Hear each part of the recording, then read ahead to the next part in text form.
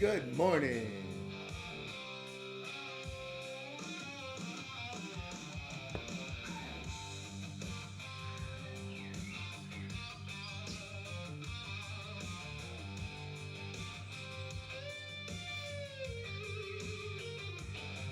Started out gone, stealing bars, keys on his bed, counting time by scars, concrete nights and fluorescent light.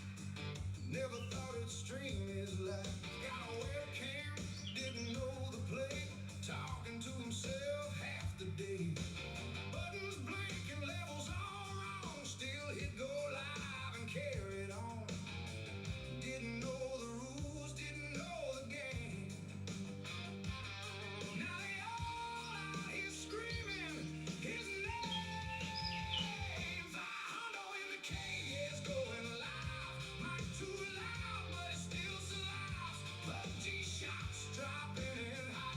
Misses the chat, but he gives it all he's got. Hondo in the cage feeling free. From cell block nights to a digital sea.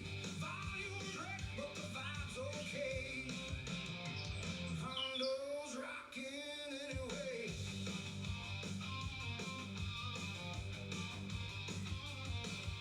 Planes in the sky, engines humming loud. Next thing you know, he's driving a train through a cloud. Simulator king in a world gone wild. Streams off balance, but the man's got style. Sikorsky band, again, no surprise. Minds just sighing, rolling their eyes. Chat's going crazy, he don't even see. Just flying through life in 720p.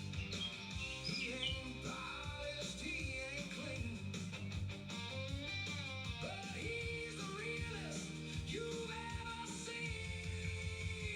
Got Hondo in the cage, is going live. Mic too loud, but it still survives. PUBG shots dropping in hot. Misses the chat, but he gives it all he's got. Hondo in the cage is feeling free. From cell block nights to a digital sea. Volume's wrecked, but the vibe's okay. Hondo's rocking anyway.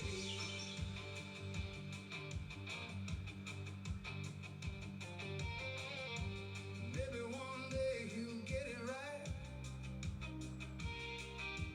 Balance that sound, reach at night. Build a birdhouse, yeah, take his time. For a flamingo, yeah, that's his design.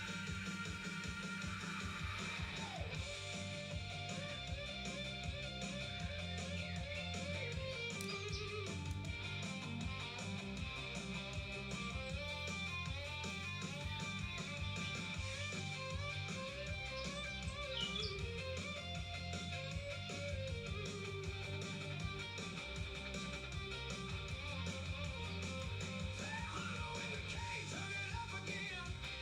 From prison keys to streaming dim.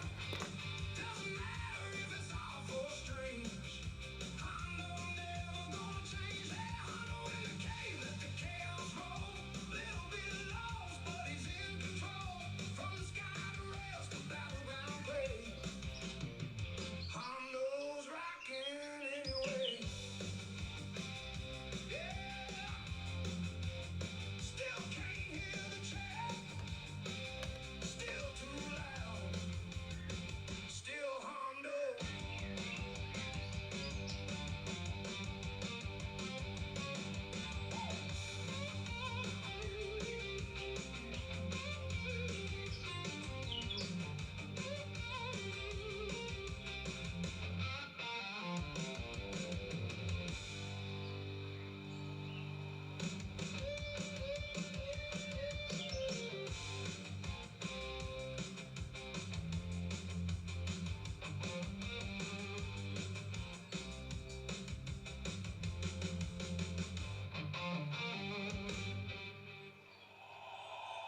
Welcome to the show. Welcome to the show. Today we'll be watching driving range and listening to the Masters.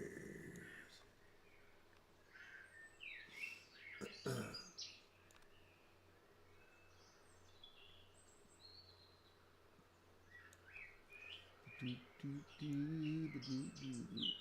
gotta close this in a little bit, make this a little bit bigger. And then we gotta rock it in here. Oh, it ain't coming over. Why the hell? Why do I always have problems with this? Hondos. Yeah, ooh, I'm not hitting shift, that's why. Okay, there we go. There we go. We want to go here. Right about there. We want to go right about there. I'm a rookie, I know. I'm a rookie at it. But it's coming round. It's coming round. Oh, now we got to put on the Masters.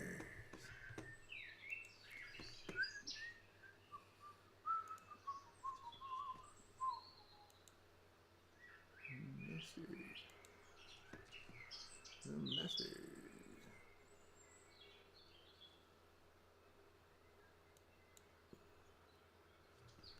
We don't want to go there. We want to go.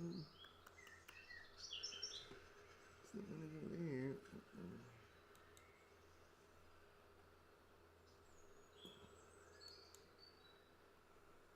Okay, we got the leaders today. We got Rory McIlroy at -12. Nearest competitor is Patrick Reed, and he's in second. Tommy Fleetwood and Shane Lowry are tied for third. Down, tied for seventh. Ho Tong Lee at -4. Christopher Reeton at -4. Tyler Hatton at -4. The next ones up are Nick Taylor -1. Dustin Johnson at even. Ryan Gerard at even. And Mark Pangs at +1 with Matthew McCartney at +1. And following down the list, Adam Scott, Victor Hovland, Sergio Garcia, Charles Schwartzel, Ziku Wim, they're all +4s. Ryan Fox is a 5, all the way down. But today we have a couple special bets in. Scheffler hits a hole-in-one, I win $1,600. If anyone hits a hole-in-one, I win $320, I believe. And that's what we're rolling with today. Now let's find the show.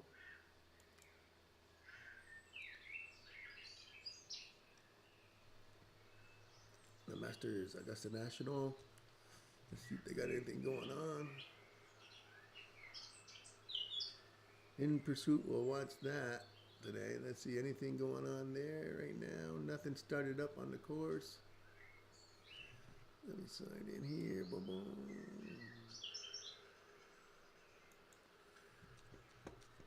Log in. Boom. And I am there. Latest news. Nothing happening. With that, so now we'll go over to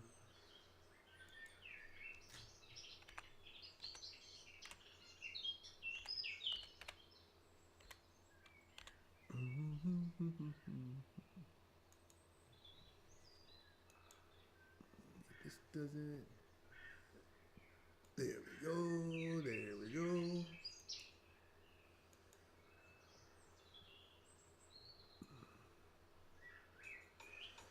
We don't want that. Let the guide go down to here. Blah, blah, blah, blah, blah, blah. And here we go. Live from the Masters. To that one, and Justin Rose is speaking. it was a kind of day, what might have been, but at the same time, another momentum builder into the weekend. When you say I was being patient, and it's said a lot here, especially this week, what do you mean by that? I think just knowing that there are opportunities coming, or that you can get your momentum at some point, or just trusting the process of you kind of back the fact you're going to make a couple of putts at some point. Just kind of hanging in there with it and not kind of making a rash decision because things aren't going your way. Still respect the course, respect certain pins, that type of thing. I think just each pin, each hole has its own kind of personality, and each pin placement within a hole. So sometimes the same hole one day can be a par hole, the next day it's a birdie hole, just based on where the pin is. So kind of knowing those subtle differences and when to sort of play defense or not. You had a lot of chances here. You've done well here. I know you want to win mentally and emotionally. What do you want to bring this weekend? Obviously, execution, discipline, game plan, all those things that kind of help, and then kind of just on the back end of that, just play as free as I can as well. You know, kind of that nothing to lose mentality kind of helps. I think when you're kind of trying to push to the finish line. So yeah, see how it goes. Wish you the best. Thank you, Justin. Thanks, buddy. Appreciate it.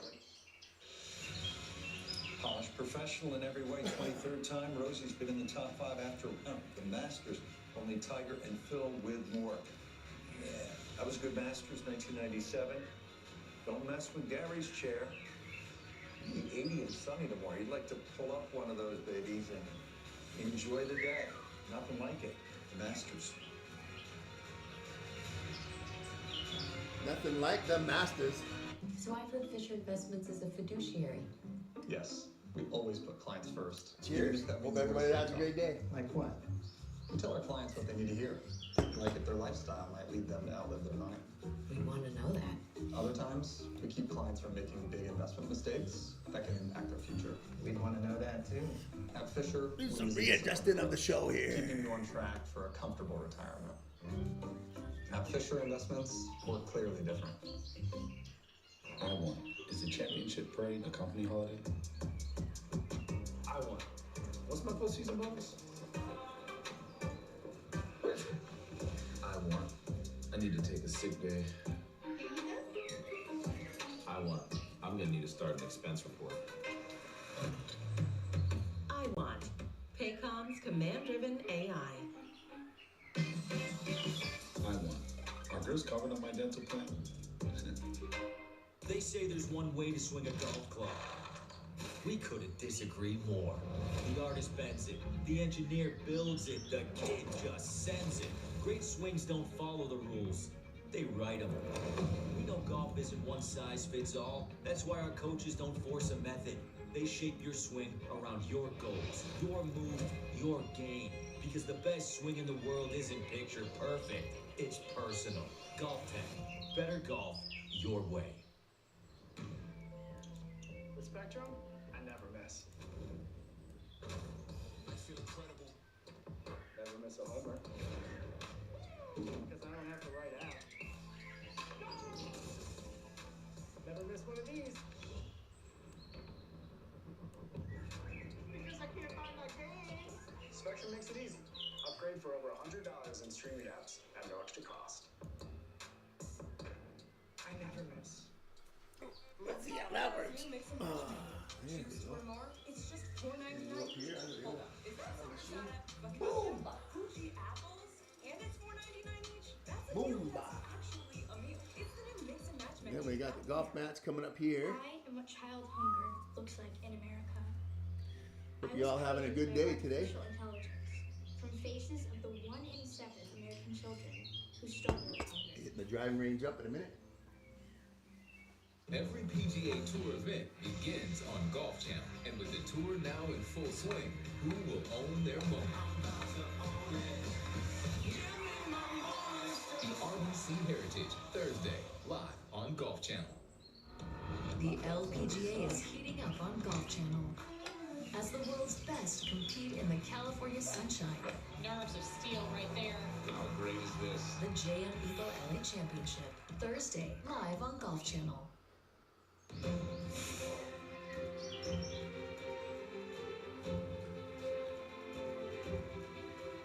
It's become a common refrain amongst the field at the 90th Masters tournament that this is becoming one of the tougher setups they've seen in recent years. Firm and fast are the buzzwords of the week so far, as players expect they'll see Augusta National Golf Club become even tougher over the weekend. Tyrrell Hatton said after his round of 66 on Friday that whoever can handle the tough conditions very well is going to be the one putting on a green jacket on Sunday. I'm Amy Rogers joining you from our Golf Channel studios. Hatton said he was actually surprised he was able to go as low as he did on Friday. Hatton says the key to his success in round 2 was giving himself lots of opportunities, and he said he would have actually liked to have seen even more putts go in, but he saw some long ones drop at the second and the third holes for back-to-back birdies. He added 2 more at the 7th and 9th holes to go out in 32. and Hatton added 3 more birdies on the second 9, offset by a 3-putt bogey on his closing hole for a round of 66 after a 74 on Thursday. And he was asked after his round on Friday about his patience around the golf course. Gerald, so many players have said it requires patience on this golf course right now. Based on your round today, does that mean you're the most patient player out here? I mean, quite clearly. No, I mean, I feel like the court this morning, the greens played, they were softer than where they were at the end of yesterday's round.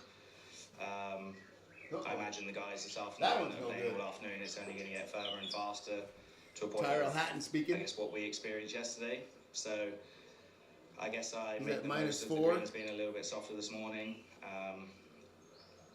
Yes, I gave Clean myself par yesterday. Opportunities. I would have liked to have Par, seen more putts birdie, go birdie, in. par, So I par, don't par, feel like I birdie, actually hold that many par, putts, birdie. certainly outside. Then Sort of par, 7, 8 par, feet, birdie, so, par, par, birdie, hopefully birdie, I can par. do a bit better on that front over Birdie. the weekend, but Not bad.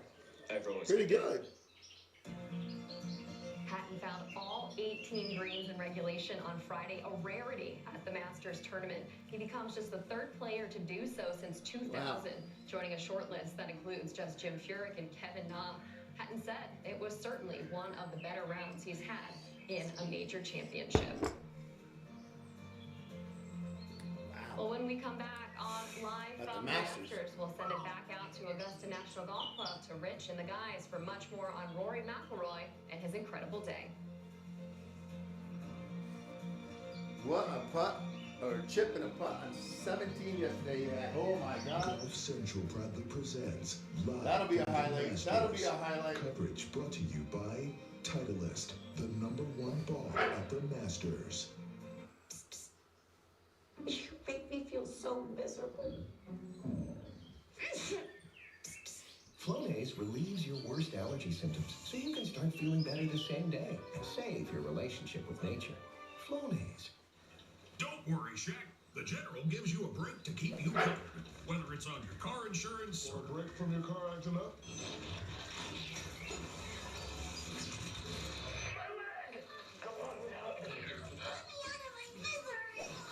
He's just acting. She's right. Tell my children I love them. Bumblebee, the General's got you covered.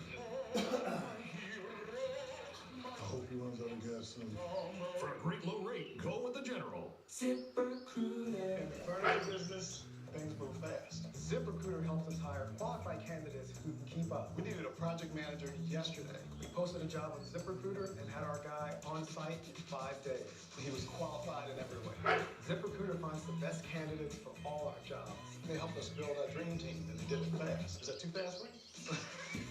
4 out of 5 employers who post on ZipRecruiter get a quality candidate within the first day. Try it for free at ZipRecruiter.com/golf. The fundamentals always matter. Back in 1919, Robert W. Baird had a basic belief system that set his financial services firm apart. Act with integrity, consistency, and always do what's best for your clients.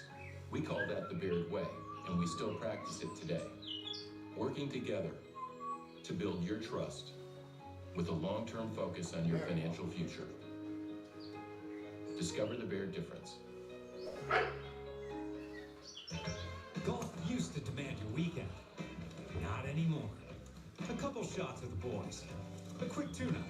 84-mile-per-hour swing, A few 230 swings yards. before movie night. It's not reserved for the lucky or the leisurely.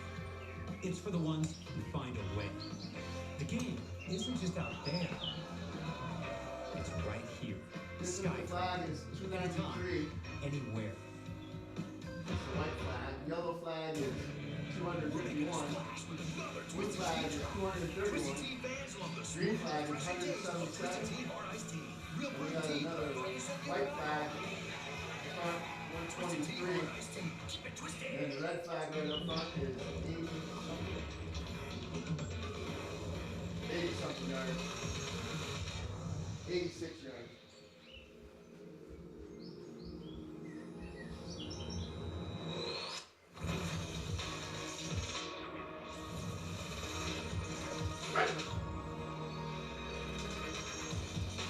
JPX One Driver. featuring the world's first nano alloy face. John Rahm came in as one of the pre-tournament favorites. Not going to happen, but he did make the cut. He hung in there after shooting 6 over 78, round 1. Battles today 2 under 70 plus 4. This game is off. On the number. Bryson DeChambeau, by the way, made triple bogey on the final hole. Let's hear now from the 2023 Masters champ. The science man is out. This is one of the things with golf. I felt really good all year, besides yesterday. I actually felt pretty good today as well. Yesterday was just an anomaly where everything that could go wrong went wrong. And not that I shot myself out of the tournament, but I'm going to need an absolute miracle starting today. And didn't quite do enough, but I'm going to need an absolute heck of a round tomorrow to give myself a chance. And even then, I might be a little too far away.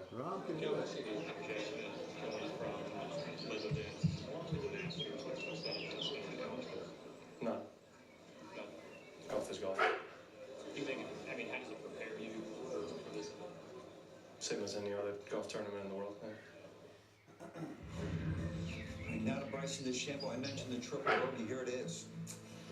Yeah, look, he made a triple yesterday at the 11th. 3 shots in the bunker. He couldn't get out. You know, you think about a great bunker player, Seve. He'd get down really low, hands low. It's a long, it's a sandwich, the length of a 6-iron, very upright. It's very hard to get down low. Very hard to squat, get down low. Without that toe being way off of the ground. Oh, wait a minute, Brandon. This guy hit one of the greatest bunker shots of all time to win the US Open. But he did. Surprises, Paulie, missed cut. Surprises to you, obviously, DeChambeau on that leaderboard. Well, Batia too, you know, a big McIntyre, he was my pick. Maybe a little bit too combustible for the patience needed around here. Cameron Smith, I believe that's 6 missed cuts in a row in majors. It's a shame he offered so much when he won the TPC as well as the Open Championship, but you know, he's not now a factor in these majors. Yeah, I mean, I'm looking at those guys. The common denominator is a little bit too gung-ho in how they play golf, and you know, maybe they just crashed and burned and couldn't recover. Tyrrell Hatton, 66 today after 70. Of course they crashed and burned. Sort of the standard bearer for Liv. It has not been. Spawn's out, DeChambeau's out, Bate is out, Zach Johnson's out, Cameron Smith's out. Yeah, Wow. he does play Liv, but he also plays a substantial amount of events on the DP World Tour. So he gets the cash on Liv, and then gets the competition over on the DP World Tour. So, you know, maybe that's the best of both worlds as far as he sees it. But, you know, his ball striking hasn't really fallen off to any level, and it was certainly brilliant today. This guy loves to play golf, Brandon. I know a lot of people who are friends with him when he's at home in the UK, and he won't go out and beat balls for 2-3 hours. Very rarely does he do that. He loves to play. He loves to compete. You see him behind the scenes in Ryder Cups. He wants to play darts. He wants to play something. Whatever's going on, he's playing it. He wants to compete.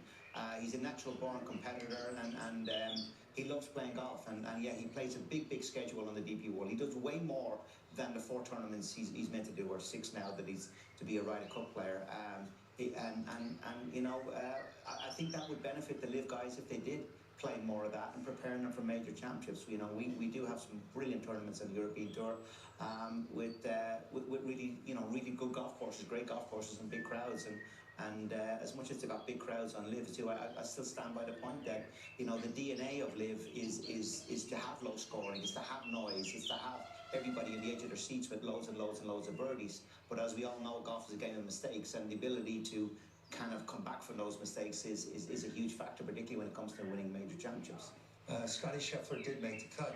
That's not why he's here. He's here to win. But he shot his 2nd highest round ever. It's 26 career rounds here at the Masters. Brandon, briefly, what went wrong? Poor iron play, you know, by his standards. You know, he's been okay off of the tee, but a number of loose iron shots yesterday led to bogey, a number of loose iron shots today led to bogey, and he's got far too much mountain to climb on the weekend. Streak of 11 straight rounds, par or better here at the Masters. Snap that had been 3rd longest behind Tiger and John Rahm. Still, though, around for the weekend, maybe a big charge. We'll see.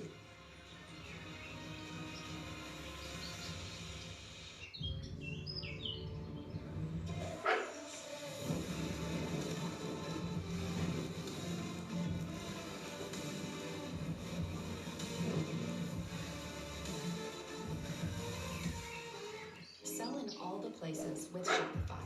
Online, in person, and across social. And track every cha-ching, all in one place.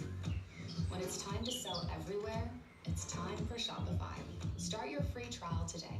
Guys, stop what you're doing and head over to Fabletics, because right now everything is 80% off. That's right, everything, including their all-new Don pant. The pants that feel and look better than jeans. The lightweight, do-it-all one short and jogger. The training, performance tech fundamental short. Lined, unlined, and inseam options. Shirts, tees, polos, 80% off. Shorts, pants, joggers, 80% off. Gym, office, golf, 80% off. Whatever you need, Fabletics has it. Get 80% off everything right now when you sign up as a new VIP, only at Fabletics.com. Introducing Stow, the only apparel with adjustable medical-grade support, engineered with high-strength cables that reinforce the body, designed to help you overcome injuries, minimize pain, and regain the confidence to get back out there. Learn more at stowco.com. We can't feel our cholesterol working, but it's there, quietly playing a role in our heart health every day. Dose for Cholesterol makes supporting it easy. A clinically backed formula that supports healthy cholesterol levels. Dose. Support the system that supports you. With Spectrum, I never miss. I feel incredible. Never miss a home run. Because I don't have the right app.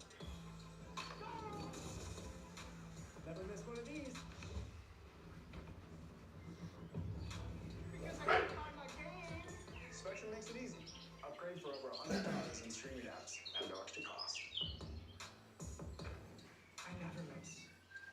The championship word is yacht more chicken?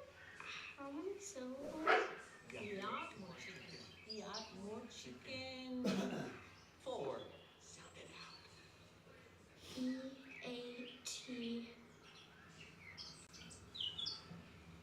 EATMORCHIKIN. Eat more chicken. Correct. That's what we practice. Golf. A lifelong sport that creates lasting lessons. And it all starts with drive, chip, and putt. Take a little break out of that. Register your kids or young family members today and be a part of the greatest game there is. Tomorrow on USA, Houston and Salt Lake will bat 4 shots and take the crown at the championship series in LA. The Jays are on fire. League One volleyball playoffs, Salt Lake versus Houston, tomorrow at 2 on USA. And that's no range with rubber tees and green mats. That's the tournament practice area. That's for the pure strikers, the blade runners, the master craftsmen, the 65 hunters. And Rory is now the hunted after his 65 today that we'll be buzzing about for some time. Still 36 holes to go. But it is the biggest 36-hole margin in Masters tournament history. This is the 90th playing. Time now for Mercedes-Benz. Drive with precision.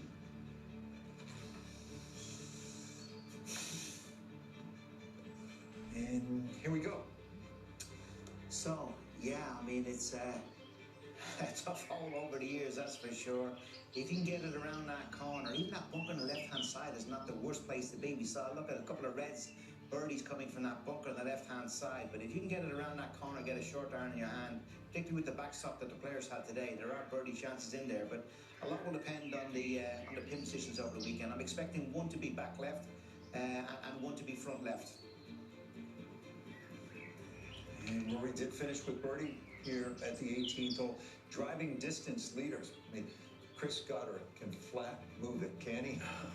Can indeed. Big boy. That's Ken Rory. I think it's just worth pointing out, though, that there are 91 players in this field, and Rory's 90th in driving action and leads by 6. I mean, that is mind-blowing. Yeah.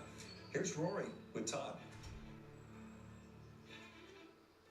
Rory, what a phenomenal day. We could talk about a lot of things in your round, but I want to go back to what you said in your press conference and the fact that you really scored with your wedges today. Your What a shot he made on 17 yesterday. Well, and that's a reflection of the many trips you made prior to this week.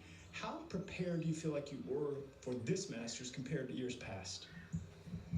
I was very prepared for the golf course and what I felt the golf course would throw at me. I did make a lot of trips up here. I didn't play competitively in 3 weeks, which is always like a double-edged sword. It can be good or bad depending on how it all pans out. But I needed a little bit of rest with my back, but then it also enabled me to come up here numerous times and play like certain way, you know, practice a little bit, but then play games and one ball and try to shoot scores, you know, with some friends and some members of the club as well. So, you know, I spent a good bit of time up here over the past 3 weeks, and I do think that it's a part of the reason why, you know, the first 2 days have went so well. And it's working, but you got 2 more days left. You've got a 6-shot advantage. With this large lead, does that at all affect attitude or game plan the next 2 days? No, I have to go out there with the same mindset, which is, you know, that sort of free, trusting, committed mindset and swing that I've had over the first 2 days. There's a reason that I found myself in that position, so I need to just keep doing what I'm doing. You know, I have relied heavily on my wedges and short game and putting to get to where I am.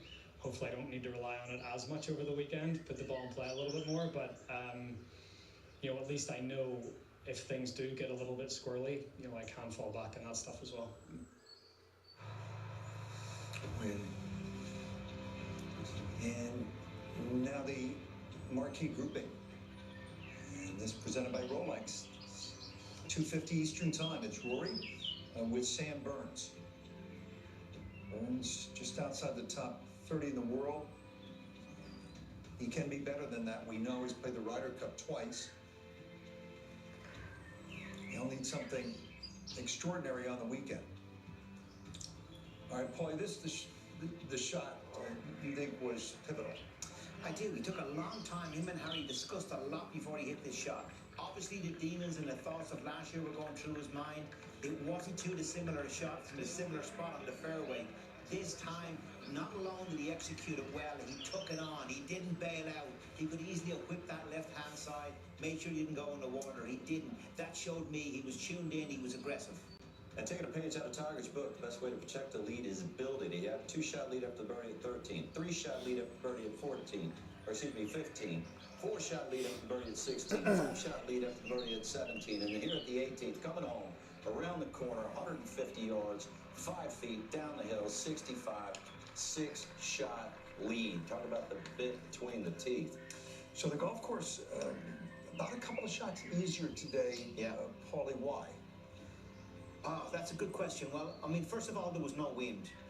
Secondly, I think with the weather forecast for the weekend, they could be a little bit worried that this course could get out of control a little bit. I was surprised, Rich, I have to say. I was expecting a much tougher test today than what we saw. They did give the players a break. I got some images that we had on Sky of them watering the greens this morning. I thought the pins were a little bit easier today than they were yesterday. The greens were absolutely softer. I saw, who did I see? Nick Taylor going into the 12th green and actually making a pitch mark and a divot on the green. We never saw any of that yesterday. We saw balls bouncing through it yesterday. So they definitely softened the greens today compared to yesterday, and it was surprising, and the scoring reflected it. Brandon, we only had, I think it was, one eagle putt today at 13. What's going on there, and do you like? Well, I think lengthened 13th. There'll be some people criticizing the fact that not that many people were able to go for that green. I think it's worth remembering that Xander had to go at that green, get in the left bunker, blast out, found the water. Brooks Koepka had to go at that green, missed it to the right and stayed in the fringe and didn't go in the water, made birdie. Scotty Scheffler had to go at that green from 245. Had to turn it around the corner and found the water. So there were some compelling moments at the 13th. But I honestly, I think that the players are going to have to come to grips with the fact that when you get up on 13, you can't just hammer it down the right and get home, because you're going to end up in those trees. You got to flirt with the creek down the left. So it is now a nervy 2-shot hole. You got to get up there and turn it around. You got to be aggressive off the tee, and then you got to be bold into the green. And I think as the weekend wears on, again, the east-northeast wind yesterday was hurting the players. So that's part of why you didn't see so many players going for it. But you got to remember, when this golf course was built, it was 6,800 yards in 1934. That's the equivalent of over 8,000 yards now. Bobby Jones didn't set up 13 to be a drive in a mid-iron or a short iron. It was like, you got to be bold off the tee and bold into the green.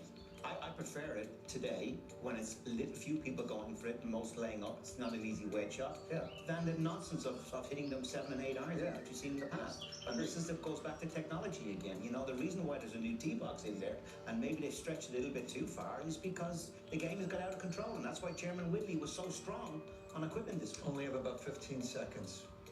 What do you think we're in store for the next 2 days? Look, if they're, Rory's got a 6-shot lead, I know everyone, but as wild as he's driving it, he's got to clean that up. And if you're talking about any possible way, we'd thought he was always going to play with freedom here. In a 6-shot lead, you'd think, well, it is yours to win or lose. Now, that is a daunting task at a place where he's had some scar tissue in the past. At this point, it has been nothing short of an exceptional title defense. Still a long ways to go.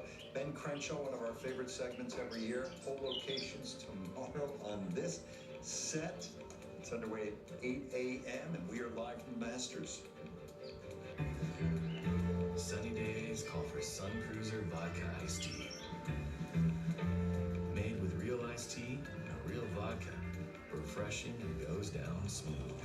Let the good times cruise with Sun Cruiser. Some men just have it. It's not the car, the places he goes, or the moments he creates for her.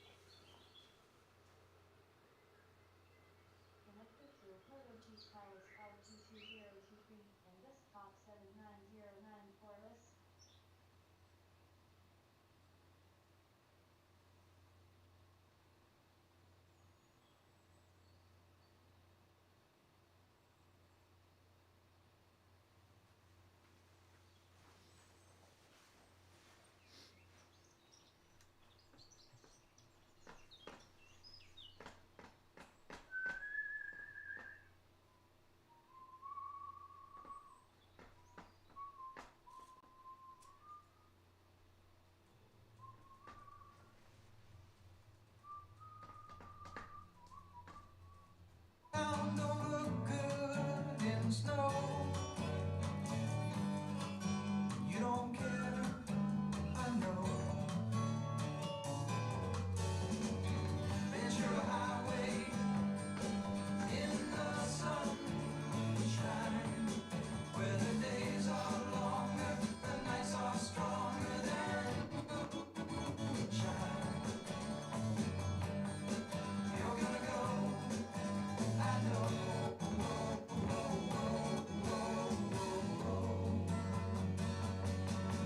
Cause the free wind is blowing through your hair, and the days surround your daylight there. Seasons crying, no despair.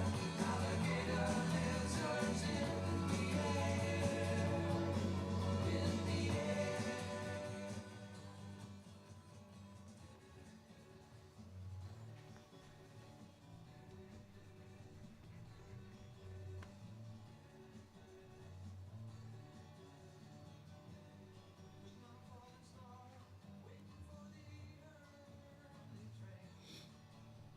GLS, GLE, and GLC. This is not just another Saturday. This is Saturday at the Masters, where legends hold their breath, carrying the weight of history on their shoulders, and the chance to become a part of it. 2 days into this 90th Masters, the pressure is only just beginning. Rory McIlroy has a 6-shot lead, but the margins are razor thin. In the Masters tournament, only one player rises above the roars echoing through the pines. Will the defending champion continue to seize control, or will the...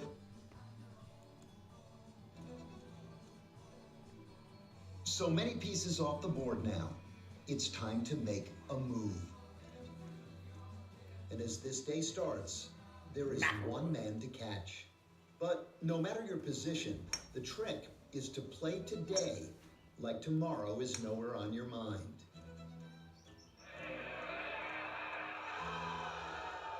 Go about your business and walk the tightrope. Don't get ahead of yourself, but don't think for even 1 minute that those around you are going to make it easy. They won't. It's not supposed to be easy. All because of that one thing that no one dare admit is on their minds, even though you know it is. It is Saturday at the Masters. Wins. That's what's on their mind.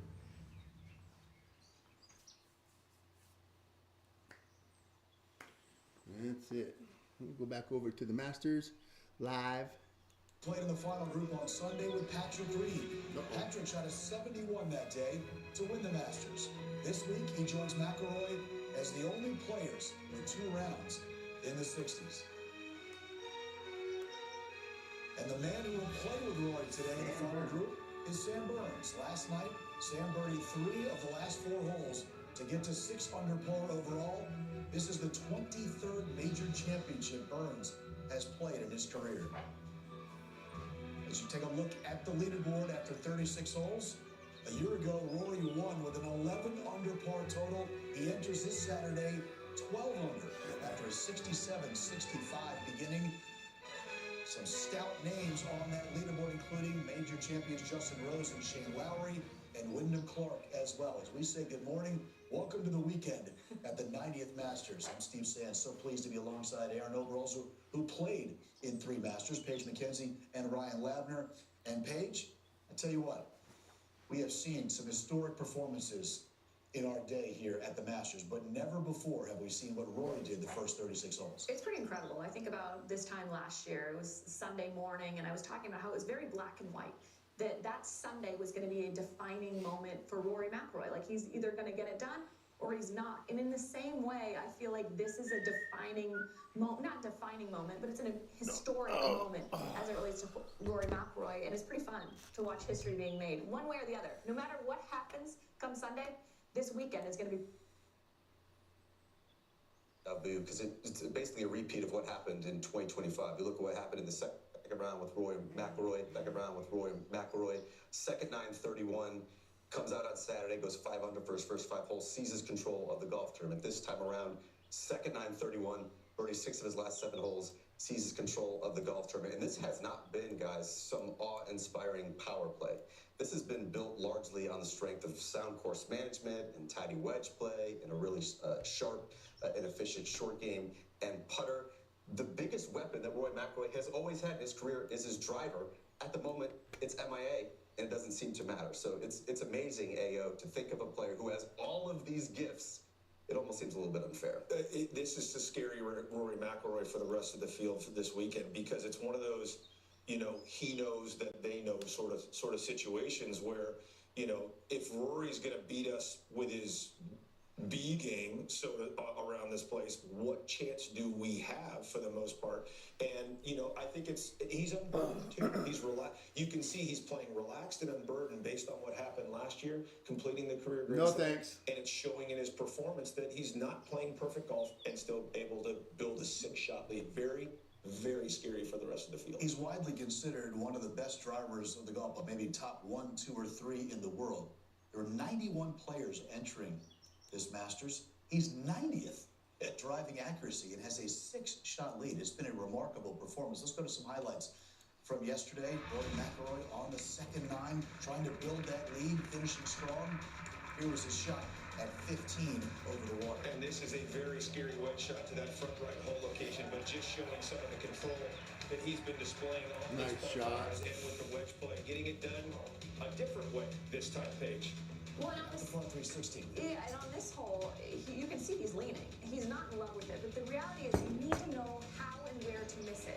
This was an okay miss because ultimately it turns into a great shot. Obviously, you cannot pull it. You can't miss it anywhere left of this hole location. So a little bail right turns out just fine for a tap and birdie. And then maybe the most dramatic moment of the day, it's 17, his 3rd shot. Yeah, hits a quick hook off the tee here to the left and lays it up in the perfect spot. He laid up, give himself plenty of green to work with, and then magic. Absolute magic, Steve. That gave him a 5 6-shot lead at the time, but he wasn't done yet, Paige. He picked his points around this golf course, hit a brilliant drive on the 18th, set up a good wedge shot, and then was able to complete it with the 10-pin.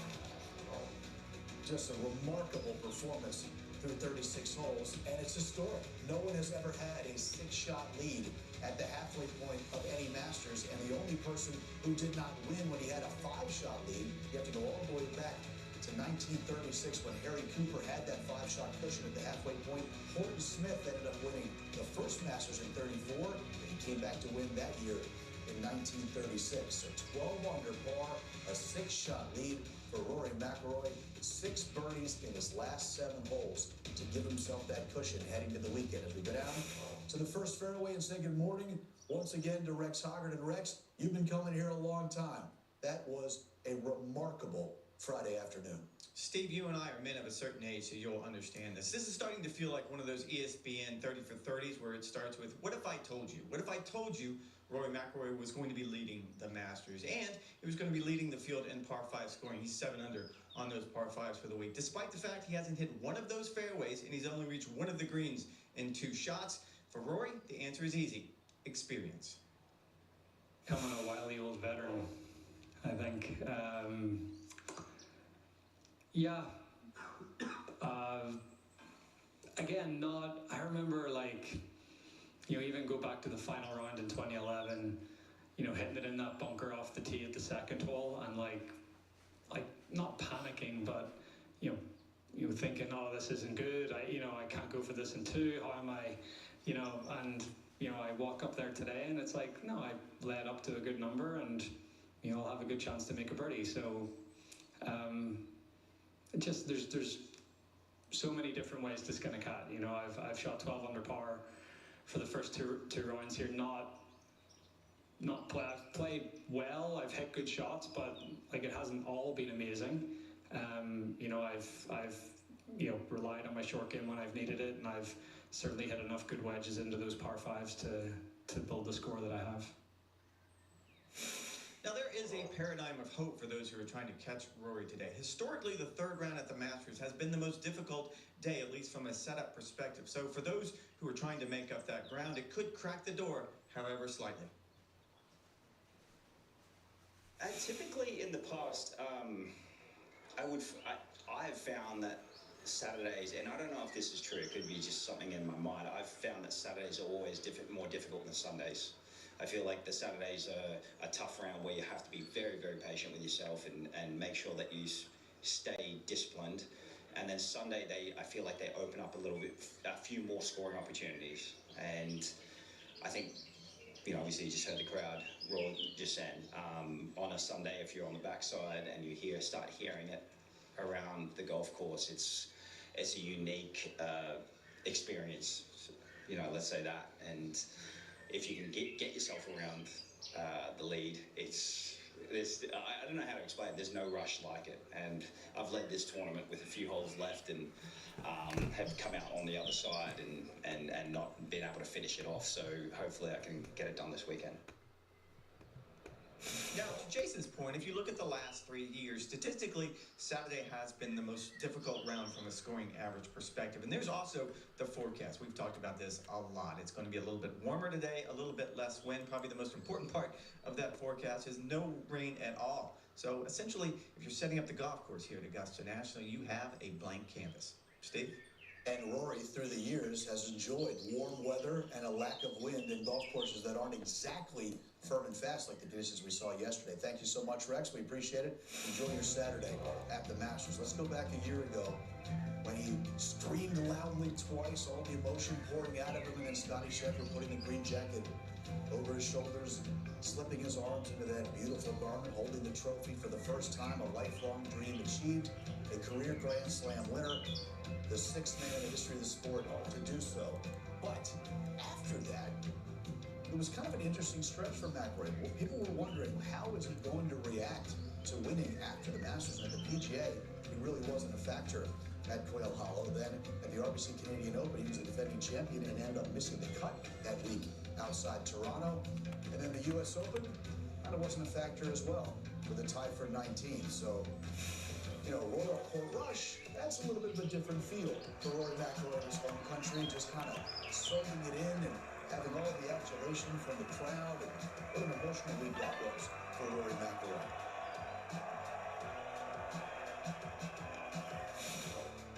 And then he kind of got it back on track in a big-time way, winning the Irish Open, which means so much to Rory McIlroy. So back in the winner's circle, and again, just getting all that love from the fans over there in Europe. Rory McIlroy, a winner once again, holding that beautiful trophy in Ireland. And then the Bethpage Black, McIlroy had so much focus on the Ryder Cup. Early in his career, he said that it was not an overrated event, but he just didn't think it was as big a deal as it actually was.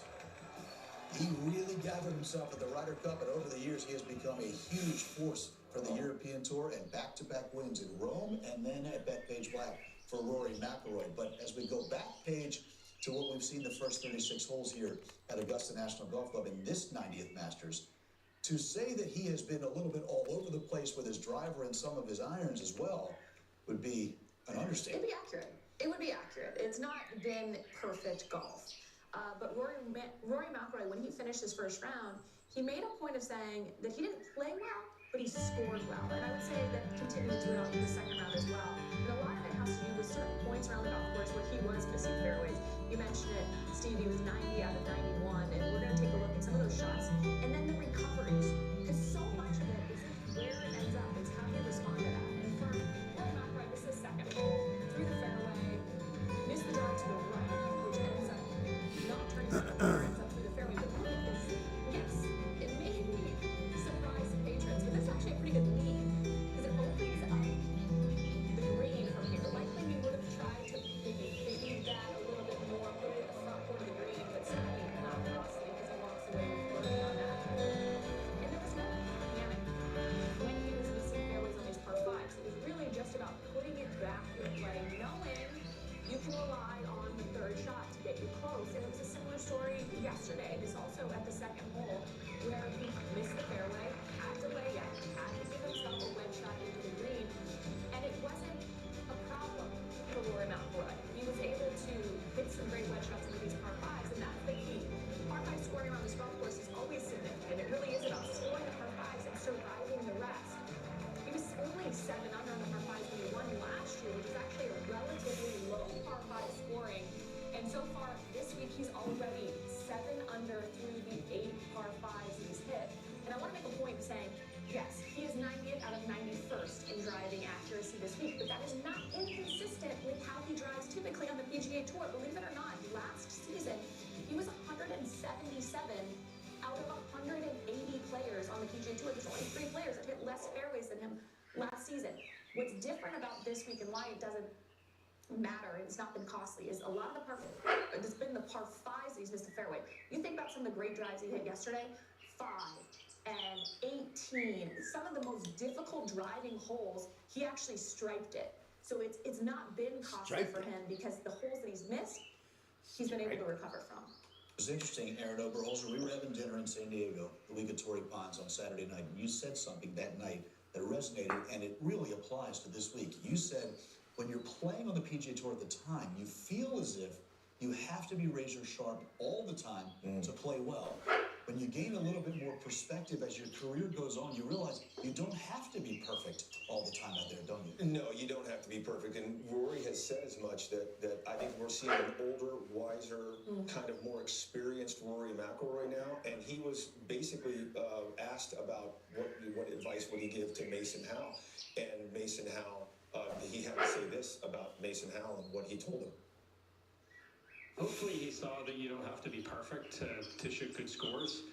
I think when I was 18 and I started to play tour events, I thought that pros just didn't make mistakes. And he saw plenty of mistakes out of me over the first 2 days. But again, I fell back on my short game and my wedge play. So hopefully he saw someone that wasn't perfect, but was very efficient with how he scored. And I think that's, to be successful at the professional level, that's a big part of it. You know, honestly, Steve, I've been sitting in this chair now for 14 years with Golf Channel, and I swear we've covered a lot of Rory McIlroy's career, and I felt like I've covered a lot of his career over the years, and I feel like I've been sitting in this chair talking about the fact that he can't win tournaments without playing perfect golf. And now we're seeing a guy who's really free, playing very free golf, and realizing finally that he can play ugly golf, he doesn't have to play perfect golf, and he can win with imperfect golf. And I go back to basically, honestly, Labs, he's kind of taken a page out of Scotty Scheffler's book over the last couple of years. And I think he's really taken it to heart and doesn't have to go out there and blitz the par fives and hit every fairway and hit every green in two and dominate like that. He's got a well-rounded game now, and that's, like I said in the opening, this is very scary for everybody else. I think that's the key. He can get away with imperfect golf because the other parts of his game have really ticked up. You look at his approach play so far in 2026. You look at his short game, and his putting so far this week at Augusta National has been phenomenal. I would argue that the reason why Rory McIlroy has been so sharp on around the greens really has to do with his preparation. Keep in mind, Rory did not play in the Players' Championship and the Masters. I was among those who was wrong. I thought that Rory, I would have loved to see him teed up in Houston just to get some more competitive reps, but he said he doesn't like those three tournaments. Tampa, Houston, and San Antonio. He thought his time was better served up here at Augusta National, and the number of trips he's taken is more than he has at any point in his career. He spent 3 extra days here in Augusta, mostly chipping and putting, practicing, trying to shoot some scores. He had 27 holes in one day of practice as well, refamiliarizing himself with the slopes and the contours and some of the shots that he was going to have to play. And I know this is a first world problem, but Rory said he would even drop Poppy off at school in the morning, buzz up here to Augusta, get his work done, and he was home in time for dinner. He has been practicing on site, obviously, since Sunday. He was here for the Augusta National Women's Amateur and the drive, chip, and putt as well. So when you look at why his short game and putting in particular has been really sharp, he attributes it exclusively to the extra time that he spent on this golf course. I am reminded, when Lav says this, I am reminded of 2018 and Patrick Reed talking about this very same thing, where he got up here and he put a ton of work in on and around the greens, and it paid off for Patrick Reed in 2018. Which is interesting because a lot of players' page will say, you know, I haven't found those scouting trips all that useful or all that fruitful because there's such a difference between Augusta National a couple weeks prior and Augusta National with the tournament speed. Rory, however, is saying the exact opposite. And just refamiliarizing himself with some of the imagination and creativity and the type of shots he's going to need has been really helpful. I think that's important too, but also the leaves. Like, I wonder, had he not been overly familiar, whether he would have gone so far down on 2. Yeah. Whether he would have gone so far down on 17. Yeah. Both those quick shots opened up the green tremendously, and it wouldn't intuitively be where you would leave it. You would always try to leave it short of the green. And all of a sudden, you see these places open up around the side that maybe you wouldn't have seen previously, especially when you're playing it without patrons around. Well, He would have played it true. without. 17 and 18 years of experience, though, too, of seeing every angle imaginable at this golf course has paid off. And so he's trusting that some maybe the conventional way of thinking about how to lay up on a par 5 is like, well, there's nothing conventional about Augusta National, so why would I play it conventionally? Let's go ahead, push it all the way down up on the right side on 13 to give myself an angle to certain flags. You know, I thought what he did on 15 yesterday was brilliant. You know, played up the right side. If he misses it in the right trees, I'm not driving it well anyway. At least I'll leave myself an angle to push it down on the left side, to leave myself an angle for my third for the wedge shot. He hit another bail. It just he hasn't played his style of golf perfectly, but he's played tactically brilliant golf this week. I think that's why, as analysts, we're sitting here really hammering home why this is different. Because Rory McIlroy coming into this week, and I said it early in the week, he leads the PGA Tour in going for the green in 2. When you have the opportunity, he's the most aggressive player on the PGA Tour. He's gone for 85% of the time when given the opportunity. He's also hit the green more than anybody else on the PGA Tour when going for it. So he's typically aggressive, and he typically makes great choices when he's aggressive. This week, he hasn't even been able to do that. And that's why, for us, it's so striking how he's getting it done the first 2 days. Just one par 5 he's hit in 2 shots. Otherwise, it's going full Zach Johnson circa 07. And he's birdied 7 of the 8 par 5s he's played so far this week. He's 36 holes away from a 6th major championship title. 36 holes away from becoming the fourth man in the history of the Masters to win it back-to-back, joining Jack, Nick Faldo, and Tiger Woods. Sam Burns and Patrick Reed are at 6 under par. This is not over yet. We're going to talk about a lot of other players as well, but Rory McIlroy is in the driver's seat. However, that man took him down 8 years ago on Sunday in the final group. Big switch at the beginning of that final round. We'll have to wait and see what Patrick Reed does on Saturday. Sam Burns has the least amount of experience of those three players, but you know when that putter heats up here at Augusta, the irons are sharp. Look out for Sam Burns as well this weekend. It's Pod's biggest sale of the year. Save up to 30% on moving and storage until May 18th. And see why Pods is America's #1 container moving company. Whether you're relocating or renovating, save up to 30% at pods.com. If you're an executive, then this shirt is a must-have in your closet. I was tired of floppy colors and shirts that accumulated bad sweat stains. So I got this shirt I saw on TV, and I don't have to worry about any of that anymore. I got it shipped in no time, and I switched from regular polos to this immediately. These shirts are brilliant. The brand is called Colors & Co. They make a regular stretchy golf shirt, but the top has a firm color on it. I got rid of so many problems by upgrading to this. No drink free from uncomfortable long sleeves, and the color stays stiff all day. Get 20% off using code TV on colorsandco.com. How did I get here? Shooting all the action despite vision loss from wet AMD. It started when Vabysmo opened up my world. I was worried when I started to lose my sight, but my doctor recommended Vabysmo. Vabysmo is different. It's the only treatment thought to block 2 causes of wet AMD. So I'm back doing what I love, knowing that Vabysmo improves vision. There's a chance for up to 4 months between treatments. Vabysmo is an eye injection. Don't take it if you have an infection, active eye swelling, or are allergic to it. Vabysmo can cause eye infection, retinal detachment, temporary increase in eye pressure, and uncommon risk of heart attack or stroke or severe swelling of blood vessels in the eye. Report changes to vision or eye pain to your doctor or retina specialist right away. I'm not going to hit that. I'm bringing it all into focus. Open up your world with Vabysmo. Also approved in diabetic macular edema and RVO. Ask your retina specialist about Vabysmo. I know I got one.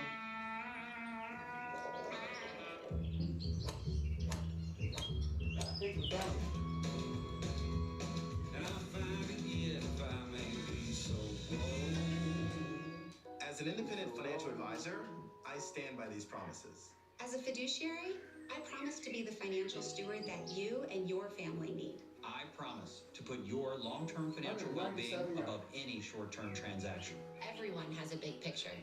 My job is to help you invest in yours.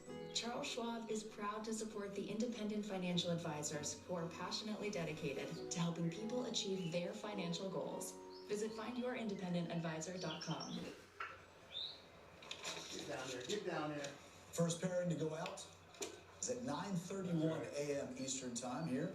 54 players made the cut of this 90th Masters. Alex Noren goes out with Kurt Kitayama, +4, 16 shots back of the lead. 16 shots from top to bottom as we enter the weekend here at the Masters. Alex Noren just working on his putting as he goes out there and tries to post a really low number, and then who knows? Good luck with that one. Let's see what happens out there. Patrick Reed yesterday, boy, he got it going late. Here he was at the par 312. And where this whole location was, there's quite a few people that were able to pepper this hole. Typically, if the hole's on the right or left, you're shooting for the middle no matter what. But the middle, there's quite a few birdies that included. Rory said 12 played easier yesterday than he's ever seen it before. Now at the par 4 17th, the birdie putt. We'll put it in the right spot. When the irons are working, they're working. But he's having to work hard around these greens at times. He would finish with a bogey at 18. He's now 6 shots back as you look at the sub-70 in the first couple of days at the Masters, all the way back to 2018. He was a winner.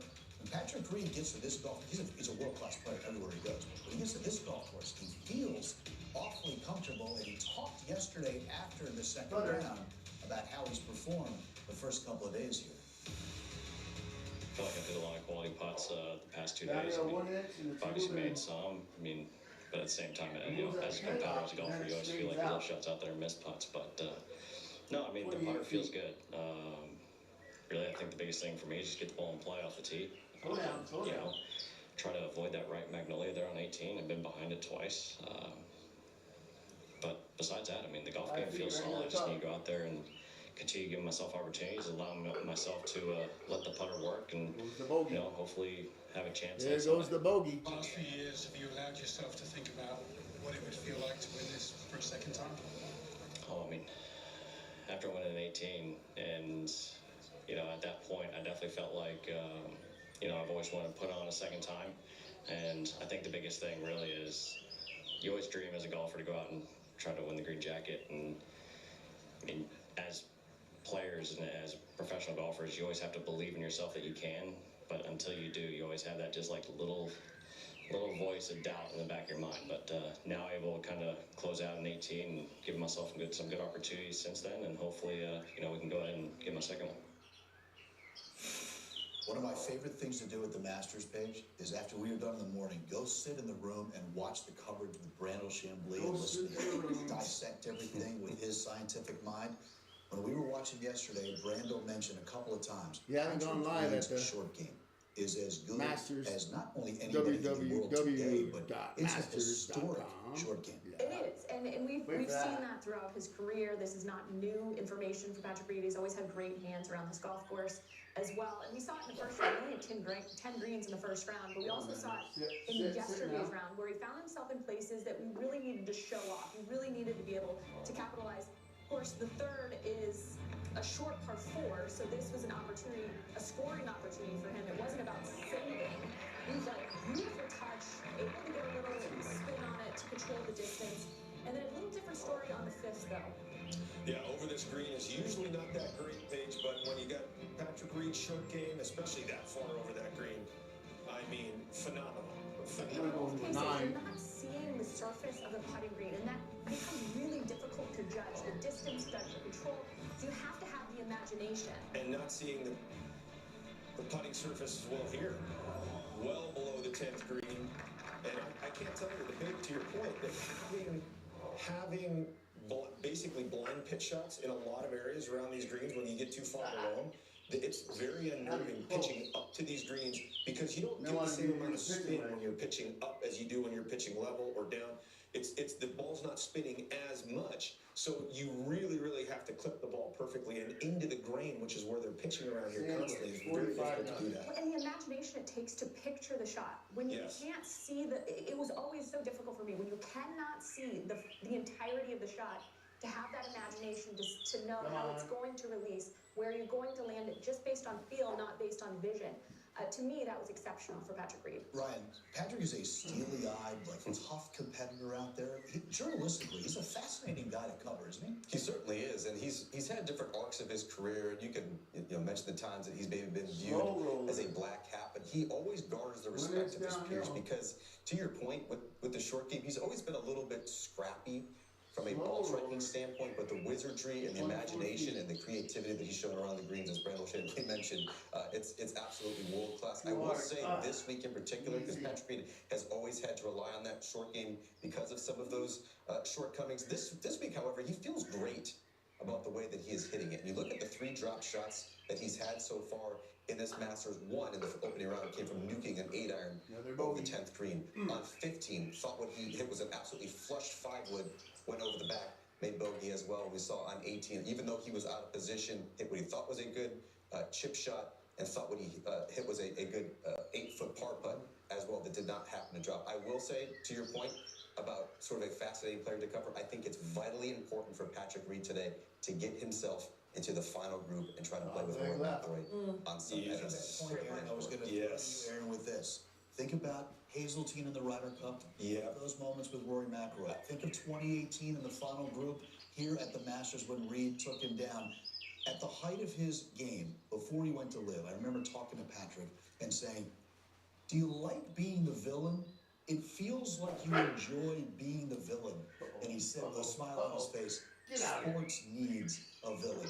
He gets into the final group on Sunday with McIlroy. If McIlroy handles his business today and Patrick does too, that is going to be a really interesting 18 holes. Oh, I thought about that bogey he made on 18. And the personality dynamic between Sam Burns in that final pair versus Patrick Reed in that final pair. And I thought about his Hazeltine. Maybe he's just setting up for Sunday. And to your point, I thought exactly about Hazeltine, and I went, oh man, that would have been a little different Saturday today if Patrick Reed would have been in that final pairing versus Sam Burns. But that being said, as great as Patrick Reed is as a player, he's going to need his absolute best because he doesn't have the firepower. I see that he's going to need what's Rory McIlroy basically playing, to your point, Zach Johnson style golf around here. If he finds those par 5 fairways, not saying that it's a foregone conclusion, but if he starts finding those par 5 fairways, I mean, turn out the lights. Patrick might not have the firepower, but he does have the experience. He does have the experience. Yes, he does. Against Rory in the final group in 2018. Yes, that is massive from 8 years ago. Now, Patrick Reed will go out in the second to last group today. That comes later in the afternoon, just before 3 o'clock. He'll go out with Justin Rose, who has come so close to winning the Masters, 3 times a runner-up, twice in a playoff. In fact, he's the only player to ever lose in multiple playoffs at Augusta, having not won This one's beating me the up. Masters. Reed sitting there at 6 under par, going out 2:39 p.m. Eastern time, and there is the final group. Rory McIlroy 12 under par. What a different dynamic, Aaron. What a great point that is. With that bogey at 18 yesterday, the dynamic difference from McIlroy today is to go out with the congenial, very friendly, benign Sam Burns, instead of going out there with a Masters champion. If you look at Sam Burns, his best 36 positions at major championships, it's not a huge sample size, is it? No, it's not a huge sample size, and he's really starting to play major championships a lot better here. So we'll see. We'll see what Sam Burns, the biggest stage he's been on so far. There are a lot of traditions here at Augusta National Golf Club, but the one thing that you always can recognize, the caddies in those white jumpsuits just walking around carrying the bag. It's a great look. It's an awesome way to open up the morning here. Live from the Masters continues here on Golf Channel. The caddies getting ready for a big Saturday at the 90th edition of the Masters.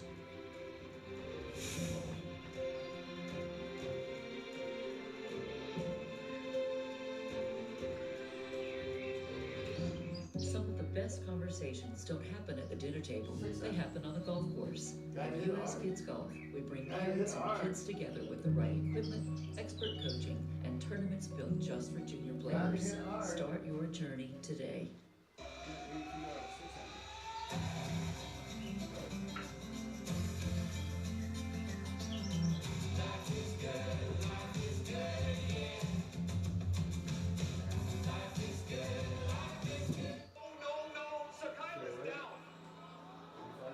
Sword fighting is the best part. Mr. Henry? You believe you know someone until one day they wield an unexpected power. It's just like discovering E-Trade's part of Morgan Stanley, so you can invest on your own and speak to a pro when you're ready.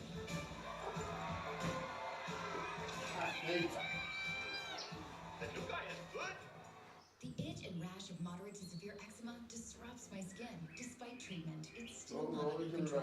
Now I have Rinvoq, a once-daily pill that reduces the itch and helps clear the rash of eczema fast. Some felt significant itch relief as early as 2 days, and some achieved dramatic skin clearance as early as 2 weeks.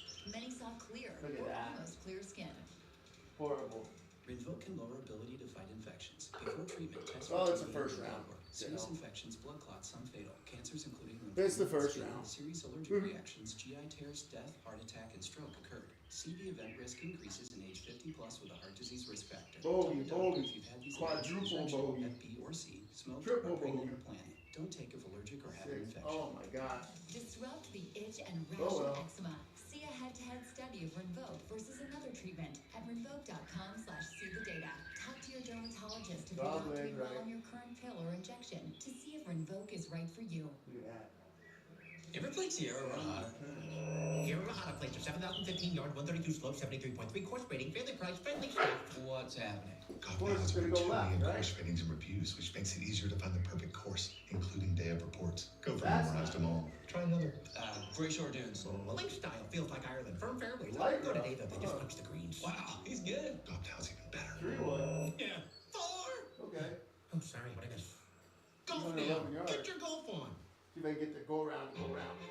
We're less than an hour away There we from go. the very Come on. first tee time on this Masters Saturday. Someone that has a tee time today, Rasmus Højgaard. He made a birdie on 18 late on Friday to get in at 4 over par. He's made it to the weekend. He'll get things going at 9:42 a.m. Eastern Time. And Saturday at Augusta National Golf Club, as we continue to get you ready for the third round of the Masters. Greetings and welcome. Steve Burkowski with you on Live From as we take a look at one of the many storylines halfway through the first major championship of the year. And one of those stories, it's about the 30-year-old Haotong Li, who came into this week missing his last 4 cuts on the PGA Tour.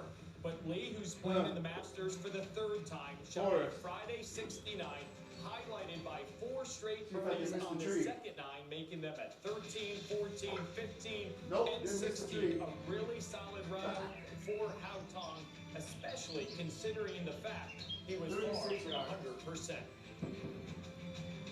Haotong, I know you were sick last night. How surprised are you by the round that you put together today? I am actually, especially went to a toilet last night a lot of times, and this morning when I got to the golf course and still feeling really bad, and kind of live in the toilet. And I didn't hit many balls on the driving range. I just Downhill really, 10 inches. really bad, no energy. Downhill 10 inches. Oh no! Want to throw out something. I actually just plan to play a few holes, see how it goes. If really sick, and I probably just decide not to. So glad I'm survived today. You feel better now after the round? Especially after that 4 birdies, somehow I felt quite nice, yeah. Haotong Li has played well in major championships before. We take a look at his very best 36-hole positions. He was leading the PGA Championship in 2020 before finishing in a tie for 17th. You can tell it's my first round. The Open Championship Triple tied bogey. for 3rd, halfway through, tied for 4th in the end. He's tied for 7th heading into Saturday's 3rd round. He's got a 2:06 tee time. He's 4 under. He's 8 back. Round to make up to try to catch Rory McIlroy. But Haotong Li, after that, Nothing going on at themasters.com yet. Here on this Saturday at Augusta. They even got the range on, and I know they're out on the range. He's in that very first tee time today, 9:31 a.m. Eastern. He opened in 69. Off air. Work to do for Kurt as Live from the Masters continues. Golf Central proudly presents Live from the Masters. Coverage brought to you by Titleist, the #1 ball at the Masters.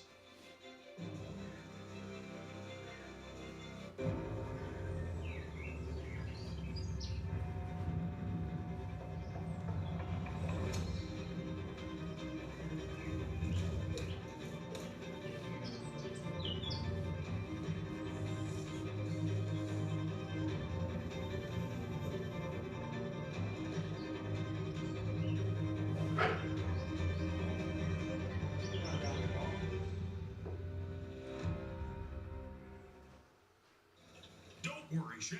The General gives you a break to keep you covered. Whether it's on your car insurance or a break from your car acting up. No way.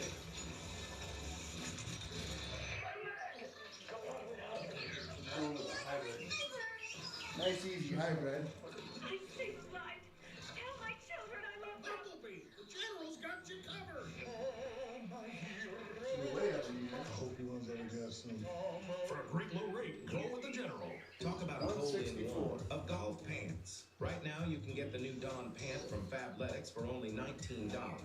They have 4-way stretch to move with your swing, pockets to hold your scorecard, and tees. They're lightweight and breathable to keep you comfortable the whole day. And they're water resistant to keep you dry during those early rounds. Don't grab those heavy khakis or skin-tight joggers. Play like a pro in a Fabletics Dawn pant for only $19 and shoot the best score of your life. Mod & Bow makes tees that feel elevated, so you're never underdressed. Made of premium cotton that holds its shape, these tees will make you look polished and feel powerful. Say goodbye to bacon neck. No shrinking or pilling. Just comfort that stays crisp, wear after wear, and in every color.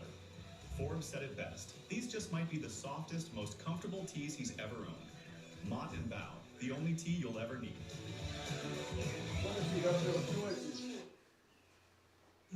20 feet. Measured. Rolling left to right. Curated Uphill. beyond obsession. Easy. Because details matter. Far from an overnight Easy. sensation, this is the result of exacting patience and craftsmanship. Because there's one thing that always holds true. When you care about the little things, the big things fall into place.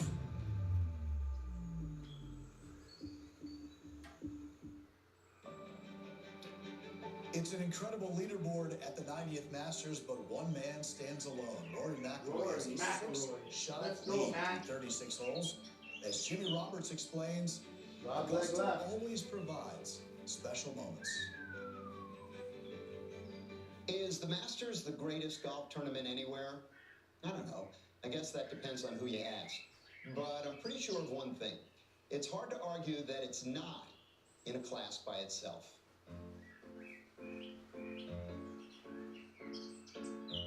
I mean, think about it. Every other big event in this game is either a national championship or an association's crown jewel or a world title. You could say they are special because of what they represent. I'm in the forest. Now, don't get me wrong. All of them are extraordinary. But the Masters? At its heart, it's really just a club invitation. I don't think so. And in many ways, that is its beauty. There are only two places in sports that I can think of that share that kind of DNA. Augusta and Wimbledon. Pretty good company if you ask me.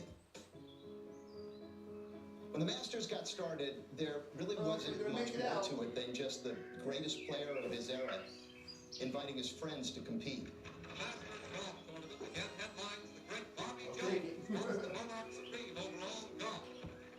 From that, organically and patiently, it has grown to this.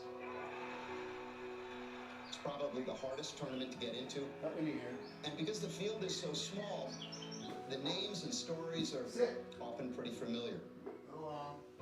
Elite golf is deep, but it doesn't happen too often that someone slips on that jacket Sunday who we barely heard of on Thursday. Downhill 5 inches, 45 And feet. while we're on the subject of that which we know, there's this impossibly beautiful place, which without question is the most familiar layout in golf.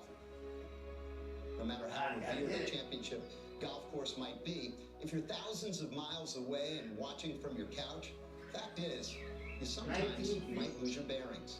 Think St. Andrews. Not here. Start to finish, there's a comfort level that exists nowhere else in the game. Why? Every hole, because it's all intimately familiar. So go ahead, do the exercise. You know every hole here, don't you?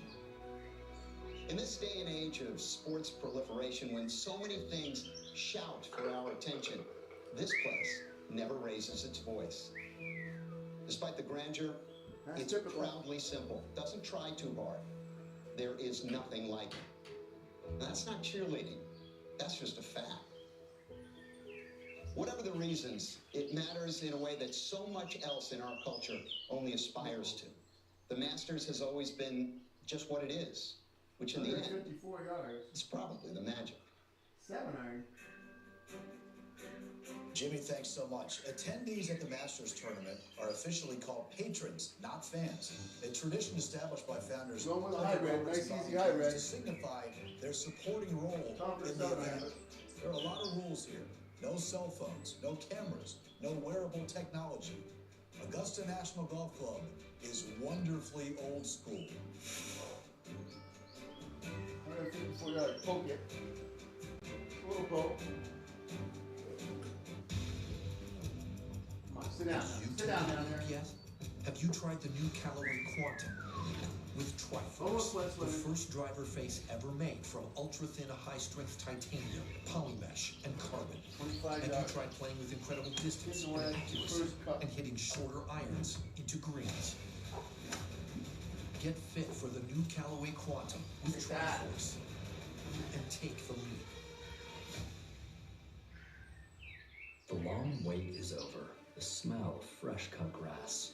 Wait, that's Roback's Azalea collection. As I was saying, First part of the day. Woo! Check out the Azalea collection at roback.com. You want to file free? Hit. You've got to know your clubs. Got to know your clubs. That's the first thing about golf. Know the distances of your clubs. Don't wait. File before 4:15. This is a very special place. 7 iron. It is a place where 154 yards. I can't hit a 7 iron. We have the 154 yards. capacity for nearly 20,000 people in the arena. Working at a building like this, you have access to so many resources. It's about utilizing the tools that we have to be able to create those memories for our partners, for our fans, and for anybody who steps into this building. At the end of the game, they're going to leave here feeling like they enjoyed the experience, enjoyed the game, and that's what we're here for. A venue like this has a lot of moving parts, but at its heart, Right in the it's water. technology. See ya. Spectrum powers scoreboards, ticketing, point of sales. They also provide a highly secure network that takes care of fan security, security of the Wi-Fi access, and any data that our fans are sharing while Now we're going to the woods. Our fans have an expectation that technology is part of their No, let it go in the water. Spectrum helps us do that. 751 yards. Nope. I'm excited. It's the first major of the year. The one that sets the tone for everything that follows. Whenever you're in that environment, you want to perform your best. It's a major champion. The first 3 one iron. with major implications. Pressure is privilege, so that just means that all the hard work that I've put in has paid off. In the rough. The Chevron Championship begins April Get down on this 23rd, ball. live on Golf Channel.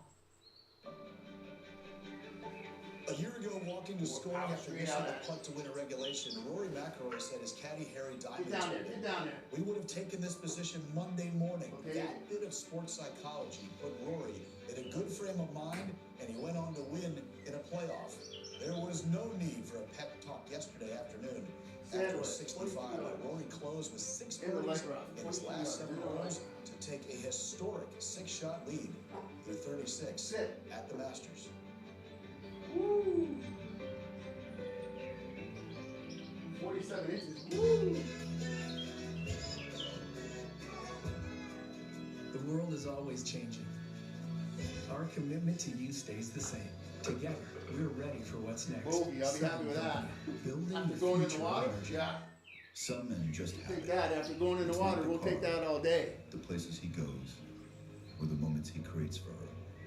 It's the way he Well, carries the way I'm himself. looking at it now, I'm going to shoot a The way he 106 shows if I don't straighten up a little and bit doesn't here. need to say a word. She can sense it.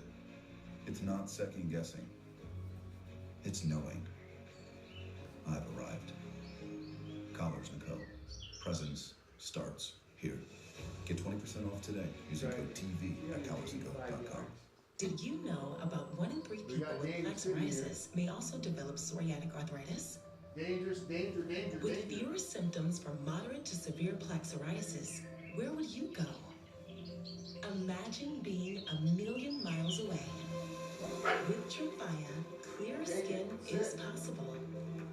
And for adults with active psoriatic arthritis, Tremfya goes beyond the skin. Less joint pain, stiffness, and swelling is possible. And Tremfya even Going with a reduces 6 up in the fatigue. air. Serious allergic reactions and increased risk of infections and liver problems may occur. Before treatment, your doctor should check you for infections and TB. Tell your doctor if you have an infection, flu-like symptoms, or if you need a vaccine. Imagine being 1,000,000 miles away. Ask your doctor about Tremfya. You know you make me wanna.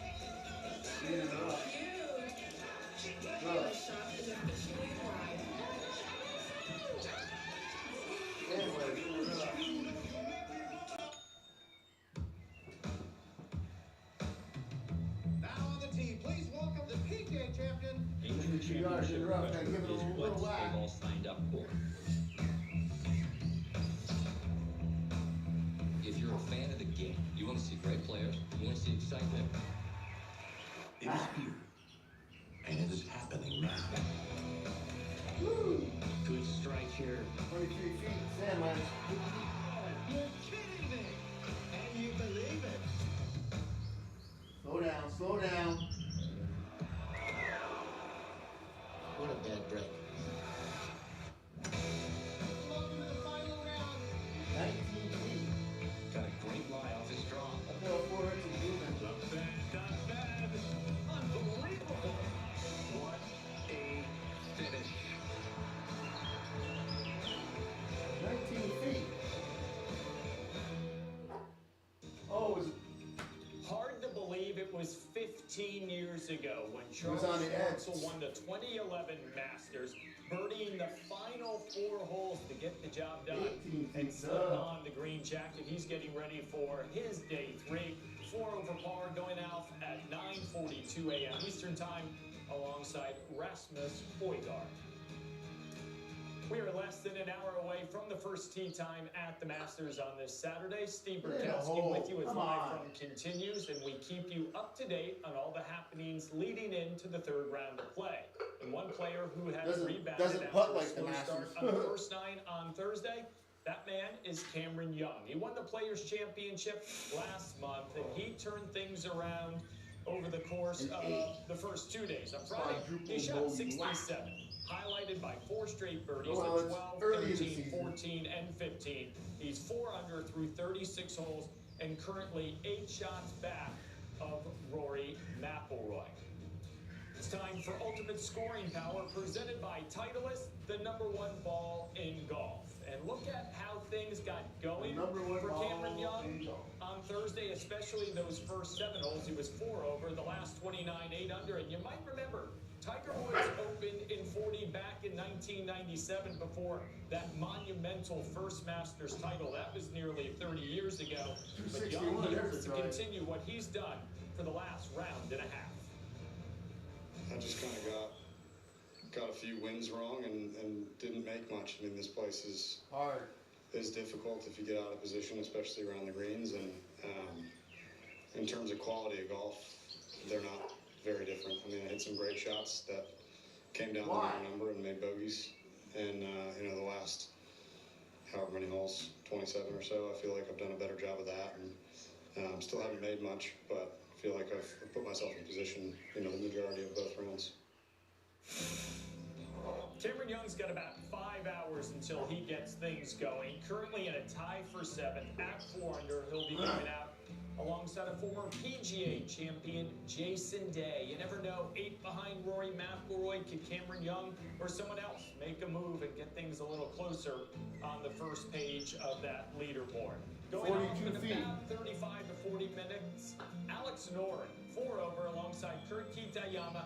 Ever the Tinkerer. He's got everything out there on the tournament practice area.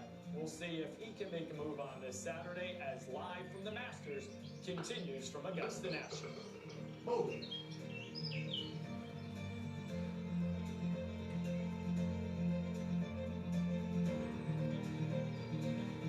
Anything going on at the...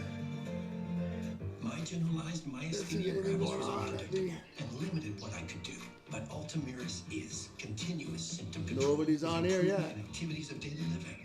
It is reduced muscle weakness, and Ultomiris is the only long-acting GMG treatment with the freedom of just 6 to 7 infusions per year. For a predictable routine, I can count on. Ultomiris may lower your ability to fight infections, increasing your chance of serious meningococcal and other infections, which may become life-threatening or fatal. Complete or update meningococcal vaccines at least 2 weeks before you start. If treatment is urgent, you should receive antibiotics with your vaccines. Don't start if you have a meningococcal infection. Infusion reactions may include back, belly, limb, or chest pain, muscle spasms, blood pressure changes, tiredness, shaking chills, bad taste, breathing problems, face, tongue, or throat swelling. Ultomiris is continuous symptom control. Talk to your neurologist today. It's amazing when a network built for 60,000 fans feels custom built for you. CDW makes that happen by delivering seamless game day experiences with Cisco. Secure connectivity supports mobile ticketing and location-based services. which streamline operations for teams, making every fan feel like the #1 fan. Make amazing happen. Cisco and CDW. We started Row with one mission: make supplements people can trust to work. That's why every formula we make uses liposomal delivery, designed so your body can actually take it in and you can feel the benefits. That's Row. Your home needs work. Where do you go? Angie. Angie? That's where Angie came in. With Angie, find top-rated pros in your area. Plus, compare quotes and pricing to help you get all your jobs done well. Angie, the one you trust to find the ones you trust. 2 lemonades, please. Here, on me.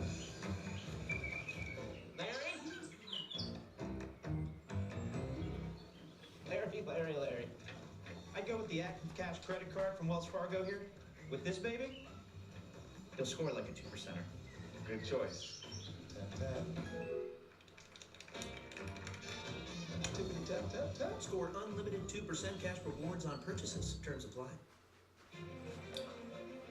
There is the famous leaderboard adjacent to the right side of the fairway at the 18th. Oh, it's a really pretty picture on Saturday fucking morning, tree. Aaron Oberholzer, but where you really want to be at the top of that board is about 6:30 or 7 p.m. Eastern on Sunday night. That's what you're looking for.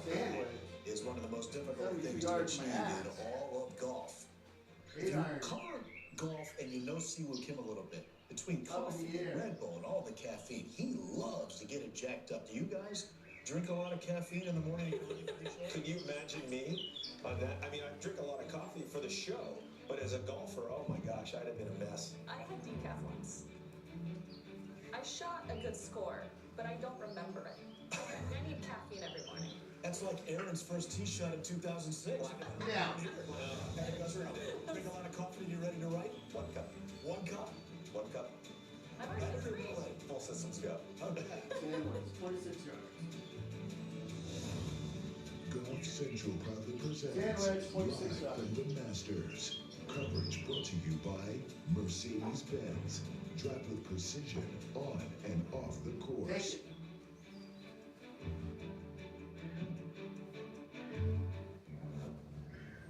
7 feet.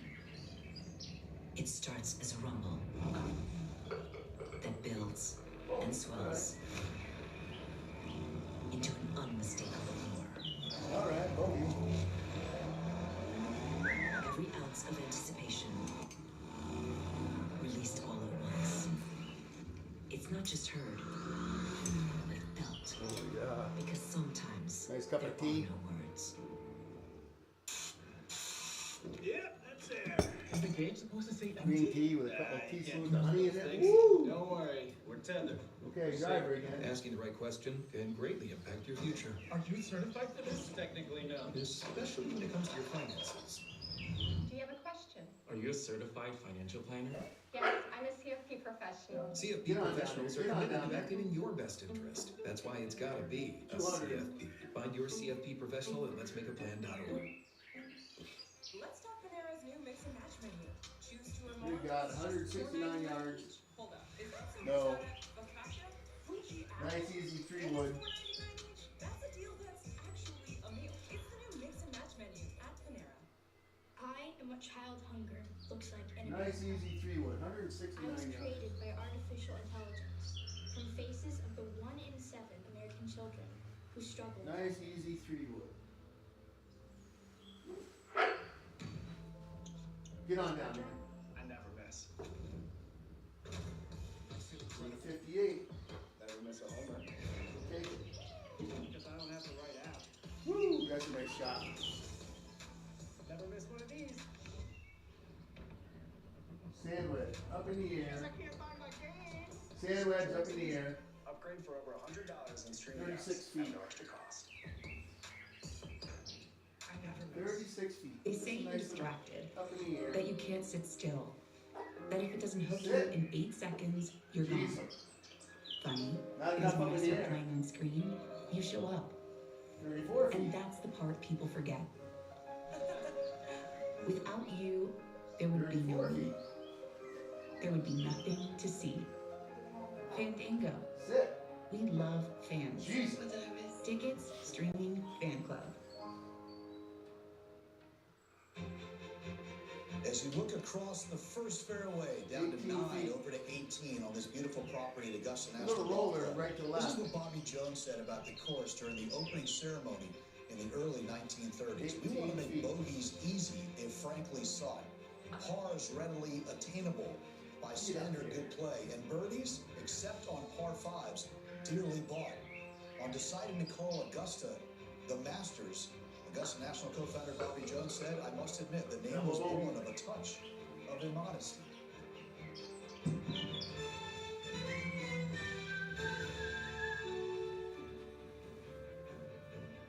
Let's go to the Masters. We're playing on the Masters course that's over in Germany, I think. Wars or something on the Opti-Shop simulator. Live from the Masters. Coverage presented by... And as you can tell, I ain't doing not that good. All right. Well, Rory McIlroy has it all right in front of him. And you can probably credit what's happened behind him for his success. He is so comfortable on this golf course. 399 yards course. A historic performance. 12 under par, one better than his winning score a year ago. He has a 6-shot lead heading into the weekend. That's the most in the history of the Masters. Straight out there. Patrick Reed is someone who knows what it's like to win the Masters. He was in that championship hosted by Rory McIlroy on Tuesday night, and now 8 years later, after beating McIlroy in the final group on that Sunday with a 71, Reed has another opportunity to win a second Masters this weekend. But Sam Burns is the man who benefited from Patrick Reed's late bogey on 18 on Friday afternoon.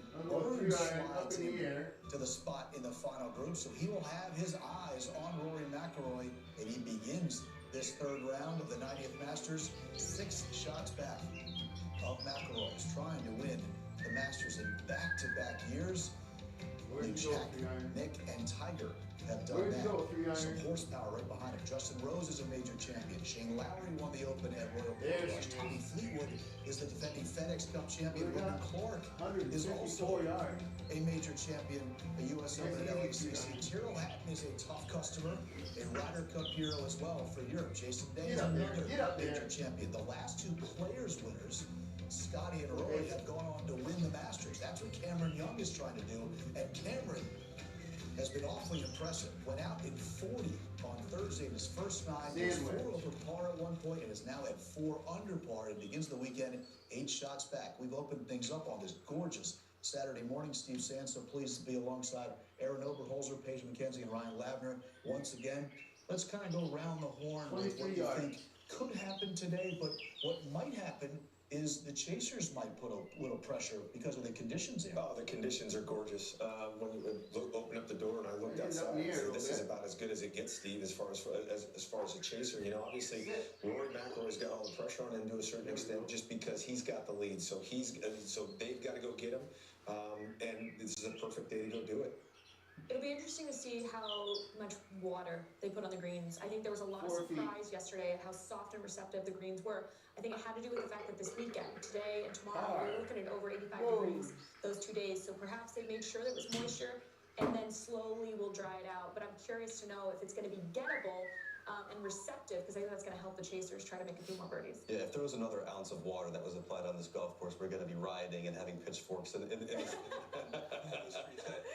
the conditions were so much easier yesterday. You look at the scoring average, about a shot and a half easier. The number of rounds in the 60s, 5 on Thursday. You had players in the flash area, pretty smooth scoring with this golf course. 186 yards on Sunday. Instead, we had 20 rounds in the 60s in the second round. Rory McIlroy even mentioned he was eating lunch here in the clubhouse, looked up on the screen and watched some of the coverage, and was surprised to see the number of shots, approach shots, that were stopping on the greens. We want to see firm and fast. That's how the best players are going to separate. Last night on Live from Paul McGinley said he was surprised at the softer conditions, but then he realized with the forecast today and tomorrow, perhaps Augusta National dialed it back just a little bit because they know that if they didn't, it would be a little bit of trouble this weekend. So we'll have to wait and see how the course is set up. We'll get into that as we continue here live from the Masters. We do have some highlights from the second round. 15th hole, third shot at the par 5 with Justin Rose. Yeah, after going for it in 2, ended up behind the green, which was the safe play given that whole location.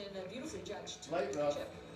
He would finish at 5 under par with Justin Rose, 3 times the runner-up at the Masters. Tommy Fleetwood at the par 5 8th at an eagle. Yeah, and made 2 eagles yesterday, and this was just a gorgeous shot to get it to that point. That's kind of a tough little hole location on 8 yesterday. Paige staying with Tommy, staying on a par 5. I gave it away. I'm sorry. Another par. For eagle, first second of the day. After a 9-wood. He took it. You've got one of those in your bag. Raymond Floyd. You've got about 11-wood too. Shane Lowry is 16. This was not an easy putt. I'll tell you what, he went for, really had to stay patient. That was kind of the second birdie of the day for Shane. And then here one more at the final hole. Ticklish little putts on that 16 and 18. So Fleetwood, who admitted yesterday that he needs to play better in major championship, considering his resume, and you look at Justin Rose trying to become the third Englishman with Tommy to win Nick Faldo and Danny Willett in 2016, winning the Masters, and there's Shane Lowry. He has major championship experience as well, just like Justin Rose, winning the Open Championship in 2019 at Royal Portrush. As we go down to the first fairway, we say good morning for the first time to Kira K. Dixon with a little bit more on Lowry and Tommy Fleetwood. Good morning, Steve. Well, Tommy Fleetwood at 5 under through 2 rounds at the Masters tournament. It's his best position after 36 holes at the Masters tournament.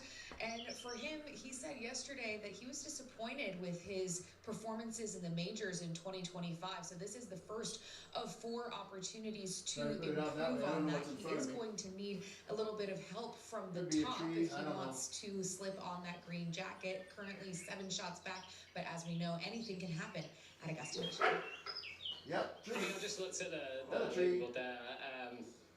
You know, Roy looks like he has a good chance to have a pretty commanding lead. In which case, it's up to him. What happens? Yeah, I think when the conditions get tougher later in the day because it dries out and gets firmer and faster, a good round in the morning can make the world a difference. So it can really help you. So yeah, of course, if the conditions are going to be like that, then yeah, it definitely gives more people a chance. Good, yeah. Nice. Look, I'm in a nice position. I played well today. I felt like I did a lot of good things and my attitude was great, so I'm very, very happy. If you give me this position yesterday morning, it's on the first day, I would have taken your hand off. You know, to be kind of in the mix going into again around here is nice, so I'm looking forward to it. Well, Steve, we know Shane Lowry to be a very passionate player. Last year at the Masters tournament on a moving day, Shane was 3 shots back with just 3 to play. He ended up bogeying his last 2. In his comments to the media after, he was asked a few questions about Rory McIlroy and the roars from his group behind him. He said, you know what, guys, I don't want to stand here and talk about Rory McIlroy for 10 minutes. I'm trying to win this golf tournament. I need to get out of here and hit some balls. And this tournament means a lot to Shane Lowry. The world to him to slip on that green jacket. And I saw him Monday, March 30th here, Steve. I said, isn't it great to be back at Augusta National, Shane? He said, I hope I get to come back here forever. Everybody does, Garrett. Thank you so much for that. It's interesting. They're all really good friends. But when they're playing and competing, I don't want to talk about the other guy all the time. There's Lowry and Fleetwood. What a comfortable grouping that is. We'll get into that dynamic in a little bit. Lowry and Fleetwood, close friends, really good guys, easy to play with. Should be a lot of fun for those two today, especially if they play well. Reed and Rose. A lot of experience there here at Augusta. 3 times a runner-up and a Masters winner. Let's talk about Justin Rose. He's come close here. He's 45 years of age. He has that magical swing, all that experience. He does have 2 wins in the last 12 months, so it's not as if this is coming out of the blue. No, this is somebody that was at the top of my radar coming into the week for all of those reasons. And he's proven that he's playing some incredible golf through the first 36 holes. And really, it's in the areas that we would expect that you need here, in your iron play, in your approach shots. So often we talk about how greens and regulation is one of the greatest predictors in your success around Augusta National. And for Justin Rose, he's hit 14 greens each of the 2 days. This is one of my favorite shots of the day. And actually, when you look at what Justin Rose has done, the ball striking is so good. He actually missed that putt on 4. There was several shots that I felt like he actually left out on the golf 56? But it's been dialed in for Justin Rose. Just tremendous distance control, anticipating the release numbers, adjusting when it softened up a little bit yesterday. And for Justin Rose, these are difficult holes that I'm talking about. Number 4, number 11. These are some of the hardest approach shots the players will face, and he was giving himself great opportunities. I mentioned the miss at 4, the approach shot that we saw. He also missed another birdie putt inside 8, and then on the 14th, this was one of the best shots of the day as well. And as good as it was, unfortunately, he wasn't able to capitalize on this birdie either. So this is what I'm watching for Justin Rose. Can he continue this high level of iron play and give himself these opportunities? And then will the putter cooperate? Because I really look at that as he's a tremendous opportunity to be a chaser here. He would be an emotional favorite. I don't know if there's two players that he lost to. If he would have been the not emotional favorite with Sergio Garcia and Rory McIlroy when they won, it's his turn to be the favorite emotionally coming into a Sunday, but he needs to make a few more putts because the iron play is tremendous. Aaron, we hear in this sport all the time as scar tissue builds up, and scar tissue builds up here at Augusta National more than any other place. We talked about Justin Rose being a 3-time runner-up. Twice he's lost in the playoffs, Sergio in 17 and last year to McIlroy. But I asked him after last year's Masters about scar tissue here at Augusta National. And he said, I don't have it here. I have good vibes here because sometimes in sports, and this happens a lot too, you can lose and you can get beat. Tip your cap to a guy when you get beat. He didn't lose last year's Masters. He got beat by McIlroy. It's a huge distinction. Yeah, and I think the biggest thing is he didn't. If you want to say he lost it, if he lost it somewhere and he's framing it the proper way, he played fantastic on Sunday. If you want to play devil's advocate, he kind of lost it on Saturday with that 75. It didn't, but that's not. But you can lose the Masters on a Saturday, you can't win it. But he played as well as he could have to give himself an opportunity last year. Just didn't hold up to your point. Yes, Rory McIlroy beat him last year for sure. But I guarantee you, those 5 3-putts he had last year definitely stick with him. That being said, when you're looking at a chaser, you know, we've talked about experience the whole week and what it takes to win around here. And I want, over the next 36 holes, I'm looking at stoics. Guys who really kind of are super chill, can really go out there and stay and keep a certain level. A bogey, we'll take it. Their personality underneath, really calm, really cool. And Justin Rose is at the top of that list. To your point, Paige, needs to make more putts. But he's not unlike another Englishman who won in 1996 coming from behind. Obviously, it was more of a Sunday charge, and Greg Norman had to come back. But he's a lot like Nick Faldo in that regard. Very under the radar, very stoic, and I think it's going to require that, along with a little help from Rory McIlroy, for him to get this done. But he is one of the 2 guys that I'm looking at between the 4, 5s, and 6s that can get this done on the weekend. And Steve, to your point, Justin Rose keeps being asked whether he's using last year's disappointment as fuel or motivation. And he's essentially scoffing at that. He said, look, the desire is always there. That's why I'm putting in the work. That's why I can sit on the range at 6 o'clock at night and still want to do this and still want to achieve great things in the game. He said that trying hard never really works out for him. He's actually chasing a sort of lightness and the feeling that he really had in the final round last year of the Masters. Keep in mind, Justin Rose did not think he was potentially going to be winning that golf. I mean, he was just trying to birdie every single hole, and Rory came back to him during what ended up being a final round 66.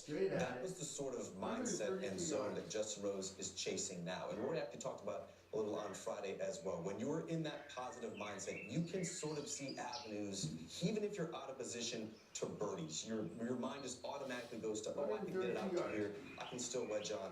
I can make birdie. I can hit it to 25 feet. I'm rolling it well. I can still make birdie that way. That is what Justin Rose is chasing, and not necessarily trying to exercise any sort of demons he might have at Augusta National for 3 runner-ups. As we celebrate the 40th anniversary of Jack at 86 winning at 46 years of age, Justin Rose is trying to win the Masters for the first time at 45 years of age, and he has a chance coming this weekend. It's time for Mercedes-Benz Drive with Precision.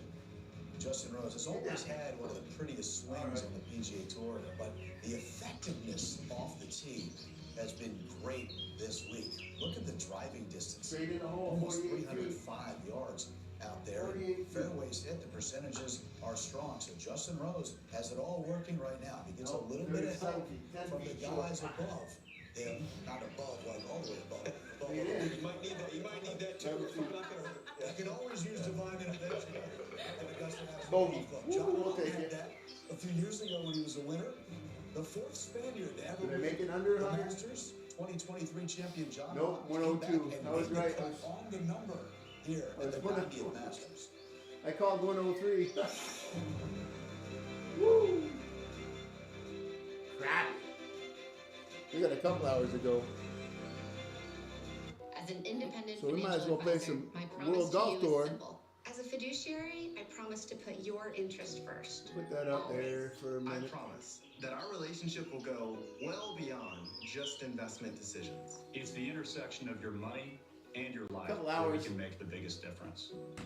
Before they start. Schwab is proud to support the independent financial advisors who are passionately dedicated to helping people achieve. You think their the Masters would have some financial drivers goals. out there on their off air?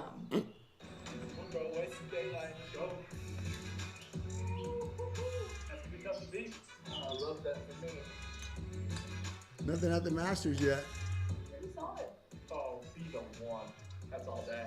Be the one. That's all day. World's largest selection at We'll play some carlsgolfing.com, WGT. including the new 4th generation Titleist T-Series irons. The all-new Titleist T250 irons are simply built different. With powerful technologies coming together in a modern player's design, proving that speed is a beautiful thing. Titleist T-Series irons available with custom options at carlsgolfland.com. Land of golf plenty. Free shipping, free returns. The Summit 24 has upgraded the appearance and the feel of what Solo Stove has put on the market in the past. The design is absolutely beautiful. It's sleek looking. The color, after it's had some flame, is so natural and beautiful. I'm looking at the next evolution of fire pits. Sell in all the places with Shopify, online, in person, and across social, and track every cha-ching, all in one place.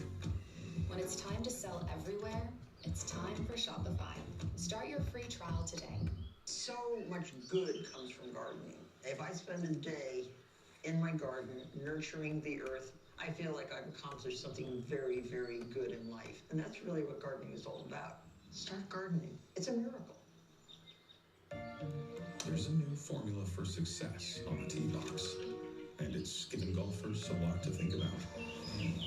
Dual carbon fly wrap, fast and forgiving, Ping's highest MOI ever. You can almost see the gears turning. Yeah, I've been down that rabbit hole. Hey, Professor Shipley, the ball's not gonna hit itself. Get fit for the Ping G440K. Pretty good for a rookie. The new standard in straight. Rory may never lose this thing again after last year. I mean, I said that on about the 12th hole to my caddy. Rory might win every year. I said that yesterday. I mean, he really could win 5 more of these. The 92 Masters champion Fred Couples making his presence felt here, especially early with a couple of birdies, predicting that Rory McIlroy is just going to keep on winning. You got to love Freddie. By the way, first time ever, Freddie at 66 years of age, the oldest man in this week's field, and he is all things Rory McIlroy now. And I'm not so sure Freddie was joking, guys, as we bring in Jaime Diaz, who first came to the Masters in 1986. That was a pretty good year. Rex Hunter, 2004 was your first Masters, and 2014 was your first Masters from Ryan Labner. And Ryan on the podcast last night told Rex Hunter, this thing's over. You're down to 6 holes. We're done. They don't play 72 holes here. At the Masters, we're going to cut it off at the 36-hole mark. So, Jaime, let's start with you. If you could kind of capsulize for us what exactly we've seen in the first 36 holes from Rory McIlroy. Well, I think we've seen proof of the maturation of Rory McIlroy. You know, he did this now, by his own admission, short game wedges putting. Never his strength, the place he used to make soft bogeys. And he's learned what Jack Nicklaus used to call a really important bromide, playing badly well. Jack never really felt like he had his A game, very rarely, but he was very good at getting it around when he was imperfect, and he knew where the weaknesses were, he knew where the strengths were, and he just managed it so beautifully. That's what I think he always said was management was his key. And I think Rory managed that round incredibly well. And then everything came together at the end. But before that, he saved it in the first 7 holes with a short game of putting. And I think what he's got to avoid going forward is those disheartening kind of mistakes that he used to make. When I say disheartening, soft bogeys, things that shouldn't happen, things well within his control. And he's got that sort of, control of his short game now, and it just makes a difference in his attitude. I think he's more confident. He's got a safety net there that he may not have had as much before. Somebody asked me yesterday, Rory, if you had to describe Rory in one word, Rex, what would it be? And I said resilience. He is much tougher than people think he is. Certainly now, if you looked at early in his career, we probably could have had a conversation, but now you look at it, it's pretty amazing. And like the narrative coming into this week, he had two avenues to go down. One of them, he could have taken the victory lap, a well-deserved victory lap, and just enjoyed himself, made the most of the week, or he could have gotten back to work, punched the time card, and tried to win the next green jacket. I love the idea. It seems like he took both paths. Everyone who went to that dinner, we're going to have Mr. Crenshaw in here in just a second. He will say that was one of the best dinners in recent memory. Rory has thoroughly enjoyed this, and he's playing dominant golf. I love that about him, and I brought it up on the podcast last night. It is baffling to me that if you look at Rory's game statistically this week, he's doing everything better than he is driving the golf ball. The one thing we used to always say, if he does this well, he can dominate. If he doesn't, he's probably not going to play particularly well. He's doing everything well, putting well around the greens, approach play. Statistically, they're all better than what he's doing driving the golf ball. I think it just shows sort of the well-rounded nature of his game. He told the story how in 2011 he had that big lead heading into the final round. He didn't even think at that point he was ready to win the Masters, but he drove it into a fairway bunker on number 2, and all of a sudden his mind started spinning. How am I possibly going to make birdie? Oh God, guys are making a run up the leaderboard. I need to put my foot on the pedal and try to make birdie the hard way. There is no sort of panic as it relates to Rory McIlroy now. He's patient, he's diligent, he's calm under duress. I think that's going to be what's tested today. Yes, I did think that this tournament was going to be over. That may have been a little bit of a fever dream after Roy went. Now he's backing it up. Everything makes these birdies in a 7-hole span. Podcast TV, right? Yes, that's it. We can massage the takes 12 hours later. I do think the characteristics of this golf course are so unique, and that it is conducive to chasers, and it's pretty intimidating if you're a front runner. There has to be a really delicate balance of being patient and aggressive, and I'm curious to see where Rory's going to do, where he's going to land on that, because there are going to be some inevitable wobbles along the way in this third round. Rex, no matter whether you're a PGA Tour player, Grand Slam champion, or just a regular Joe, we all gain perspective as we make our way through life. He was asked yesterday inside the press building about Mason Howe and what he's learned from seeing him as the U.S. Amateur champion the first 2 days, and his answer was so great. Really he said, I hope he's learned that you don't have to be perfect out here to play well. Yeah. And I would also hope that Mason learned that you can enjoy yourself along the way. Because Rory's exact quote was, if you watched me over these 2 days, I've made plenty of mistakes, and yet still I'm leading by 6. And I just think it's a testament to where he is in his career. Yes, he probably wanted to be perfect earlier in his career. He probably thought that was the only way to win, not just on the PGA Tour, but certainly a major championship. You're right. He's older and better. I mean, does he run away and hide here this weekend, or do you think there's some chasers out there who will push him? It's so far from over, and that's no knock on Rory. I mean, he's done incredible work here. But, you know, one of the greatest closers ever, of course, was Jack Nicklaus, and of course, Tiger. Jack had a 5-stroke lead in 1975. Everybody said it was over. Jack shot 73 on Saturday, playing with Arnold, probably pushing because he and Arnold used to kind of, you know, bring out the worst in each other sometimes as far as trying too hard. Ends up being the greatest Masters ever, the most thrilling in many ways. You could obviously, you know, say not 86 was, but as far as competitively with the top guys at the top, really fighting it out, it was 75 with Miller and Weiskopf and Jack, and he only won by 1. And, you know, Jack didn't throw it away. Jack didn't really weaken. Miller shot 131 on the weekend. This can happen. But also, this is the most volatile major as far as the setup. There's more places where big stroke swings can happen than anywhere else in major championship golf consistently. I mean, you got 13 and 15, all these places where you can make eagle or double, 12, of course, so it can disappear immediately. And that would be, you know, a lot's gone right for Rory. He could make a mistake, you know. He's kind of due for one. I'm not calling that. I'm just saying, you know, the odds are it's not going to go as smoothly as it went yesterday. Yesterday was a perfect finish. Every shot, the shot on 17 was a miracle shot. It's a great shot, but to go in, impossible. So, you know, that may even out in some ways, and I think it may still really be a battle. Ryan, how much does Rory have to help out the guys behind him? It needs to have a repeat, essentially, of what we saw a year ago. And to your point, I mean, Rory knows better than anyone the good that can happen on this golf course. And off the back, he was 4 shots ahead with 6 holes to play in that final round and nearly kicked it all the way. It's going to be a fascinating Sunday just to see how he can handle it. If Rory can shoot something in the 60s, yeah, obviously he's going to be in an incredibly strong position. But if he wobbles a little bit and you see a Cam Young, who's been red hot ever since that opening 9 on Thursday, can put up a number, Maybe the conditions are a little bit easier in the morning. I still think there are pathways for the bevy of contenders who are chasing him, but it's certainly getting narrower the way that Rory's playing at this. Rex, one of the guys trying to chase him down is 6 back. He was 5 back, but he bogeyed the 18th, which opened the door for Sam Burns to get in the final group with Rory and not Patrick Reed. There's a history there between Patrick Reed and Rory McIlroy dating back to the Ryder Cup at Hazeltine in Minnesota with the ones with the shirts and all the rousing thing there. Then 2 years later in the final group here at the Masters, you look at the Ryder Cup and all of the emotions pouring out there. What would be the dynamic here at Augusta if these two are in the final group again, 8 years removed from when Patrick got Rory in 2018 in that scenario? If you're going to go down the leaderboard and ask me which one of these stories I like the most, all of us have our notebooks, all of us have our pens here. Tommy Fleetwood would be an amazing story. Justin Rose, after what happened last year, well, you don't have a notebook. Clearly, Steve, you never have notes whatsoever. But obviously, those are going to be great stories. But as a storyteller, give me Patrick Reed and Rory a Sunday morning, because that is the dynamic we absolutely love. And I don't want to shoehorn Patrick Reed here. It's all part of the dynamic. But every good story needs a hero. Every good story needs a villain. They need that dynamic, and I think that's what you get when you have those two in the final pairing. It's not a David and Goliath. It's almost good versus evil. And Patrick Reed is not evil. It's just the perception that he puts out there. We were saying this a couple of minutes ago on Live from the Masters before you guys sat in here, Jaime. He enjoys being the villain. He told me right to my face one time. He said, sports needs a villain. I don't mind playing his role. He's the scariest kind of chaser. He's like Tom Watson. Johnny Miller used to have the hardest time with Tom Watson because he'd get it up and down. Johnny'd be hitting greens, hitting it close. And it was match play all the time, and that mentality of, you can't run away from me. I'm going to catch you. You make a mistake.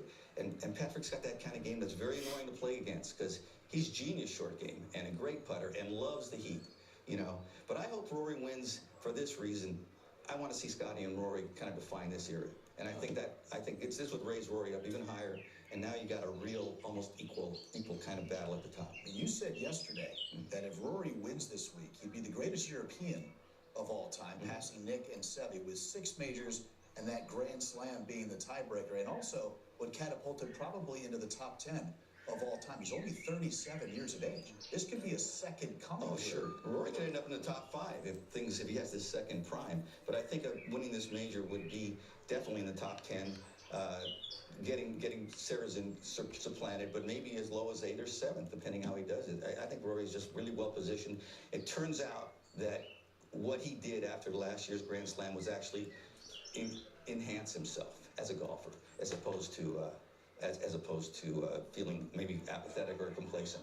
Well, we appreciate the insights, as always, of Jaime Diaz and Rex Tigert and Ryan Lavner as well. So much fun to open up those reporter notebooks for those who have them here, like Rex Tigert, president of the Golf Writers Association of America.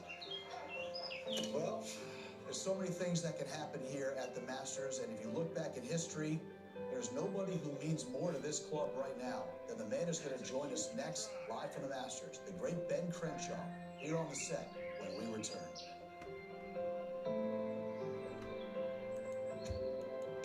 From the #1 rated brand in cordless outdoor power, the Ego 22-inch aluminum deck mower. The most powerful mower in its class, producing the perfect razor-sharp cut. Find an Ego retailer near you. Get up there, you son of a... Just real quick, gotta find a therapist who really listens to what Son I of have a- to say. Buddy. Look on ZocDoc, 15, 10, 20 therapists, including a guy right here. Don't just listen, really makes you feel like being heard. So, You've got options. Download the ZocDoc app today. It's probably the most attention to detail of any place in the world. Welcome to the Masters. There's just so much history and tradition here. It's sacred. Here we go. It's just so impressive to watch him play. Have you seen anything like that? The course is the greatest stage in golf. The championship word is more chicken. How many syllables? More chicken. More chicken. 4. Sound it out.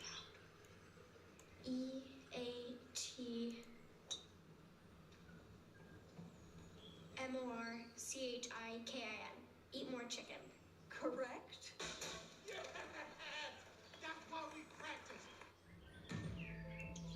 What's Spectrum, I never miss. That's a good garden spot. I feel incredible. Never miss a homer. Because I don't have to write out.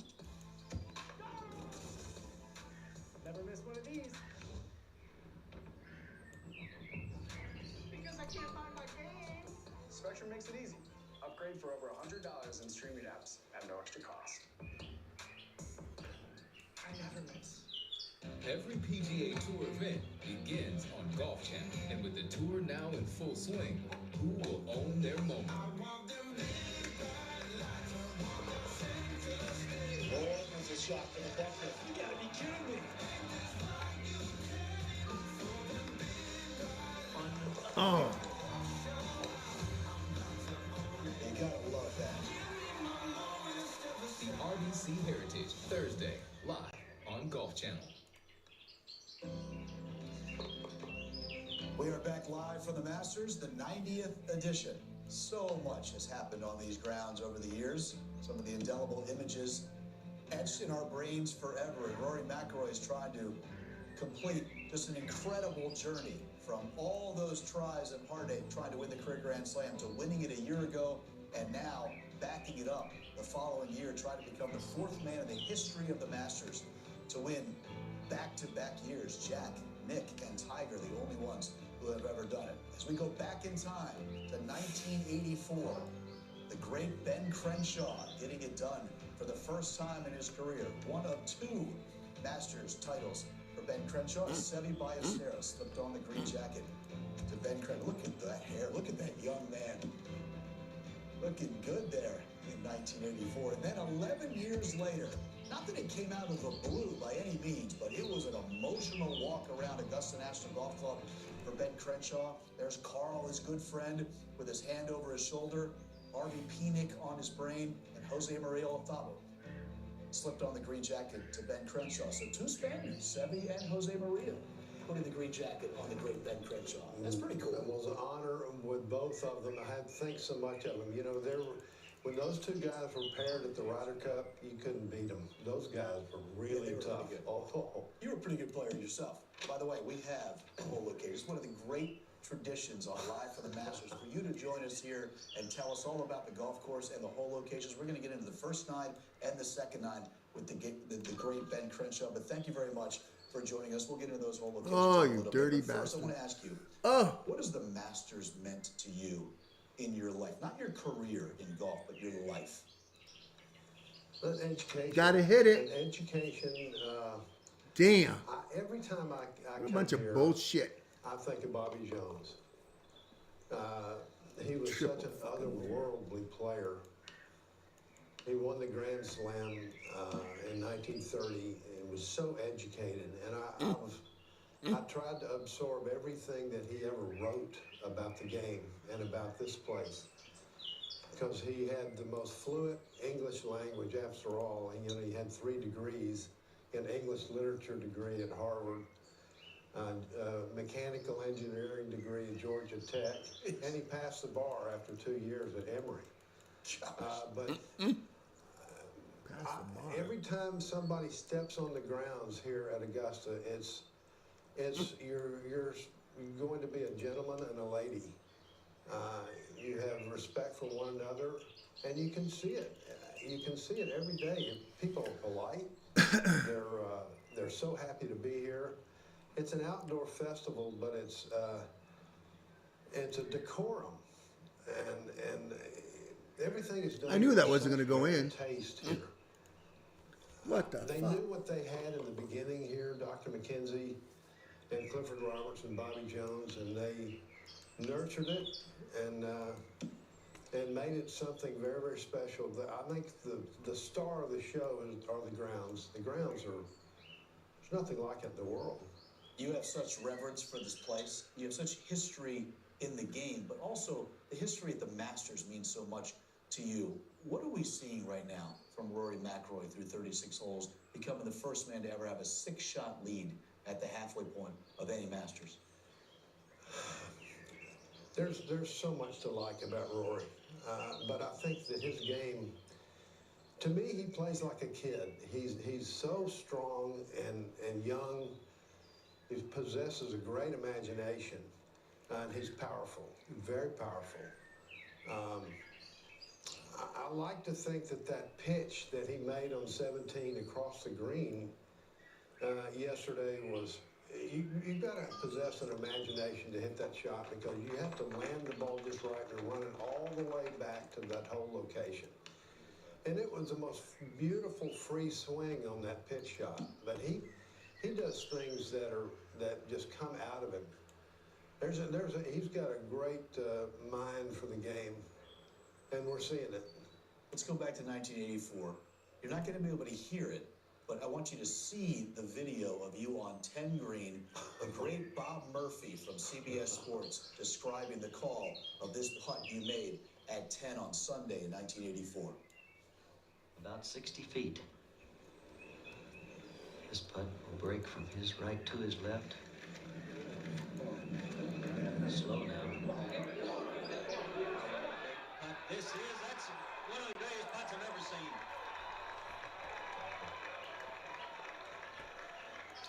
So you make that putt on your way to winning your first of 2 Masters. Bob Murphy on CBS said it's one of the greatest putts I've ever seen. How impactful was that moment in your eventual route to victory? Oh, that was huge. I had birdied 8 and 9, and I was getting right into contention, and then I would have killed for a 2-putt there on 10.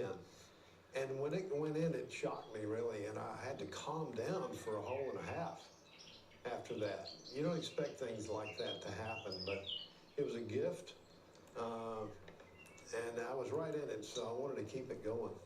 But that was a shock. You're one of the greatest putters in the history of the sport, and at the time, you were definitely the best putter on the PGA Tour. Here you are in 1984, 4 holes later at the 14th. I want you to look at the screen right in front of you, and you'll be able to take us through your routine as you watch this. What was your routine like? And you're taking your time here with Carl lining this one up in 1984. First of all, Carl, one of the reasons why I'm sitting here is from Carl Jackson. He grew up here in Augusta, knows the greens like the back of his hand.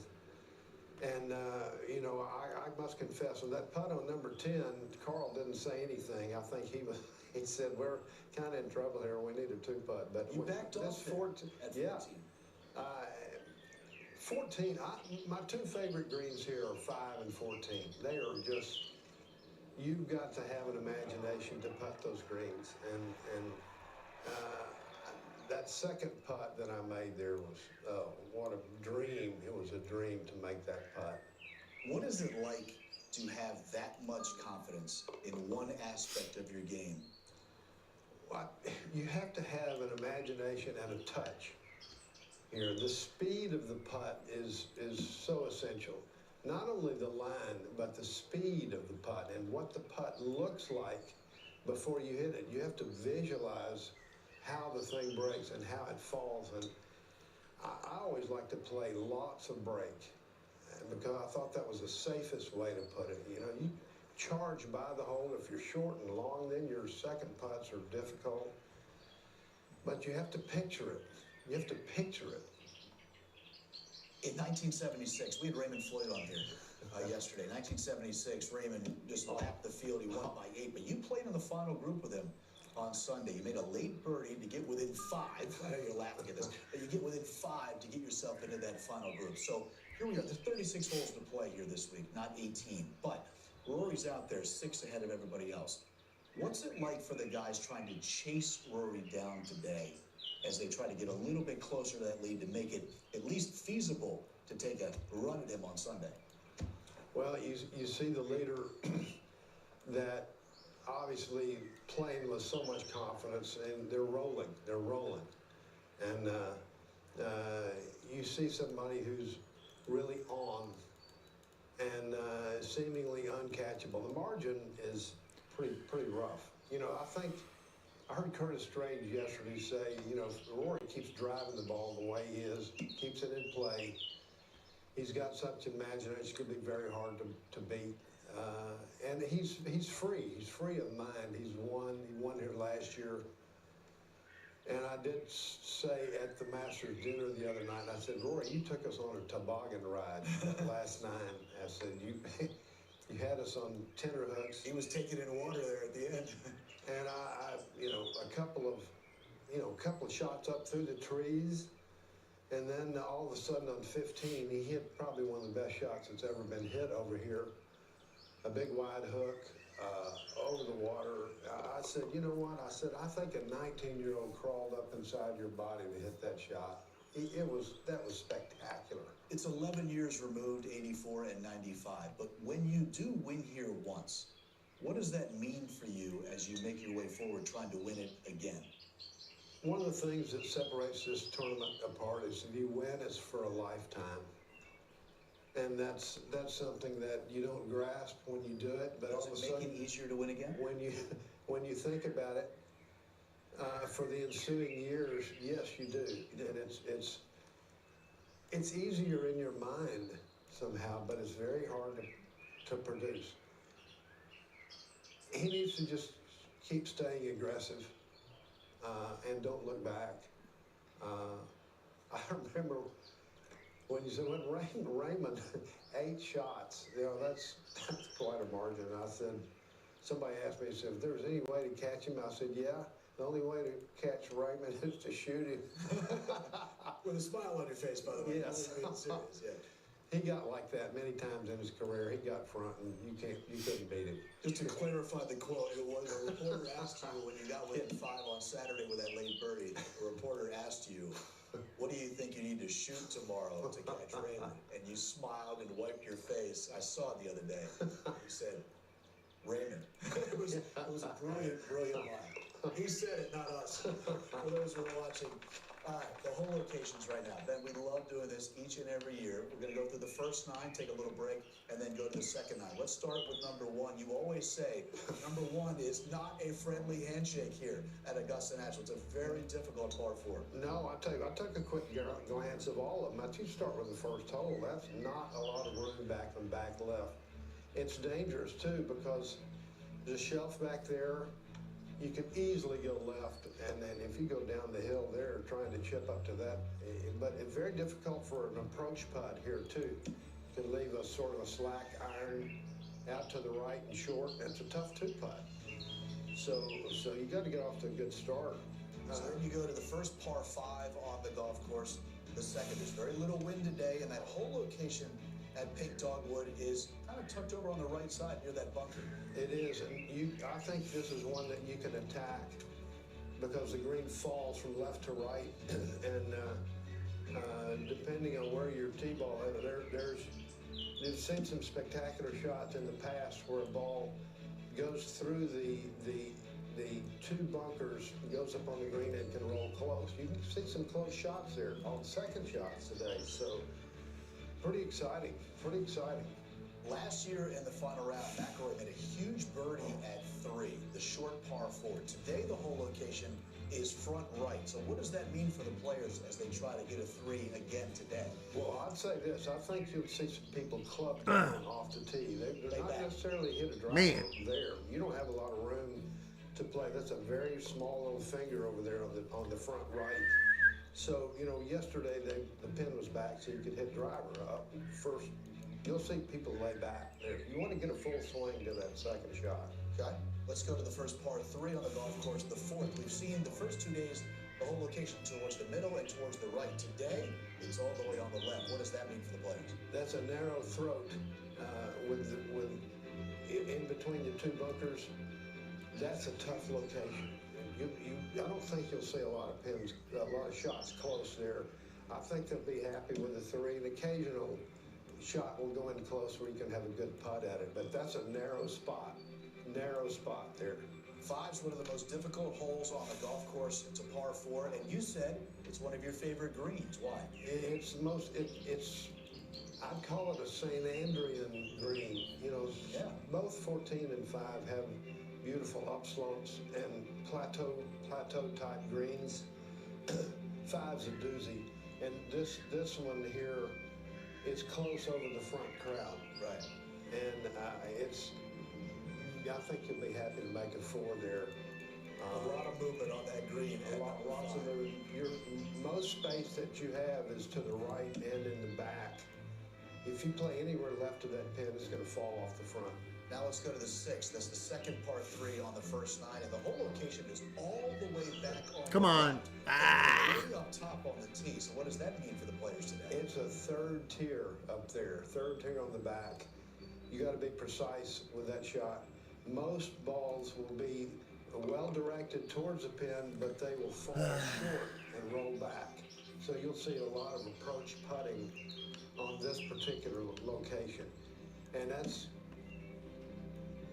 you don't want, nice 3 and then try something on number 7. So not it's a pretty dicey pin, number 6. Well, 7 is played as one of the most difficult holes all week, and the green is so interesting because it's shallow. It goes across wide. There's not a lot of depth to the green at 7.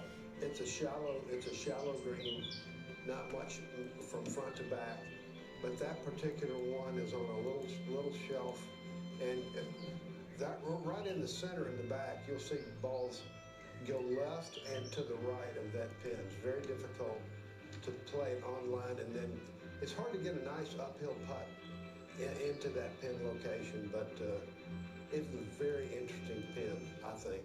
As shallow as the green is at 7, Ben, is as deep as the green is at 8, and the whole location is not far from the front edge today. I think kind of like a green light here, because with a good tee ball, a green light, I think a good, because I think if you hit a really good drive, a lot of these guys can get there in 2, and it's in a spot where I think you can feel like you're aggressive, although it's narrow there, but you got a chance to roll that ball up from the front, so. I think it's a green light situation there. 9 is such an interesting par 4. Straight down the hill with the tee shot, and then straight up the hill with the second shot. False front not in play today because the whole location is about as far back, Ben, as you can have it on that 9th green. And this is not too dissimilar than the 6th pin location with a plateau way in the back of the green. You'll see a lot of balls go up there and then come back. It's not a lot of room back there, so it's got to be the proper strength of a shot. We're only at the halfway point with our visit with Ben Crenshaw. We talked about 1984 and the greatness of his first Masters win. We went through the first 9. We're going to go through the second 9 when we return, and also revisit that second Masters title in 1995. Ben Crenshaw remains on set when we return.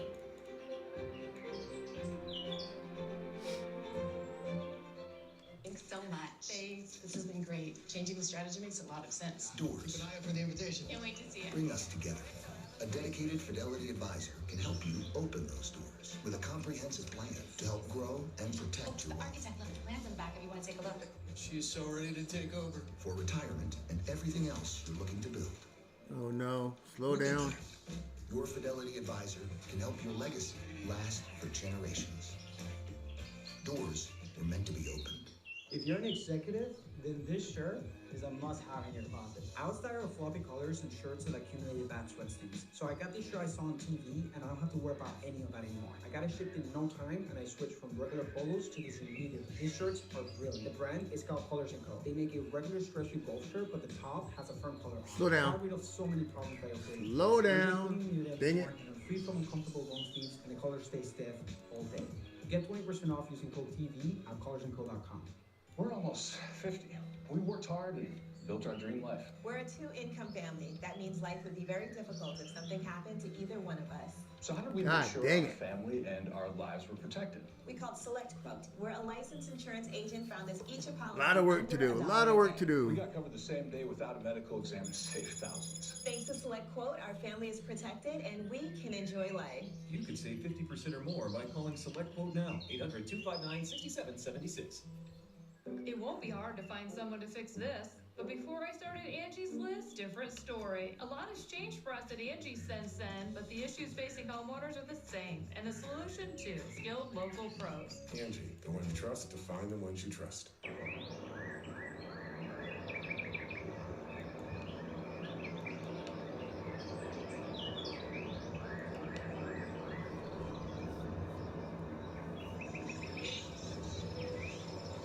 Got eyelid itching and crusties that won't go away?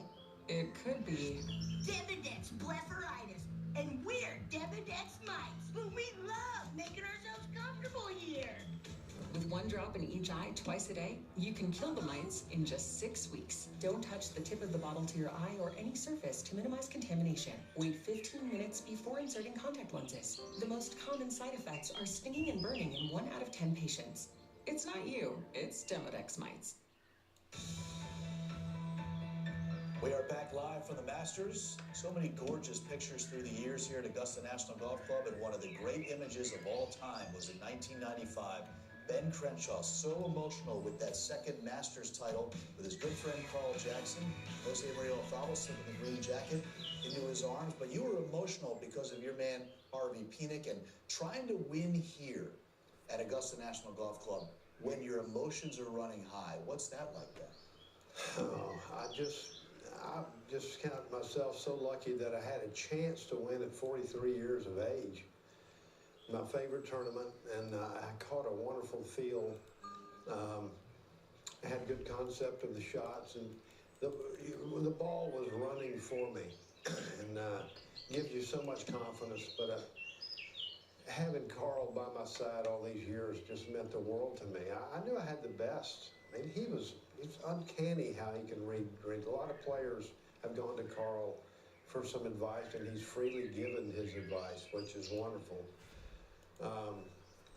But when you have a chance to win and you pull it off, it's the greatest feeling in the world. And after that last putt went in, I crumbled, and I'm just so thankful. And he came over and put his arm on me. Here's the putt. And made it, and then Carl comes over to me, and he whispers, he said, are you okay, buddy? I went, no. I couldn't speak. It was just, I had to let it out, but there's a big hug. Oh. You, of course, you wanted to be a career Grand Slam champion like the 6 who were there. You weren't able to capture any of the other 3 major championships.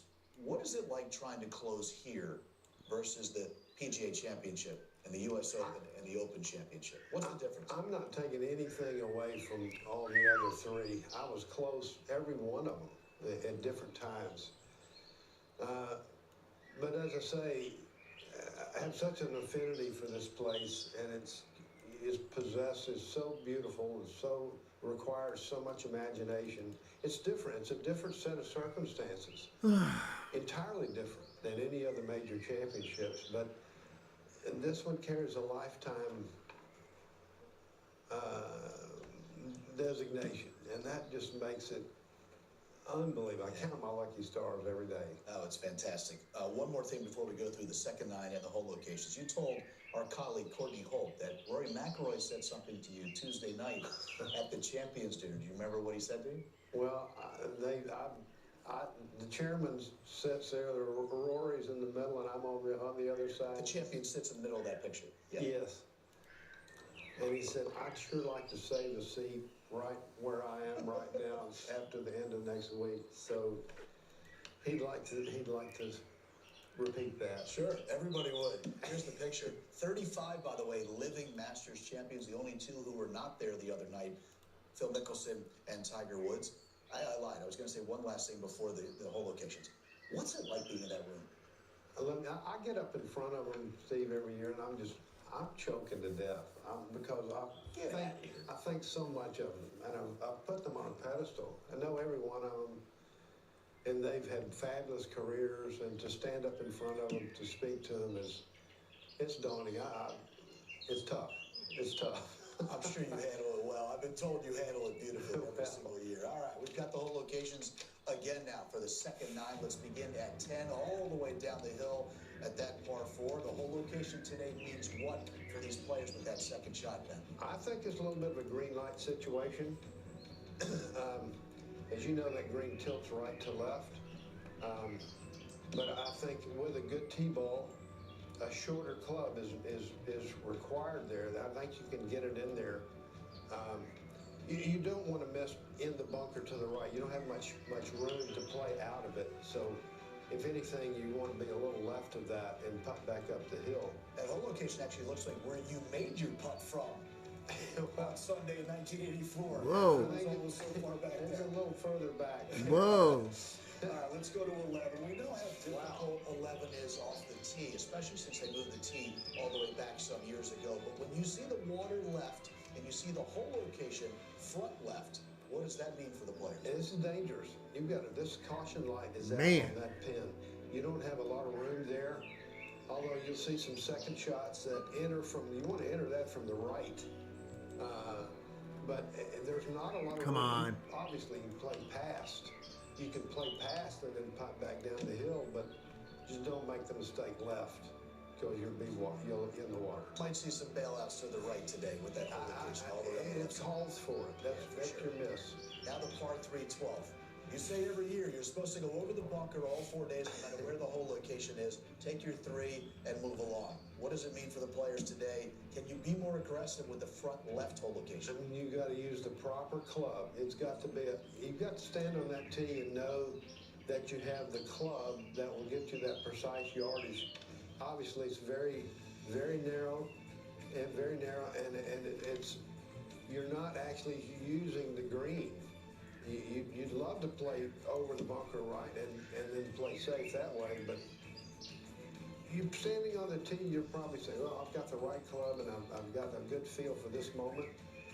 And then you try to overplay it, and then you slip over to the left. It's always a hardship over there. It's been interesting to watch the 13th, which is the first par 5 on the second 9 this week, because we've seen a lot more players laying up and hitting wedges with their third shot than being aggressive off the tee and trying to sling it around Easy. with their second shot as well. If you hit Dumbass. a tee ball that you don't like off the tee, you're going to lay up there, and then this is a very tough pitch all the way back to that back location, because you want to take something with a little loft, a little less loft, and run it back there. And so you know it has to be the proper strength Jesus. to hit Par, the ball finally. on that back shelf, and you don't want to miss there. And you're really cooked. It's one of those hole locations where we might see a lot of pitches from beyond the green, in between where the green and the bunkers meet on that backside. So as we move to 14, the only hole on the golf course without a bunker, and for my money, you said 5 and 14. For my money, 14 is the coolest green. That's the most unbelievable green. It's a creation. It really is a creation. And that pin right there is somewhat of a green light, but it's all the slope is left to right there, so the ball will run towards that. But once again, it has to be the proper strength. In front of that pin location is that uplift and that plateau back there. So if you've hit a good tee-ball, then you can try something there. But if you've hit a bad tee-ball, then you try to run up that slope, you'll see all kinds of things there.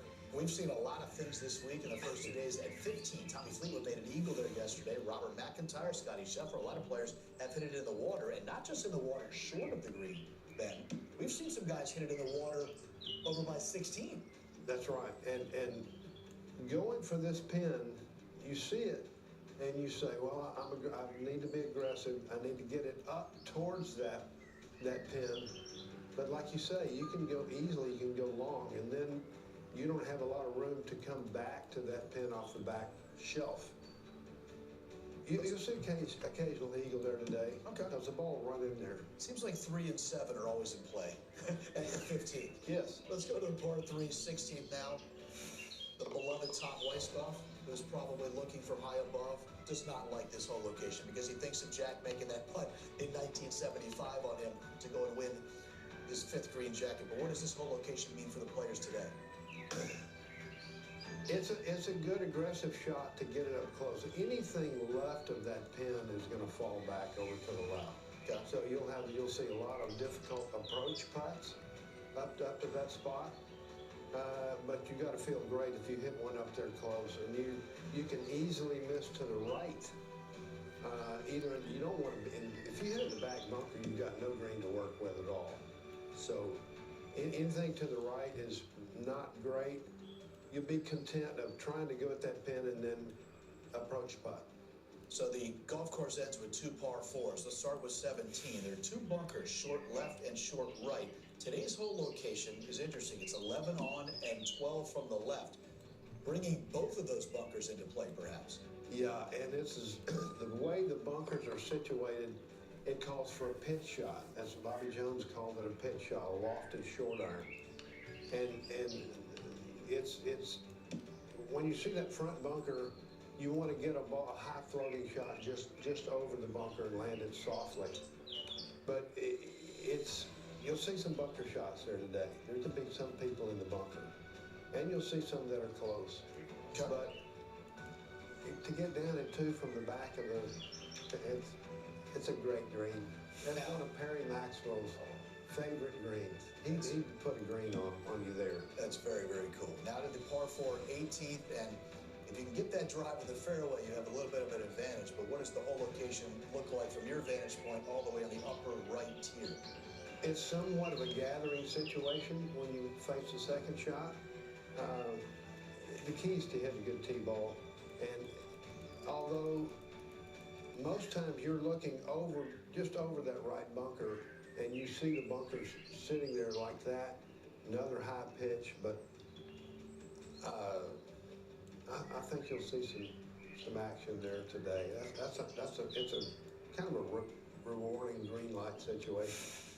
I was walking around yesterday, and I'm over by the tree at the first tee, and someone walked up to me and said, "Hey, you gonna have Ben Crenshaw on tomorrow?"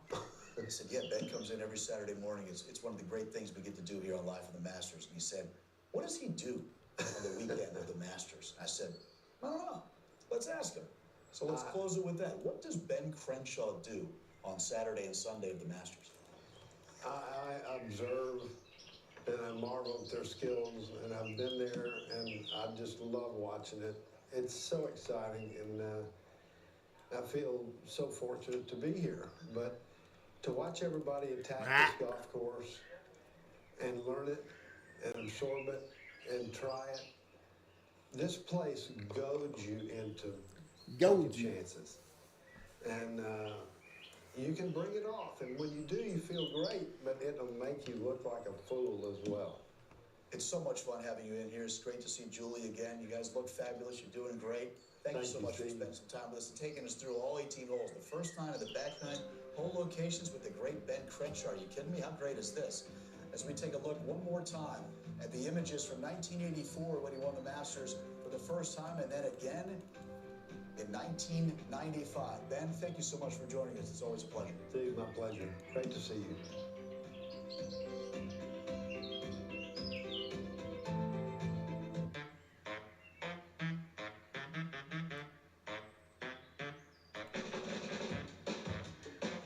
Whoa, whoa, whoa, whoa, whoa, whoa, whoa, whoa, whoa, whoa. That's so fast.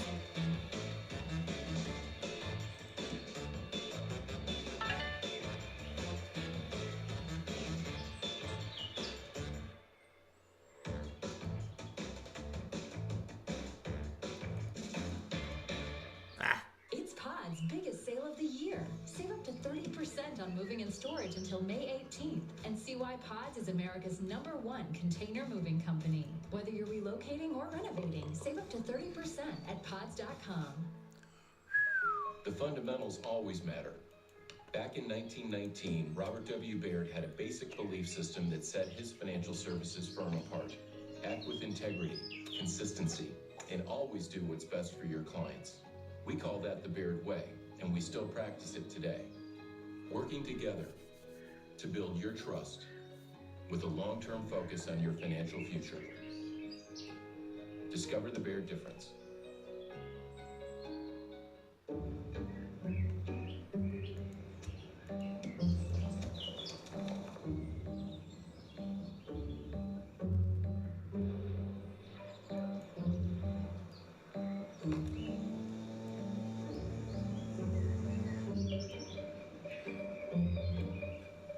In a game of variables, consistency starts with Titleist. At Mizuho Americas, we know this course, and this one, and this one, and definitely this one. We know them well because we're experts in banking and global markets. Mizuho Americas, a name worth knowing. We wanted a product that looked like real wood, but maybe didn't have the same wear and tear as real wood. We put this whole decking together ourselves, it looks amazing, and now they can enjoy it for years to come. That's one of the things that we're so excited about.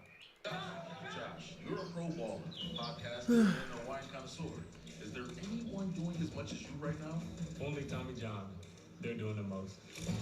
Soft, stylish, and supportive. This is Underwear with Game. Hey, this is Miguel Raya. I'm cooking on the steel fire griddle by Solo Stove. I love that. It's stainless steel, first of all. Super easy to clean. Heats quickly. Heats evenly. And it just gives me that perfect char all around. These are absolutely fantastic. Bogey ball. The world is always changing. Our commitment to you stays the same. Together, we're ready for what's next. Southern Company, building the future of energy. We're just past the 10 o'clock hour as Gary Woodland getting some work in on the tournament practice area at Augusta National Golf Club. One of the feel-good stories in all of sports in 2026. Woodland back in the winner's circle a few weeks ago in Texas, got him back to Augusta National. He is 2 over and will get things going at 10:37 a.m. Eastern Time. We are halfway through the first major championship of the year, and those chasing Rory McIlroy, they still have 36 holes to go. Steve Burkowski with you as Live From continues, and one of those who made a big move on Friday, the 34-year-old Englishman, Tyrrell Hatton, and what a move it was for Hatton. After shooting 74 on Thursday, he bounced back in a big way in the second round, making 7 birdies against 1 lone bogey to shoot 66 and vault up the leaderboard. This is Hatton's 10th Masters start, making it to the weekend 8 times. His best finish at Augusta National, a tie for 9th. Going over to themasters.com. Let's see here. After a lengthy recovery in January of On the range. 2024, and he was never the same. He kept it to himself for a while as everyone was congratulating him and welcoming him back and saying it's so wonderful Gary to Woodland see they're him looking talking about. 100%. They missed him and they wished him well, and he would thank them, but he knew that he was not 100%. Physically, he was doing well. Mentally, he was struggling with post-traumatic stress disorder. And finally, just a short time ago, he admitted in a sit-down interview that this is his plight. It's been very emotional. He has leaned heavily on his wife, Gabby. She the one who encouraged him to go back to his swing coach, Randy Smith. And here these two are back together and doing remarkable things. That win in Houston by 5 shots was not only a wonderful accomplishment as a player and a comeback story, but when you obviously put all of this into perspective, that is 1 for the ages. Just a great story of Woodland, and certainly to see how he's overcome it is inspiring. Finished in the top 50 in Tampa, won in Houston recently, so it's great to see him back. And one of the things that we really enjoy seeing, Michael, is that, as you call it, a one-piece takeaway, not a lot of wrist set or hinge in the way back, a very wide arc.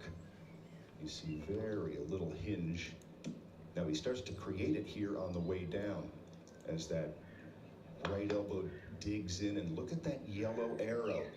This is something he's been working on, trying to create some more freedom, especially out on the golf course. He's literally looking in front of the ball by the time the club face makes contact. Freeing up that motion with his head has really helped him to gain speed out on the golf course. We've seen that with Dustin Johnson and David Duval. Annika Sorenstam as a player who would let the head release Joe Durant. Another player who did the same thing. Well, he was fairly light in his workload on the practice range Wednesday and Thursday. On Friday, back at it with 122 balls struck in the tournament practice tee. Obviously, when you're looking for a little something after a couple of struggles, that's where you're going to go. Exactly. That count there on Friday is indicative of the 75 he shot yesterday. So trying to tidy that up quite a bit. Well, let's take this opportunity to welcome in Iona Stephen, who has more on Gary. Yes, good morning everyone. Good morning, Kelly. Thank you very much. I'm pleased to report that down here on the tournament practice facility, the energy, the excitement, it is amplified today. And I'm down here trying to find out some little bits and bobs about the players and the way they go about their business before they prepare and go out for round 3. And I managed to catch the ear of Phil Kenyon, who is the putting coach of Gary Woodland, who's just walking behind me right now. And just a few moments ago, Gary was on the putting green. And an interesting detail for us to pay attention to as he heads into round 3 today is that Gary Woodland has 2 lines on his golf ball. Now, we often hear of players with 1 line, and they use that for alignment, of course, but Gary Woodland has 2 lines. He has 1 blue firm line that's very accurately drawn on, and he uses this line for shorter putts when he's trying to be really accurate.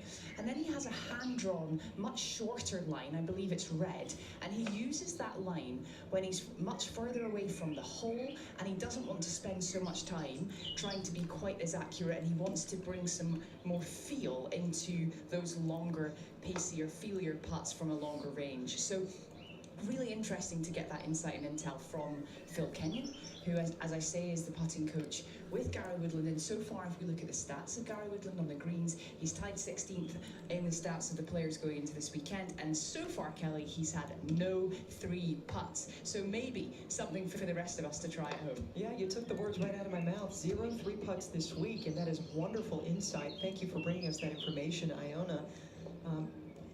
You know, he's a smart enough player, most of these guys are, to be able to put the blue line wherever he wants to go. Perhaps that's a mental trigger as well, to trust the field from farther away and be less line obsessed. You know, we talked earlier in the week about Scotty Scheffler moving from the line to away from the line entirely.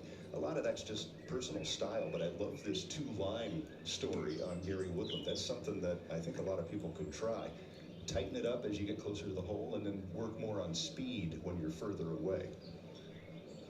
Speed is something he's slowly added back into his golf swing. He's 5th in driving distance this week. He can move that ball a country mile. Justin Thomas playing with Gary Woodland. They'll be out at 10:37. We'll be tracking Justin Thomas, Adam Scott, and all of the participants, the invitees, as they get ready for round 3 of the 90th Masters. There are millions of Masters fans out there, and most aren't anywhere near the tournament. But for 30 years, IBM has helped the Masters bring fans closer to the moments that made it legendary. Like AI insights into every shot and personalized ways to follow your favorite players. A smarter business can use AI to give fans more of the moments they love, no matter how far they are from the fairway. Let's create smarter business. IBM. Power, control, versatility. Ultimately, the choice is yours. And while there's no wrong decision, there is a perfect one that enhances every aspect of your game. Because when it all clicks, the results speak for themselves. The Mercedes-Benz GLS, GLE, and GLC. What would you like the power to do? All right, team, here we go. I ask myself that question every season. Keep that right foot down. Everything's loaded. To help these athletes keep their eye on the ball, far beyond any course they play.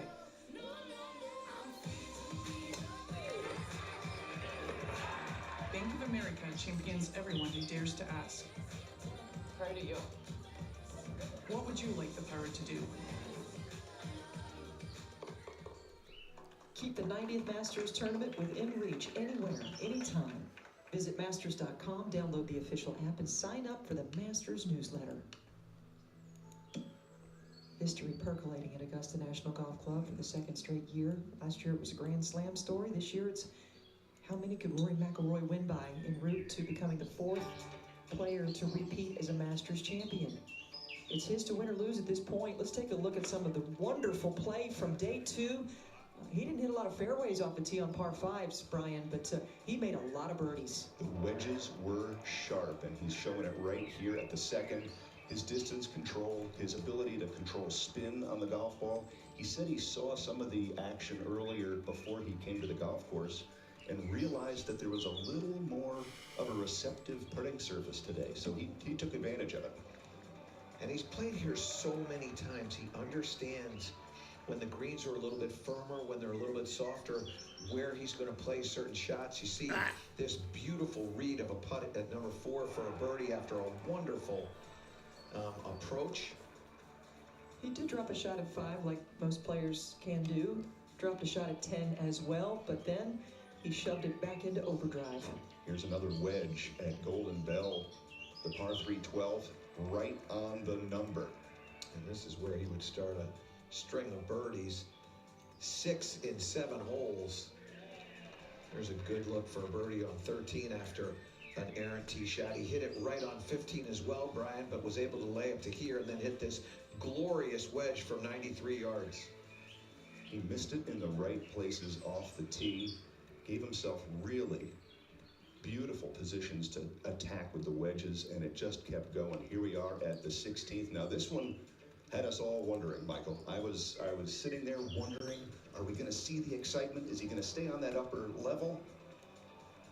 That little backspin right there that brought that ball just down to the left, encouraged it to get down the hill, and what was a ball very far from the hole is now very close to the hole, and he would make that also 2 for another 2 on a par 3. It's like after years of being fended off by Augusta National or maybe his own personal demons, now it's just constant hugs from the golf course and to himself.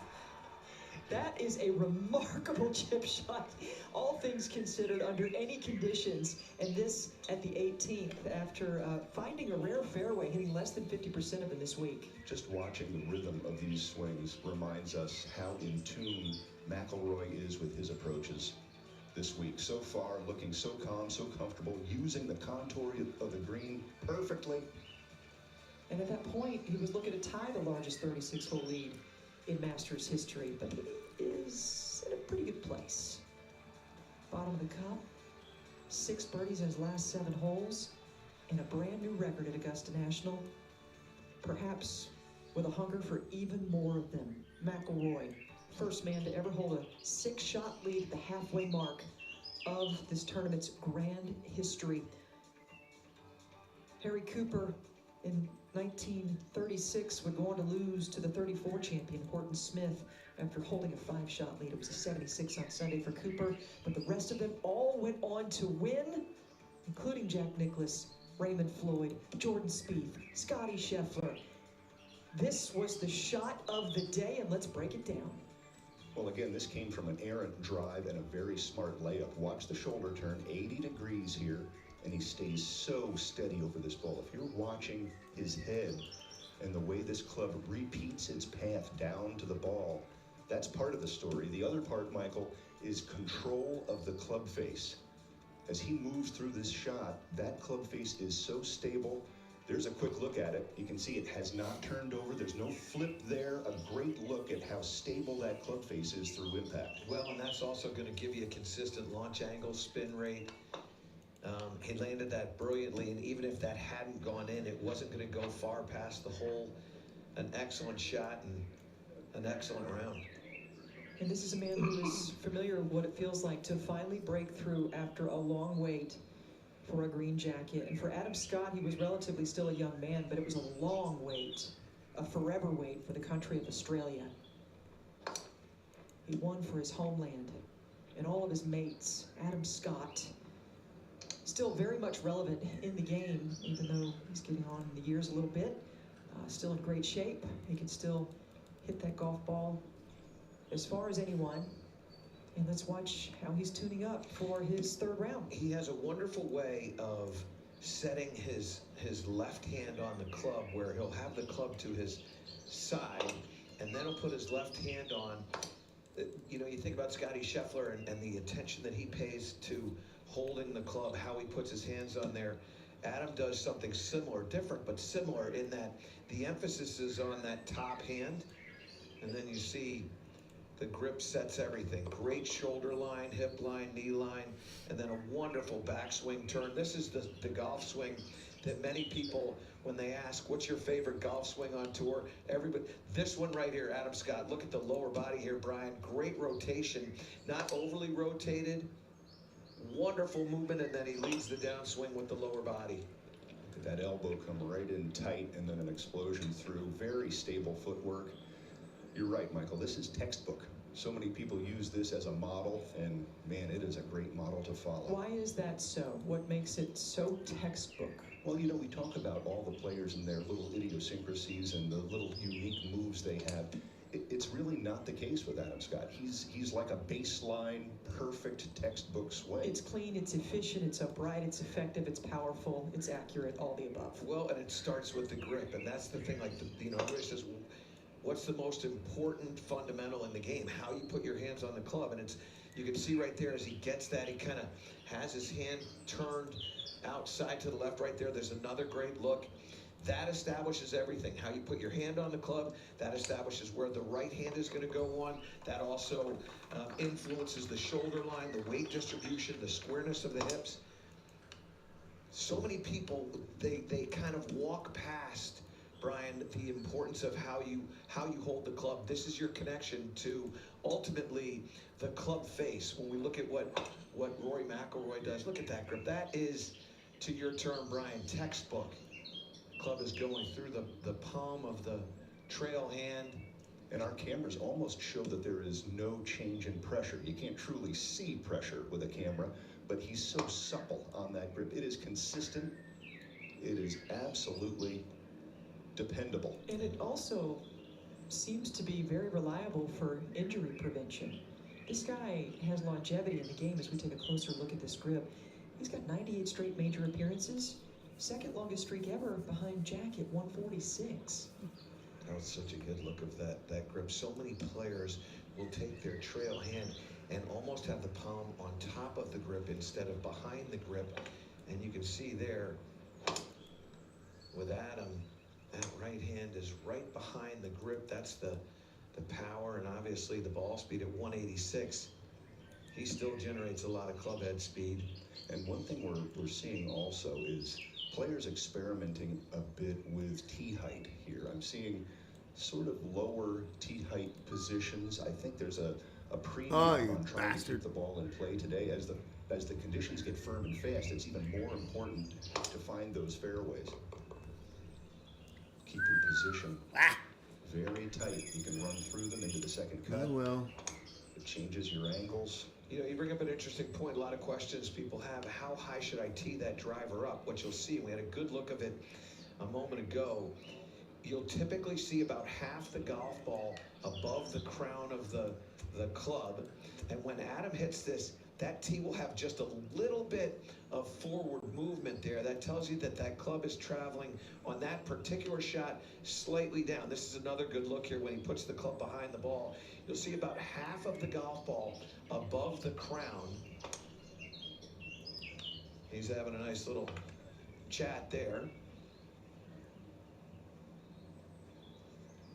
Well, there you have it. I alluded to it just a moment ago, behind only Jack Nicklaus, who has 146. This is an active streak. He leads the pack with most consecutive starts made in major championships. He's made the cut in 22 of 25 Masters starts as well, Brian. That is going to be a tough record to approach.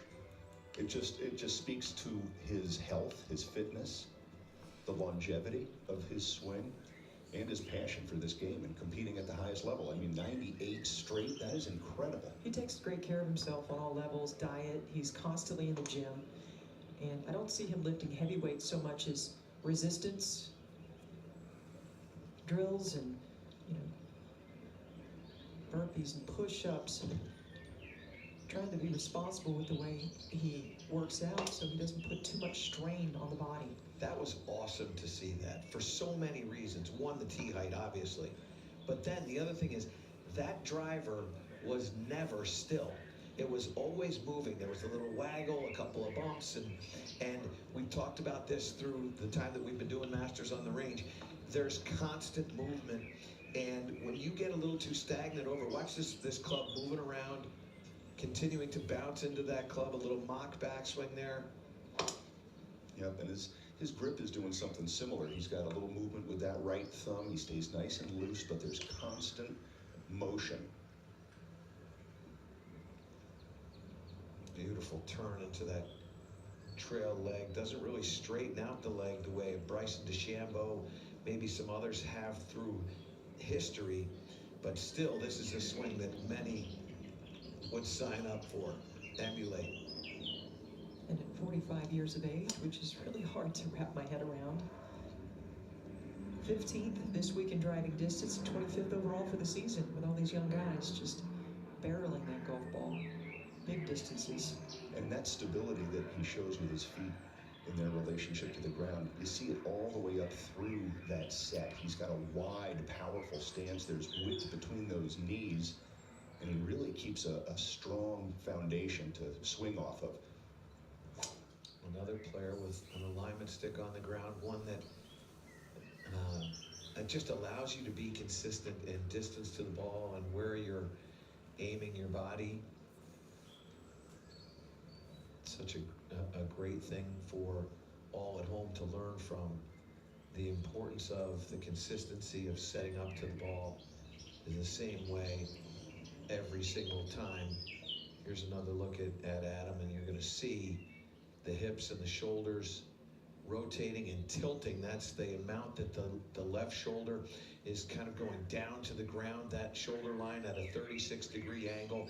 That's going to mean there's a lot more rotation. That's why you see that club travel past parallel to the ground, and then a beautiful rotation through the ball. That trail heel is staying inside the toe line. It's not spinning out.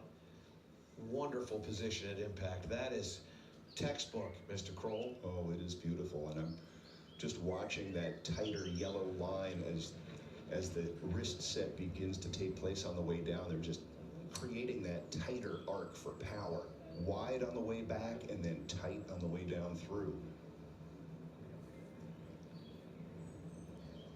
Simple swing. It's hard to believe he only has one, isn't it? Last 5 drives on the range for Adam Scott. This is what they look like. Very similar apexes, extremely similar distances, and all of them in the fairway. That's the result you're looking for. That's a good little pattern to watch right there. Don't send that back to R&D.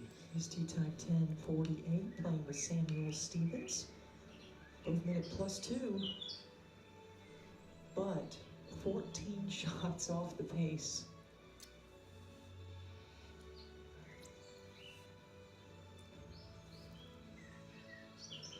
What an extraordinary weekend of weather we have. And obviously, an extraordinary storyline. That's Dustin Johnson, who owns a green jacket, multiple major champion. He's on the tournament practice green. He told Amanda Balionis on our show earlier this week, everything in his game feels good. Even the putter, he's just waiting to see a few more drop. The last time he said that, I was talking to him right before he won a major. So when he says that, he's feeling pretty good about things. He's not just giving you a soundbite. His head rocks back a little bit as he comes through the strike. Watch his head move away from the...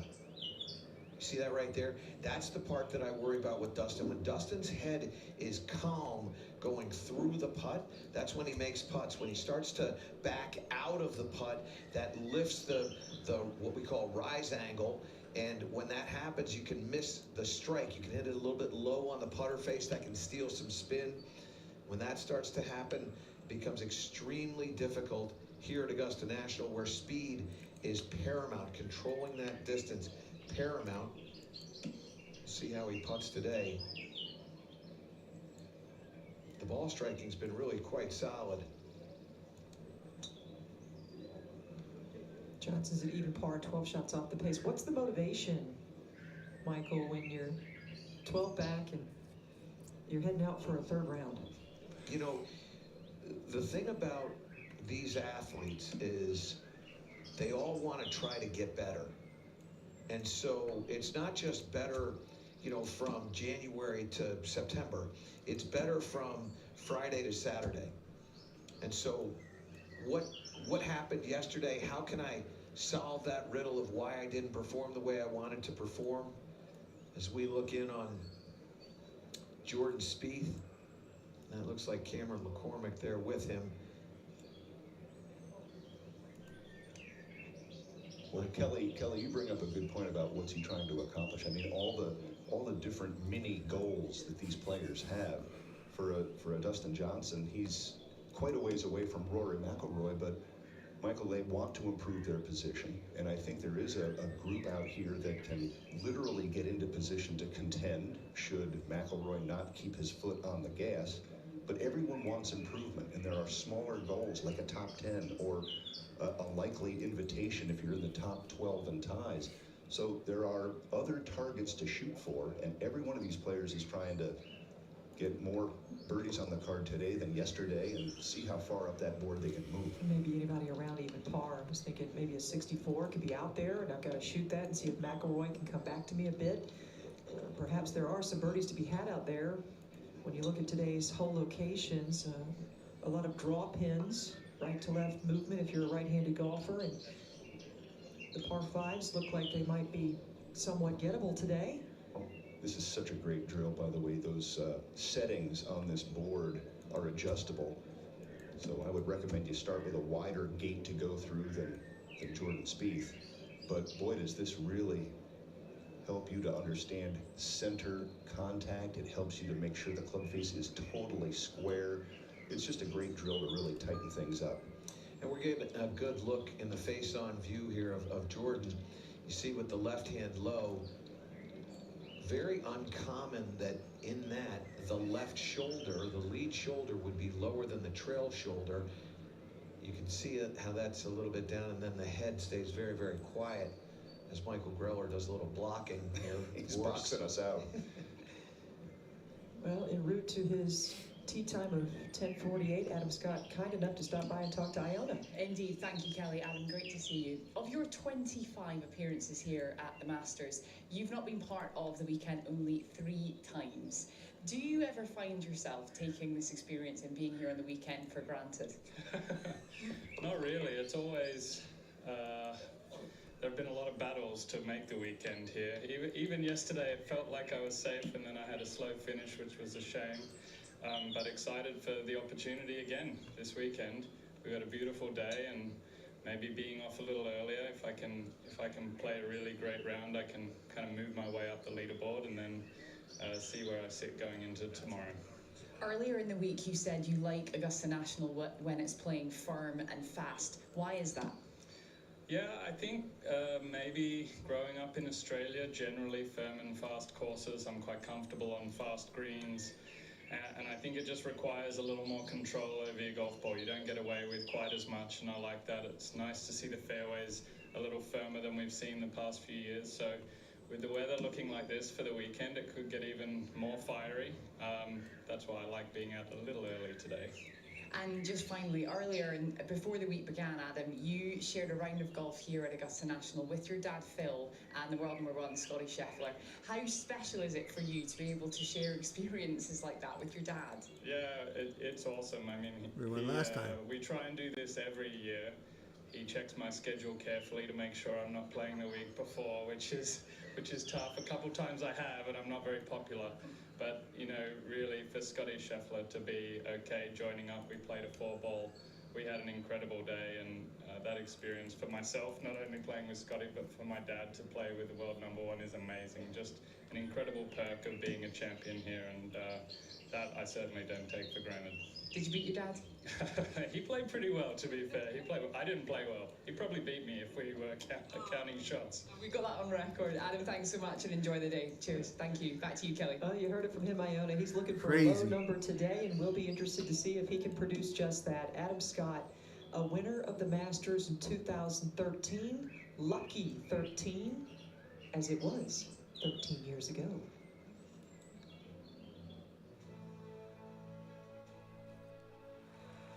Something that obviously I wanted, you know, and I just put my mind to it, and right from the start of 2013 in January, nothing that I did was going to stop me from winning.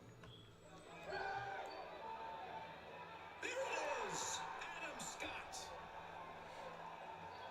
A life changer! Since I was a kid and so far away from being a kid in Australia to winning the Masters, that it's unbelievable. I can't even believe that it was me that did it.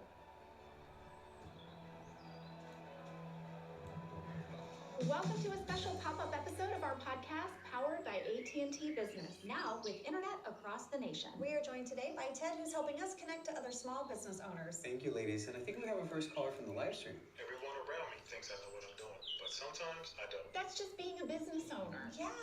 Every expert was once a beginner who just didn't quit. That's deep. I read it on a throw pillow. When the connection matters, it has to be AT&T. You can learn a lot from a throw pillow. Put that on a throw pillow. Merch! Watching Amen Corner live is unforgettable. But knowing what could happen next is something else entirely. This angle tends to favor left-handers. So it bodes well for him. From this spot, players have a 16.2% chance to score birdie or better. IBM is helping the Masters use AI to bring fans even closer to the fairway. A smarter business can use AI, Talking to himself, to make more of every moment. Let's create smarter business. IBM. Trends, they come and go. But legends last. Through the years, and for generations. Legends don't happen by chance. They're crafted, built, designed to be the best the world's ever seen. To leave a legacy that lives on. The 90th Masters continues. Today and tomorrow's coverage starts at noon on Paramount Plus. Then at 2 p.m., both CBS and Paramount Plus will have the rest of the coverage. At 8 o'clock, you can see an encore of the third round on CBS Sports Network. It's here, the weekend in Augusta. Rory McIlroy by 6. And as we peruse the names of the hopefuls trying to track him down, Major Champion Patrick Reed, Major Champion Justin Rose, Major Champion Shane Lowry.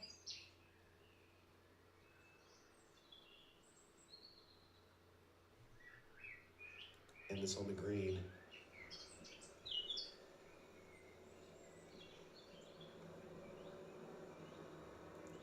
Oh, the perfect amount of spin. Oh, he loves it. He loves it. A pitch shot. Did everything but disappear. Rom knew it as well.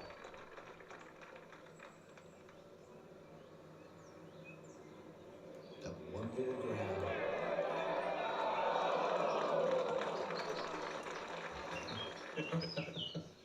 The dramatic reaction early on a Saturday.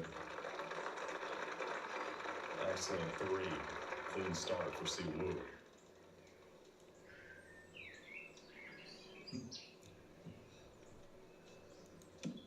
Knock the grass off the slacks. Not going to see many better at the fourth today than that shot we saw from John Rahm. Left it in a perfect spot, putting right up the hill. This to go 3 under for the day. Has not birdied this fourth hole since the second round 6 years ago.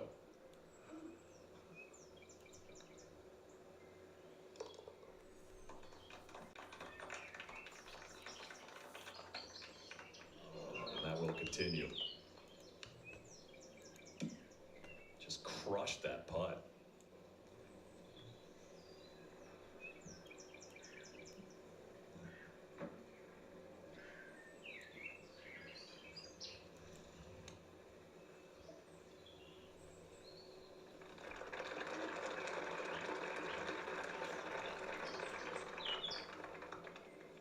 Yeah, I think he's going to reflect back this week. And players, you can't help it. And you're going to think the 3 putts, 4 3 putts, the short miss putts. You know, I could have been with a chance on the weekend, but I wasn't.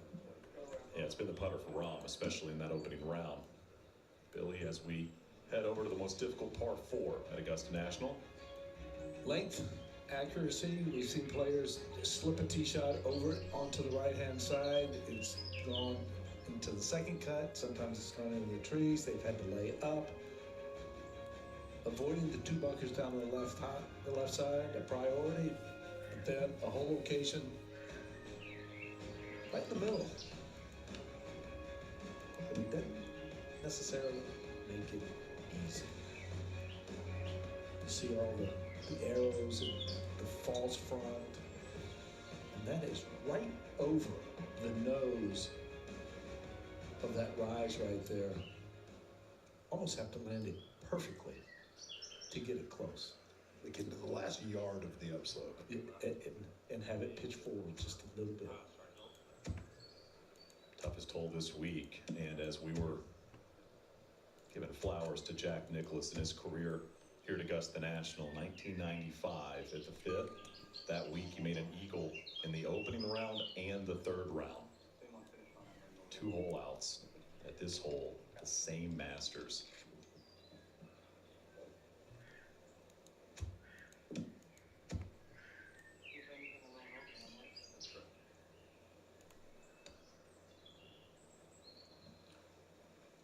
First time this week they've had a little bit of help with the wind with this tee shot. 313 to take that bunker out of both the bunkers out of play. Up the hill to poke.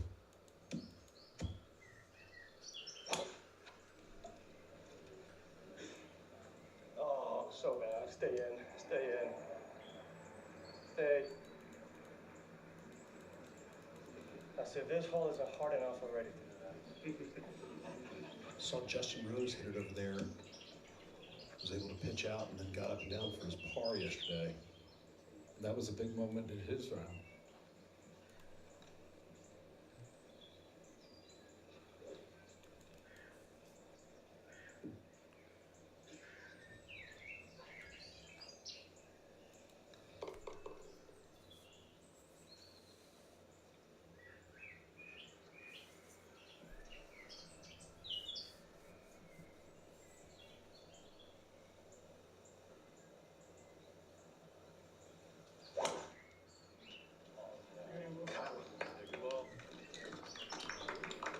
Maybe not the most solid strike. Call that a good miss, Billy. Yes.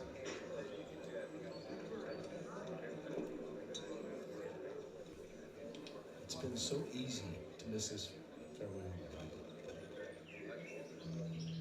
You can keep the 90th Masters tournament within reach anywhere, anytime. Visit Masters.com, download the official app, and sign up for the Masters newsletter.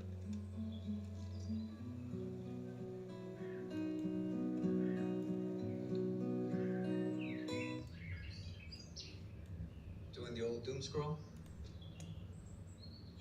You know, I always say if you have time to scroll, you have time for a call. I like that. I'm great. How are you, man? Hey, Mimi. Hey, sweetie. Where you going? I'm right here. It's been too long.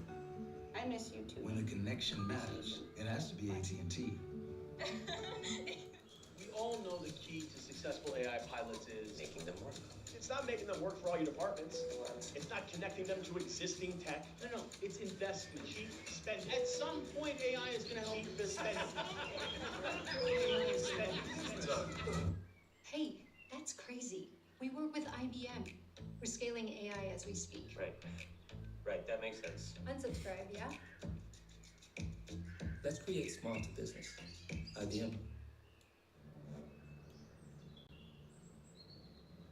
It starts as a rumble that builds and swells into an unmistakable roar.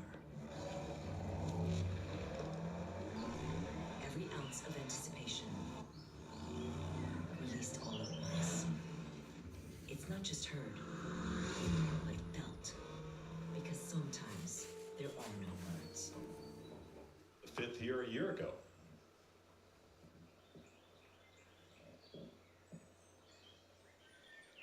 .250 will be the last tee time today. McIlroy on a mission for Major Championship number 6. And Sam Burns looking for his first. As we go back to our featured group here at number 5. When we think about where Rahm is, I feel like Rory last year on Sunday, he was further up and didn't have quite the length. I mean, Rahm's still 213 yards out. He'll be lucky to get anything he can get up anywhere near the front of that green.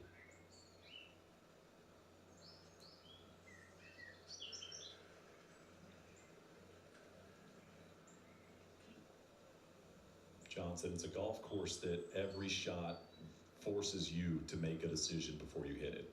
Am I going to take on the fairway bunkers at 5, knowing if you hit them in there, it's a pitch out? But if you do take them on and pull off the shot, much easier second.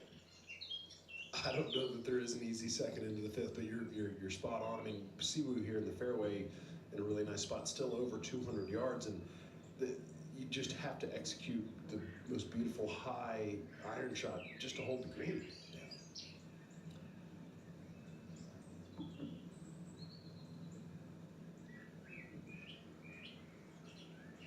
I think anybody coming into the 5th today would be happy with about 30 feet past the hole, putting back up the hill towards that center location. Well, the key word, or what you're referencing, is trajectory. Elevation is your friend with the approach shot here at 5.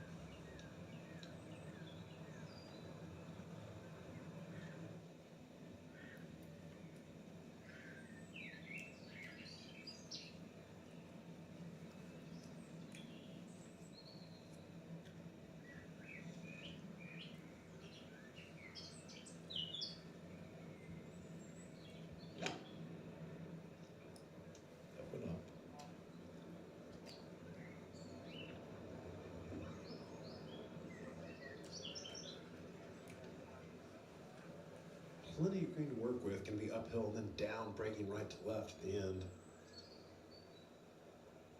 Not a horrible miss.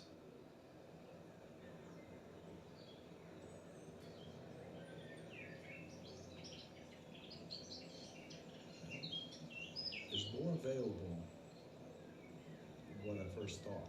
He's got a swing, first and foremost. Yes.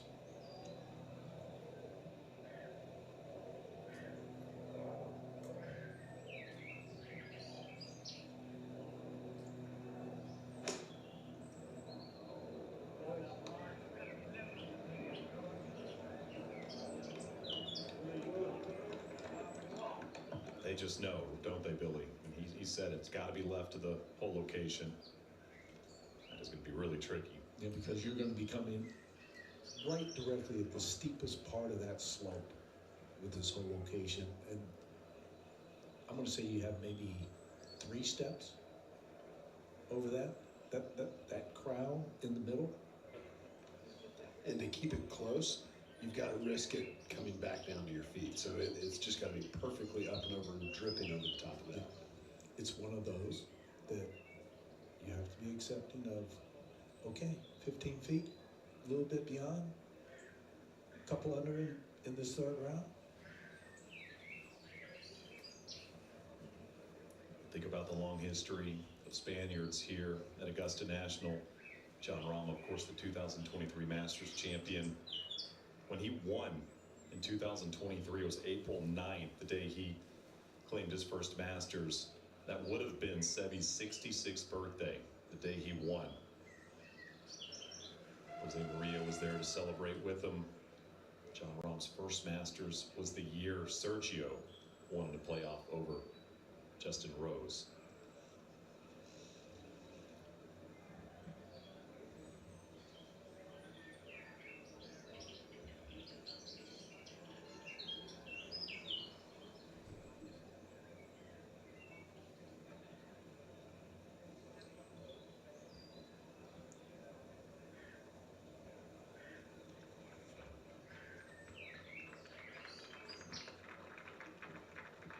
All the shots around the green here at 5, just so difficult because you're dealing with the green being perched.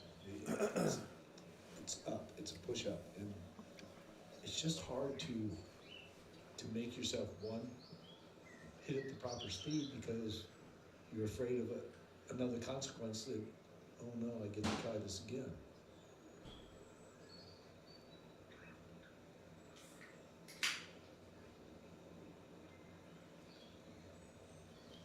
Just about half an hour from our March 2nd. Featured pairing on this Saturday. Jordan Speed, Sepp Straka going to go out at 11:21 local time. And Jordan Johnson, you know this. Big fan of Siwoo Kim. He said Siwoo might be one of the most talented individuals in the game of golf. Always fun to watch him play. When he gets in a grouping or a pairing with Siwoo, he'll tell the media how excited he is to watch. Siwoo has become one of the favorite pairings on the PGA Tour. He's funny, he's charismatic. And aggressive. Takes on every hole location. Now I know. His tricky pitch shot. I think you fly it to the base and hope it grabs a little bit.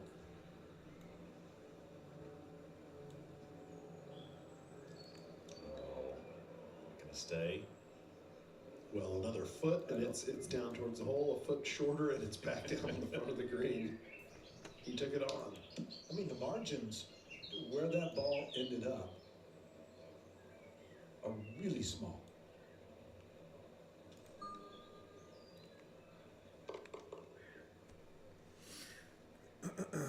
Four players currently under par in this third round. Two of them right here. See, we've got to get this up and down to stay 1 under on the day. A beautiful little pitch shot on number 4, par 3.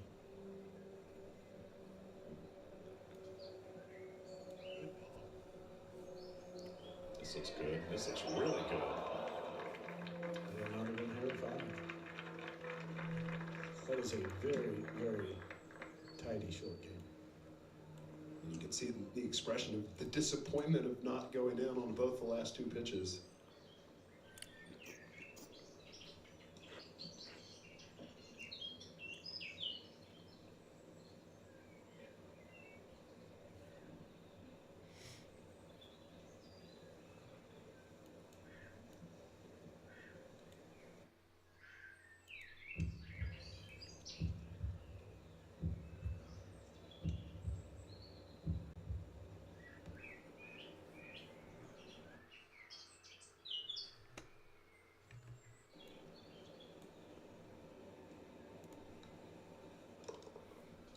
For John,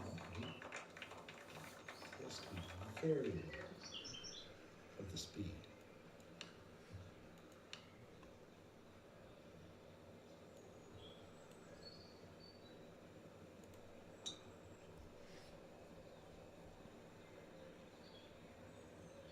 And from that spot right there where he's putting from, should move a little to his right.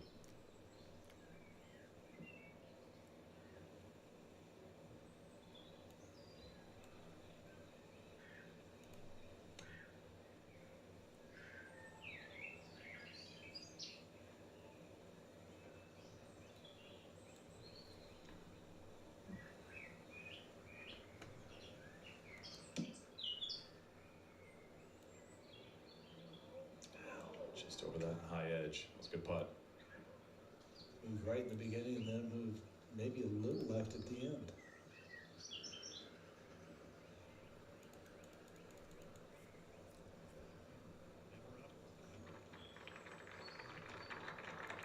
Both the 5s today.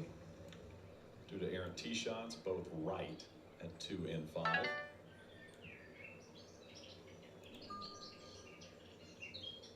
Come on, hit the ball.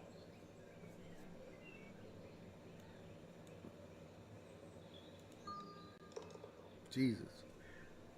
Pisses me off.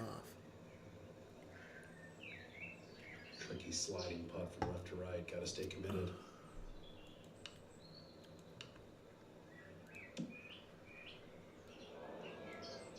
Well, he hit it with some authority. He did.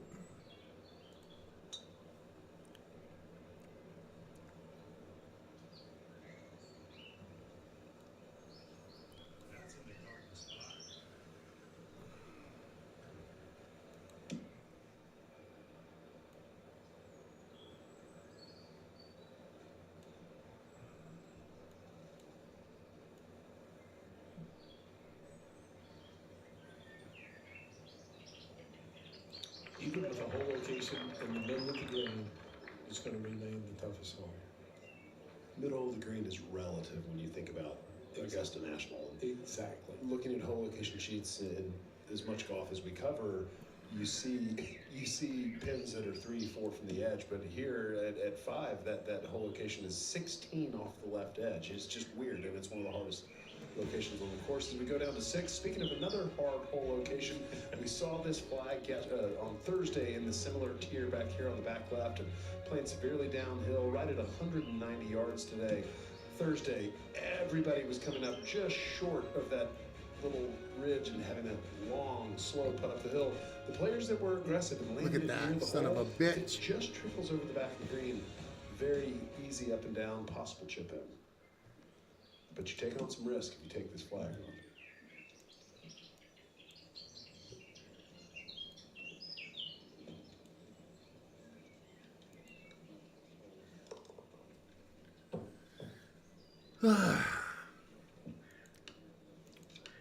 Last hole-in-one we've seen here at the 6th. Corey Connors back in 2021 did it in the 3rd round. And it is not far from where we saw that hole location in the opening round. I can rationalize it.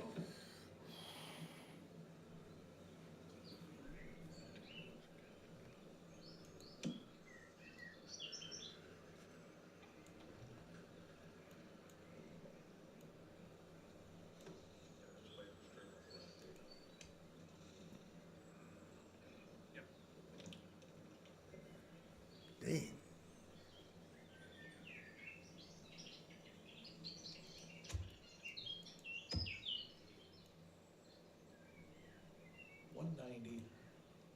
Down the hill, heard Adam Hayes saying, wind just slightly left to right.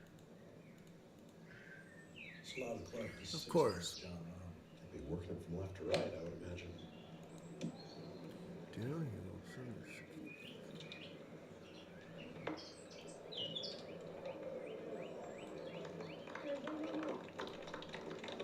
That will be a popular spot.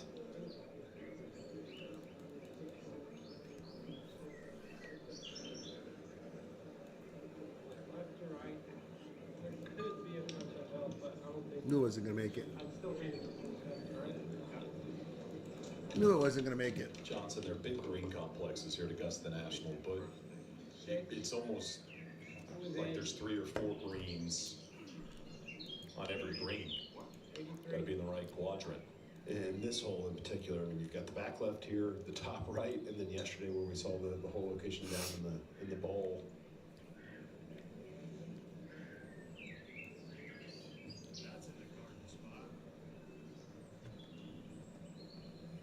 No thanks. Fuckers are fucking horrid. Get the fuck out of here, fuckers. Went with one last, going with 7 iron, and blocked. Goodbye. both players maybe a little misstruck with the iron.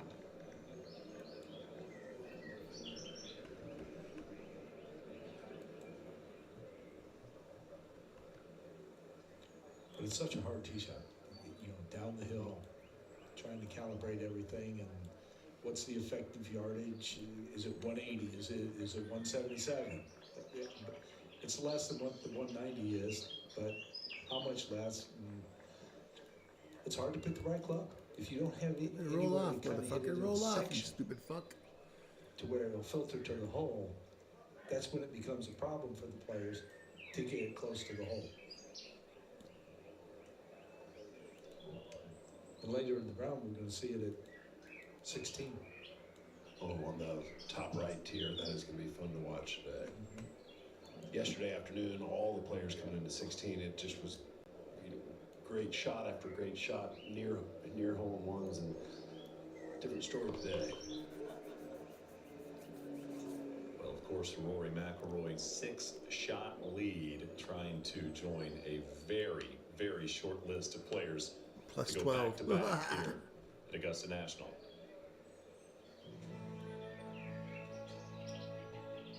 There have been 3 back-to-back champions in Masters history. 6-time champion Jack Nicklaus became the first to accomplish this feat, winning his 2nd and 3rd green jackets in 1965 and 66. Tiger. More than 20 years later, Nick Faldo prevailed in a playoff against Scott Hope. Faldo draining a 20-footer to capture his first jacket. And then in 1990, he claimed the second Masters title, once again in a playoff.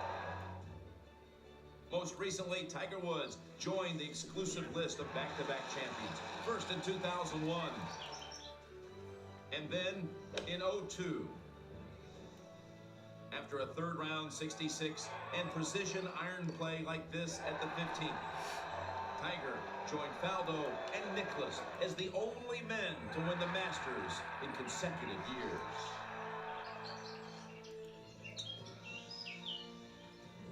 Plenty have come close. Jordan Spieth in 2016 had an opportunity to join the list. Of course, Rory this week.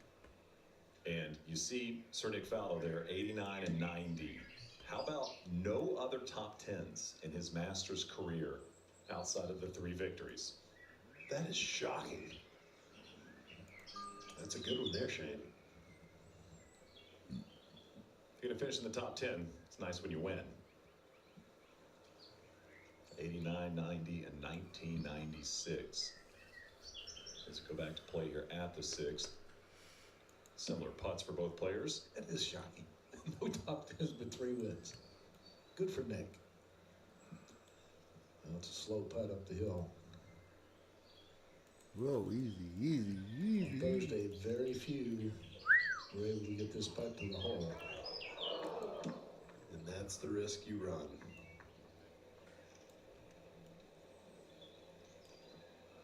Rahm will have that comebacker to avoid a 5th 3-putt on his week. Nope, you ain't figure it out.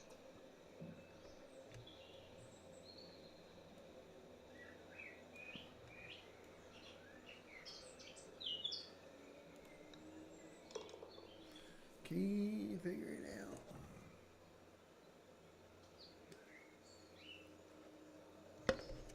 $76. Ooh. 52.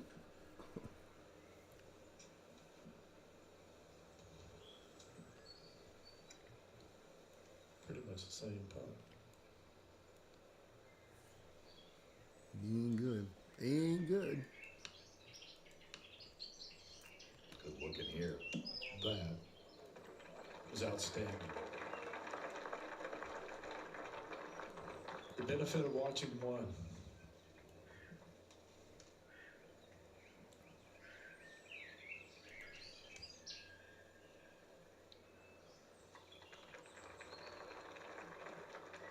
Damn. Going to have some beach. Yeah.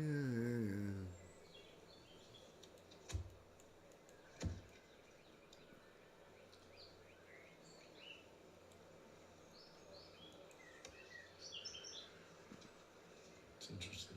All the players that have played in multiple Masters, they still continue to look at hole locations, putts, kind of get it in the memory bank, use it the next time. I think this is a big putt for John Rahm.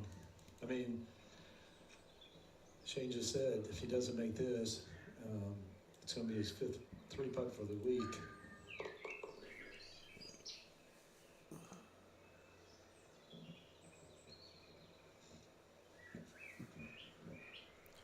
An 80. It's a nice save. Avoids back-to-back bogeys after the great start.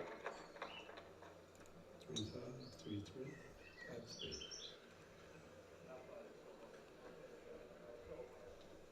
Billy led over to the 7th. This is the hole you say is the toughest driving hole at Augusta National. I think it is.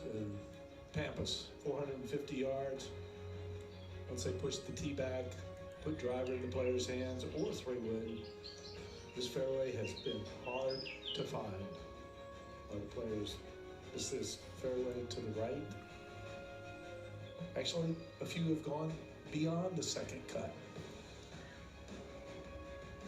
But a whole location in the back part of the green, you see a lot of approach shots short of the hole, 15 or 20 feet. would be one that would be very good going back up the hill and a great opportunity for birdie. And Billy, you said a fairway that is tough to find. 54% of the field this week finding this fairway.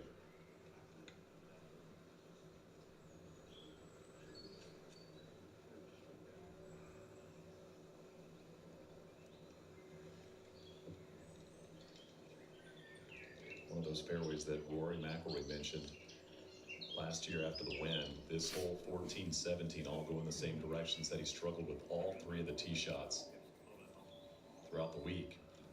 You remember he hit that shot left here on Sunday and then a miraculous recovery. We'll show it to you in a bit.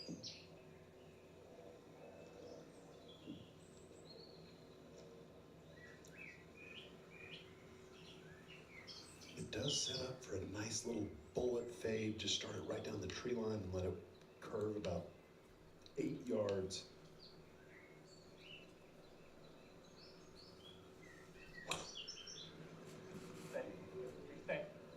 Stay. But the fairway kicks to the right as well. Good, not deep.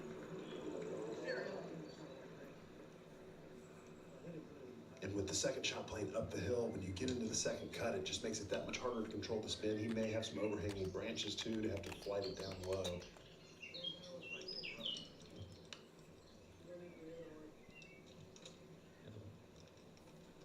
You can hear Manny Vajegas a little bit downwind, but we don't need to go after it because you're going with less than driver.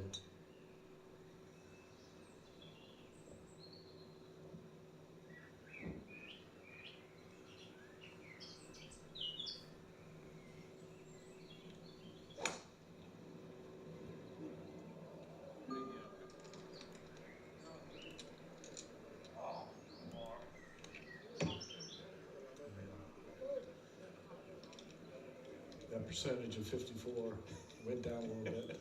It's just a hard fairway to hit. I mean, it is so hard.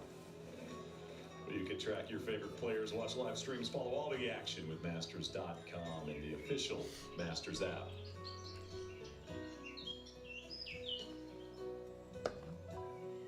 What's the difficulty playing off a pine straw? Would he be able to shape a shot from there and get it anywhere close to the green? I doubt it, to be honest. We're still in this. Bank of America invites kids 6 to 18 to golf with us with free one-year memberships and discounted tee times. Did it hook?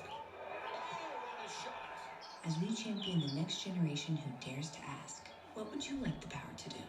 Absolutely incredible. Oh my goodness. Going anywhere fun? I'm going on a date tonight. Ooh. I'm pretty nervous. When I'm nervous, I reach out to somebody I care about. Hey, how you doing? Hey. Take a deep breath. Okay, Don't be yourself. Well, you're not wearing sweatpants, so that's a big win. You look hot. When a connection matters, it has to be AT&T. Wow. No, that was helpful, actually. There are millions of Masters fans out there, and most aren't anywhere near the tournament.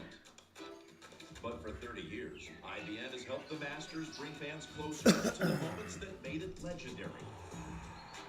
Like AI insights into every shot and personalized ways to follow your favorite players. A smarter business can use AI to give fans more of the moments they love, no matter how far they are from the fairway. Let's create smarter business. IBM. Doesn't feel like he has to hit every shot perfect.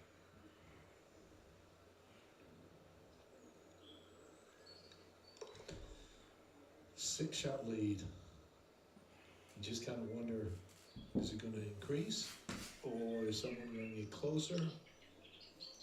The way the short game has been for Rory McIlroy, I don't think he's going to shoot over par. Well, with Patrick Reed bogeying his last hole yesterday, I think that would have been a more difficult final grouping for Rory McIlroy. Just the history they have in the Ryder Cup, Patrick Reed beating him here in 2018. I think Patrick is one of those few guys that not is going to get in Rory's head, but that wants it and can apply that pressure. So I think the comfort, the familiarity, Sam Burns is such a wonderful guy to play with. I think that's going to be a better fit for Rory today. I know when you think about Patrick Reed, he is going to be doing everything in his power to get into that final group tomorrow. Exactly. The tenacity that Reed possesses can certainly affect the game. Both players here at the 7th. So Kim in the second cut on the left. Rob looked as though he drew a pretty good line in the second cut. And Siwoo most certainly going to have to work it right to left, even though it looks like he's got a pretty nice clearing.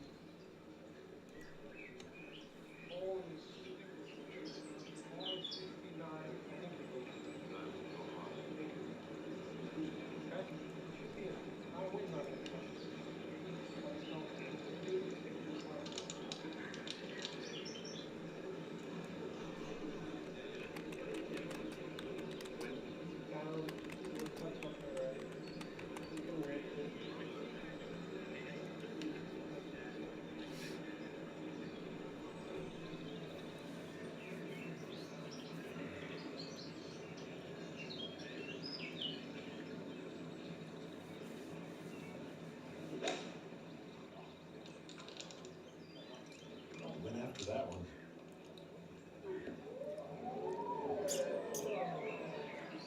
That was a yard from landing on the green and being in such a wonderful spot.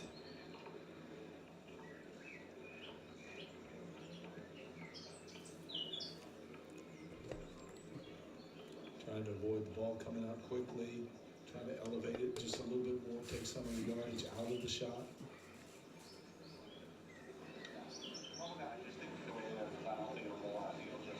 Jump up and shoot back down. And your best bet is just to try and get into the park, whichever bunker you think has the best angle. Yeah. So,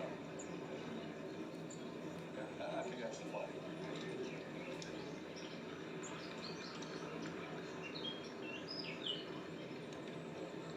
It's got to be the left bunker if he's trying to put it in one of those two. Do you think he's going to even remotely give this an opportunity to get on the green? No. Having to keep it low that long, and you're right. The left bunker, the choice. Don't have to deal with the ridge that carries the ball down towards the right side of the 7th green.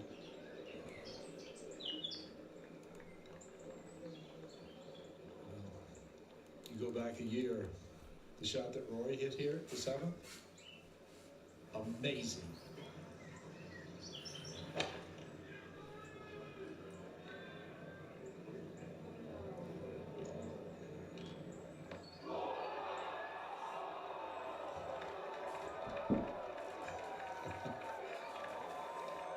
And that was actually the moment necessary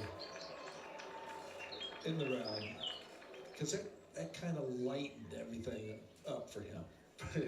Until the 13th, for sure. Correct. But it was such an amazing day. Everybody just rooting and pulling for Rory to complete the career Grand Slam finally, and starts off with the double, and then gets it back, and then hits that shot, and then hits the shot on 13. And it was just my stomach was not okay. I can't imagine how he felt all day. Horrible hole. Horrible hole. Stood, kneeled, twisted more than I did in that final round last year watching Rory. It's going to go down as one of my all-time favorites for sure. See Kim and Rob taking a peek over at the 3rd as they tee off.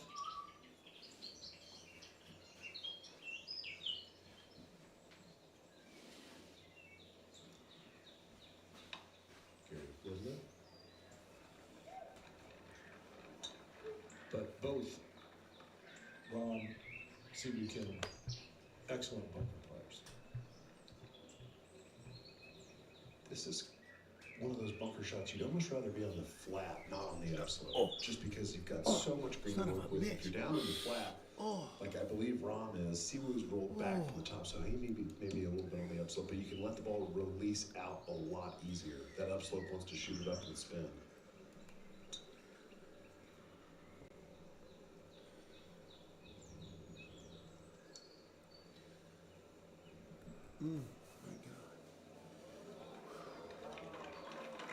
Beautifully played.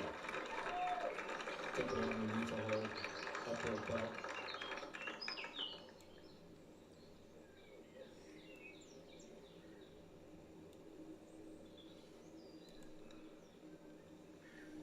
Billy just gets slightly out of position.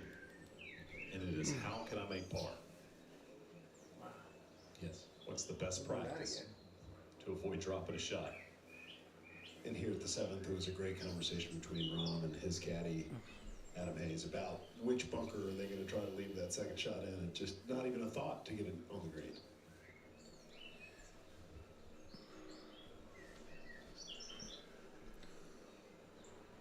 And there, slightly off that upslope, had more spin, didn't have the ability to release out like John's did.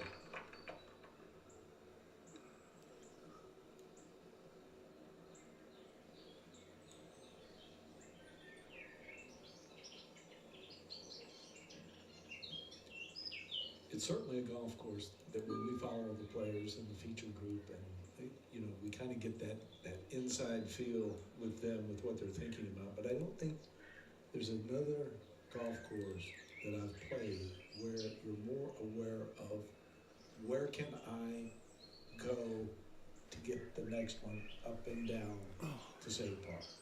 And it's not even close. I mean, you just like my mind just immediately went thinking about other venues, and I can't think of one. Right. It's so amazing, and each and every year that the players come back, it's almost like they find another place. Like, well, for 3 years I've played it over there, and now I should have been playing over here. What was interesting on 17, to your point yesterday, 17, Gary Woodland, we saw him left, and he played it well out to the right, where we saw Rory McIlroy at the end of the day do the same thing. Gary got it up and down, Rory bowls it, and it's just that experience that's so valuable to know where you can and can't make those mistakes. See who can roll this in with some speed, save his par. Yeah, brilliant up and in. Just a wonderful putt. Kind of walked it in again like he did on number 2. He'll flash, Billy. He's not scared to flash a little bit. Johnson just going back to Rory at 17.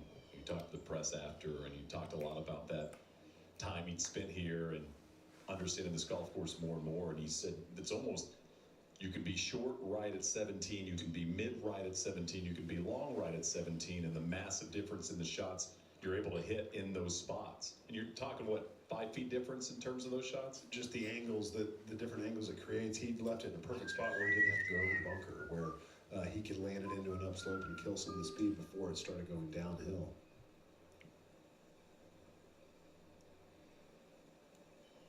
It's a great look right there. So what goes in the pace? What a difference from Thursday we're seeing with John with his putter. He looks way more comfortable, was completely out of sorts on the first 9 on Thursday. Yeah, it's definitely a positive stroke. There was a little hesitancy on Thursday. Led to all the 3 putts, short misses, but now, much better. Billy head over to the 8th. The bunker's down the right-hand side. If you've got 314 in the bag, you can cover it. Second shot plays up the hill. Hole location today. 12 paces on, kind of up against that left-hand side. A little bit around. You can see all the arrows. You can kind of get it close to the hole from both sides. What the hell? And if you have to lay up, because it should be Only a 4 little feet bit up. back into the Jesus wind. Christ. If you have to lay up, you have a little bit of a back Now wind. behind that hole location. Well, the wind should. It has been the most gettable hole this week. 5 eagles. Wind should have Most gettable carried hole that. on the golf course. I don't know. And well under par. What's going on around Slightly back into the wind here today. Gonna be reachable, but It's gonna be 2 that come out of the center of the face. As they walk back to the tee here at the 8th. Second feature pairing on this wonderful Saturday, getting set to go. Jordan Spieth, Sepp Straka, both a +1. 11, 46. Jordan birdied this opening hole a day ago. Push and win. He might be onto something special. A little right. Hopefully the putter's better for Jordan today. Ball plays. Now driving. Jordan Spieth. What the heck is going on here? 72-73. The 2015 Masters champion. Bogey at the last. A day ago. Got that ball teed low. Gonna be a bullet cut.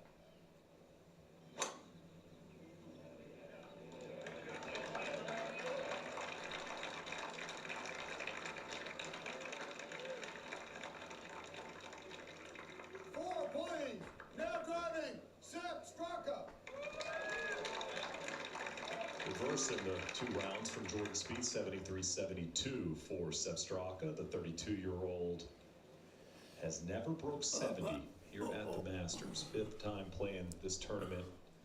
4 Played par. for 16 Jesus. back in 2024.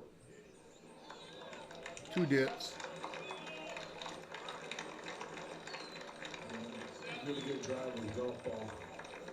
Kind of rolls out of bed, hitting a little baby draw. It's right up your alley, Billy. Of course, too hard. I think we're in for a good day with Spieth and Straka. Spieth really good. He Grella laughing on that first tee. So watch out. Good 8. Set up well left to play the fade.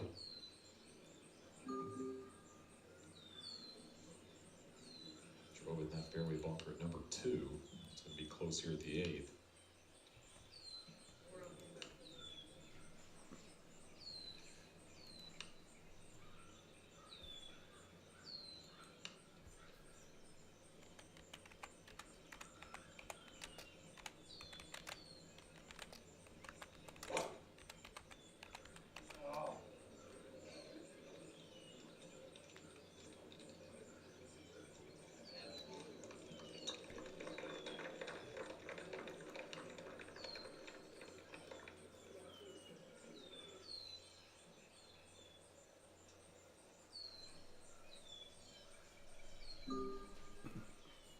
I'm starting to pick up a little bit. Actually, moving more left to right off this first shot of the day. How about this, Billy? Go back to 2014. First Masters start for Jordan Spieth. Since then, entering this week, one of the best scoring averages. Scored a +3. par. Jesus Christ. First in birdies. One away from 200 entering the week, and he's led Colette 9 times. Down up to 214 against the wind.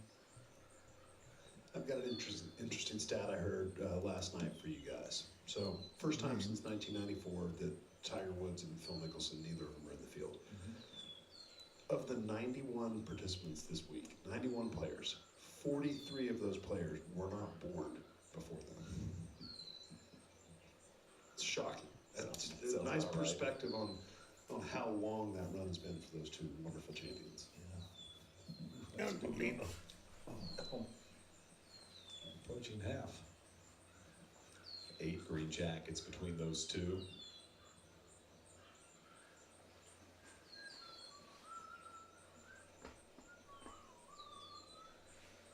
And so many close calls. Tiger and Phil Mickelson here at the Masters.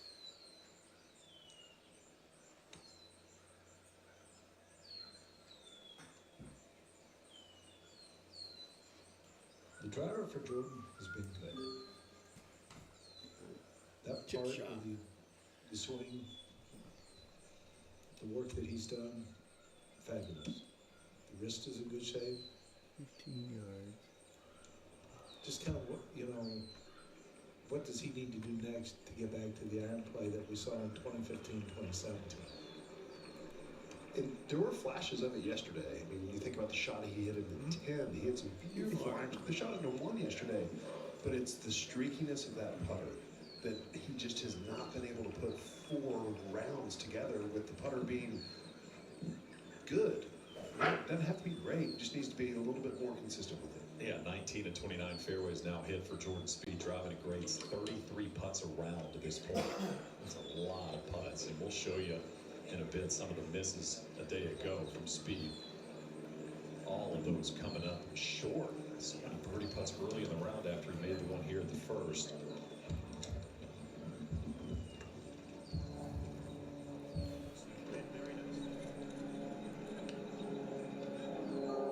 Just a little bit on the upslope here for Sepp Straka, the second shot. Downhill looked like 33 feet. 33 feet downhill.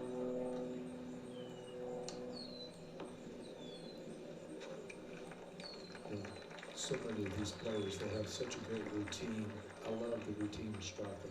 I mean, it's quick, decisive. There's no lingering. And a repeatable golf swing, too. It's so reaction. You think about all the ways to play yourself into the Masters. There are 26 different criteria that get you into a Masters. The only one that Spieth met this year, former champion. That's going to continue. He'll keep getting the invite. Keep getting invited to the Masters when you're a champion. But we said the putter yesterday, just after the putt at 1, poured in a great birdie putt. Think about a couple of short misses on the first 9. This at 10. Mentioned the iron play Johnson. Hole high, that one comes up short. Saw a lot of that early in the round. 11. This one's a little bit more understandable. I mean, this was a beautiful putt. You're really just trying to walk away with a tap-in par, but it was in the heart, too, and that's the common theme. Like, they were on good lines. 12. Oh, 3-iron. The flattest green at Augusta National. That was a good putt, but just a little light on the speed. So there was more break, but 17, just not a lot of enthusiasm with the putter. And then this at 18, this was a putt to save his par. And Johnson, before we got going today, listen, that putter has been in Jordan Spieth's hands his entire career. You do wonder if maybe tinkering with something else right now would be bad, if nothing else, to make you think, I got to go back to the gamer.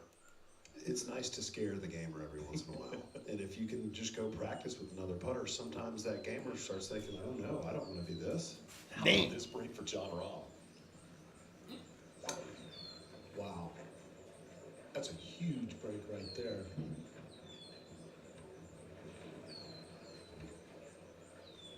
Although we did see Justin Rose close to that same area. Gotta love the green complex at 8. The bunkers. Gives you so many options how to play it too. You fly it with spin, do you use a backstop, do you bump it? It's wonderfully designed.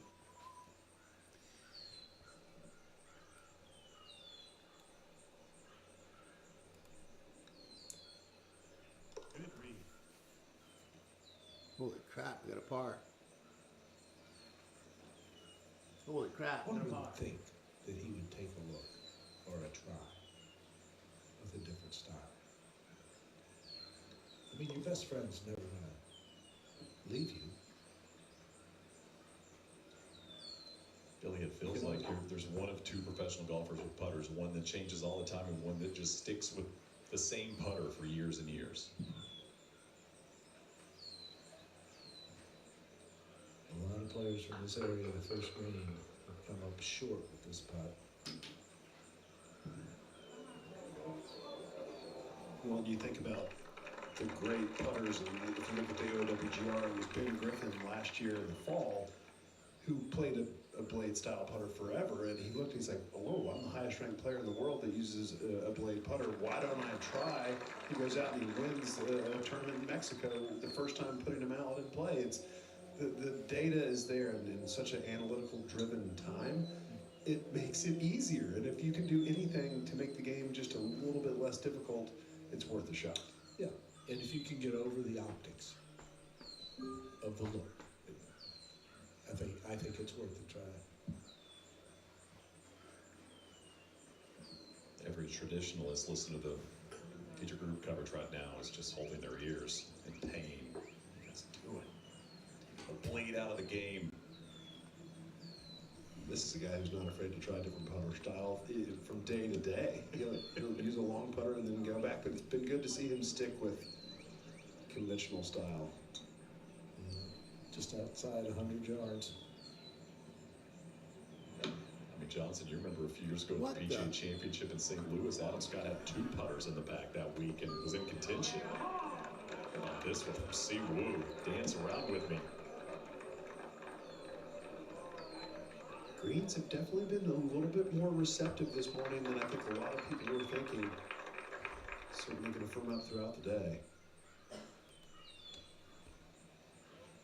Straka. Oh, geez. Thank you, man. Thank you. Had a good week at the Players a few weeks ago. Wow. 10 there. Cool. Good. Oh, man. Solid play at Bay Hill as well. 4 PGA Tour wins in his career a season ago in Philadelphia. Oh, man. What a meal. What? Good. It's unusually good. Holy crap.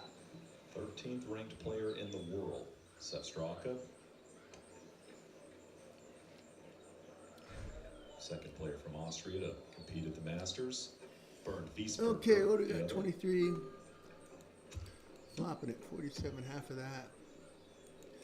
We're going to the left a little bit. That backstop, because from his angle, right at the see what that does. Just gets it on the green, it hits the downslope, and it's going to kick. And sit. Throwing the backstop is his best. Little long, little long. Opportunity to get it close if he chooses to fly it all the way to the surface. And the shot, kind of similar to the shot he hit on 3. If he can get enough spin, he can have it one hop to the top of that ridge and maybe just come back a little bit with some spin.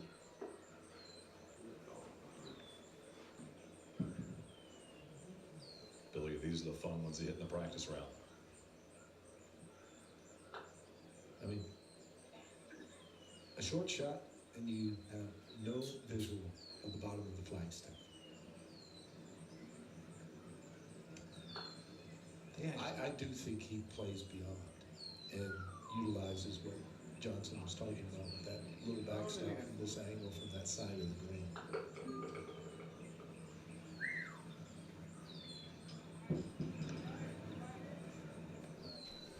Okay. Ooh, just par, down stay there, 36 feet. Into the fringe grass, yes, it's going to stay. He's just shocked. That first bounce was just a little bit harder than he was expecting. Nope. Nope. That's a couple. The shot he hit into 2, the par 5, his wedge shot after laying up, just caught that ridge and didn't come back down, and now here at the 8th. And Johnson, you think about the mounds here at the 8th and how pivotal they've been in terms of some of the great shots. They were actually removed back in 1956 to help the patrons' views of the green there at 8. Byron Nelson supervised the restoration of those mounds in 1979, bringing them back to what we see today. Ooh.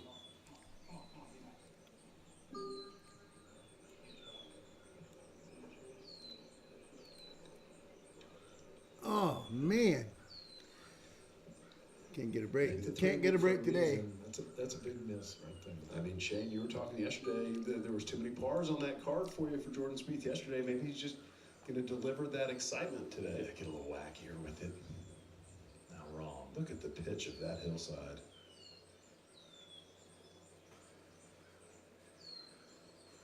It's one of those where you got to regroup. You're frustrated that it stayed here.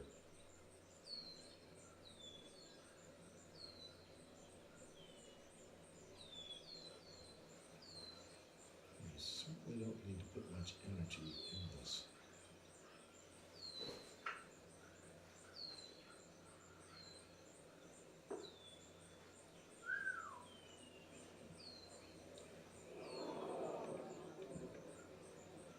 course, John Rahm has had miscues this week. Just one birdie on a par 5 to this point for the entire week for Rahm.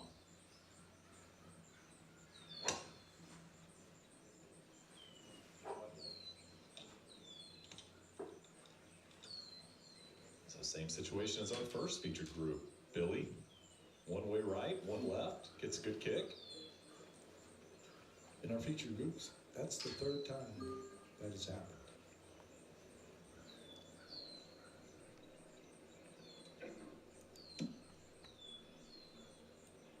I see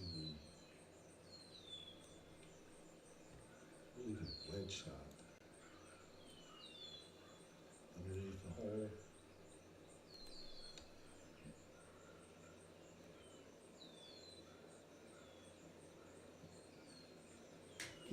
Can't win today. 2 yards.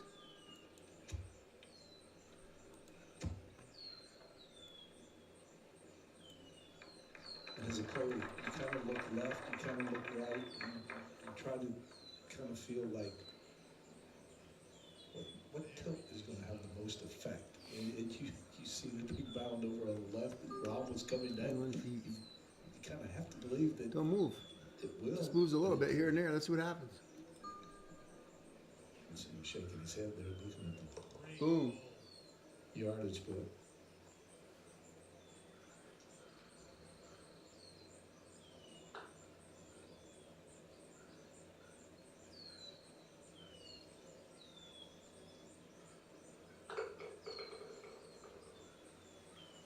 Just a little bit more difficult made with the shadow over the edge of the hole through his line. And this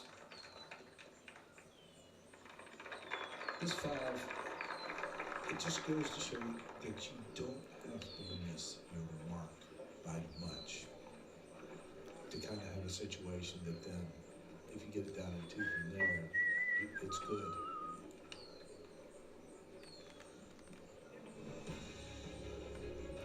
Johnson, look at number 9. And with the wind direction being a little bit more out of the right today, this tee shot's going to play much easier. Just love to turn it into a little draw into this area here and get it running. And the further you can get it down the fairway, the better angle you create, especially to this whole location today, tucked 34 on, 5 off the left-hand side. I've seen a lot of players have trouble when they get long up this whole location, so good chance, though, with the wedge in your hand to put something close. It has been gettable this week, the 9th. A lot of birdies.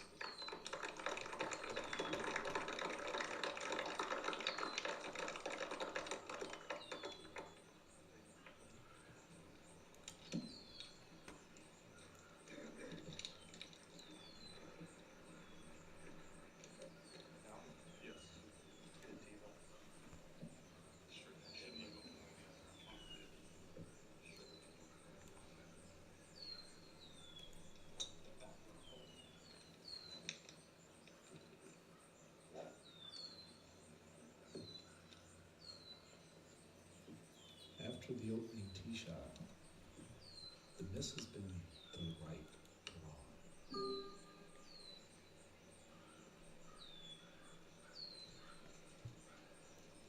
Setting up more for a straight ball to a draw here.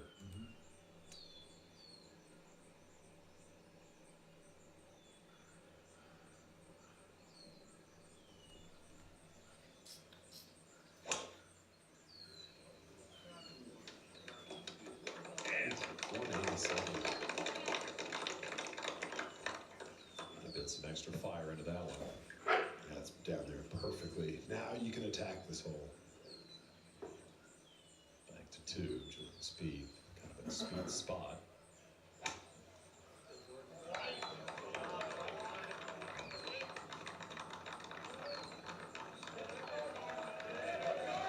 What a golf shot.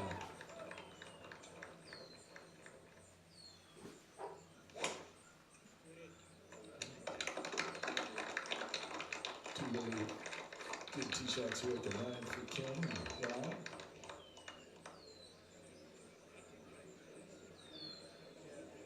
You can kind of see John Rahm kind of gearing up. It was similar to the hit off of 2. It was teed really high, and you could see he almost kind of kept the driver head a little bit behind it. Yeah. Well, don't forget to get your junior into the game. Go to drivechipandputt.com to learn more. Register for a local event near you.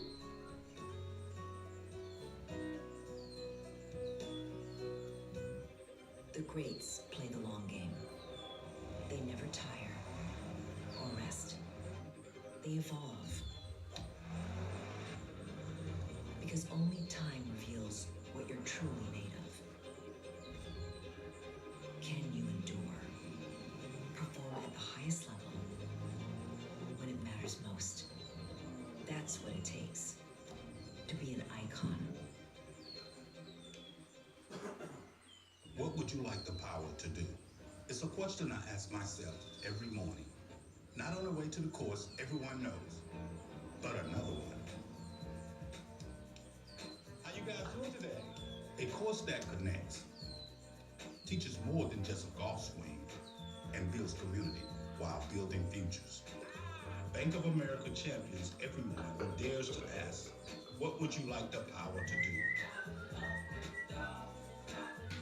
Welcome to a special pop-up episode of our podcast, powered by AT&T Business. Now with internet across the nation. We are joined today by Ted, who's helping us connect to other small business owners. Thank you, ladies. And I think we have our first caller from the live stream. Everyone around me thinks I know what I'm doing, but sometimes I don't. That's just being a business owner. Yeah, every expert was once a beginner who just didn't quit. That's deep. I read it on a throw pillow. When the connection matters, it has to be AT&T. You can learn a lot from a throw pillow. Put that on a throw pillow. Merch!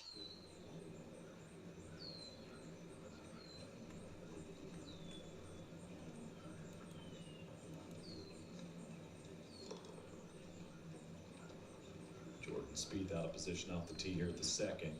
Wonderful recovery. Ass kick.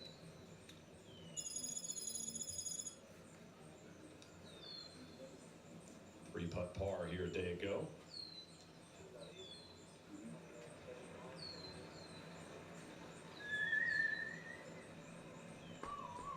I love the way they replace these shots. It's got plenty of spin. Watch this.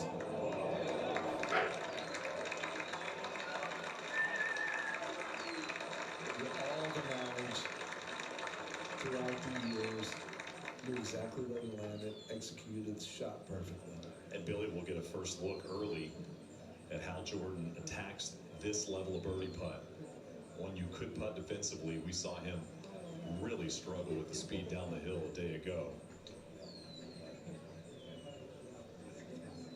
And I think a lot of Rory's success with the putter was the fact that he's been more aggressive with the putter. Would agree. He wants control of the putter. He's not totally reliant on what is it going to do after it leaves the putter face. He wants to control enough of the speed that he doesn't have to rely on it being perfect. I think that's perfectly said.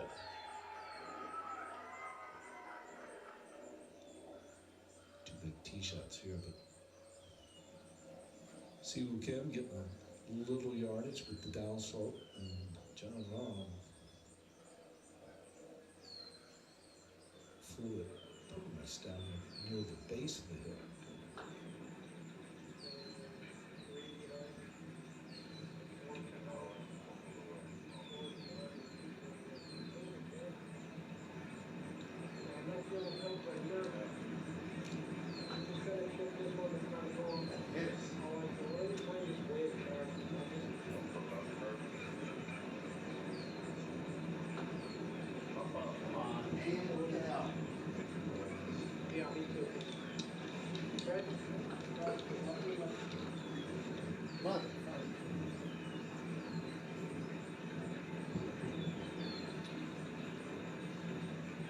Trying to fly it all the way to the top.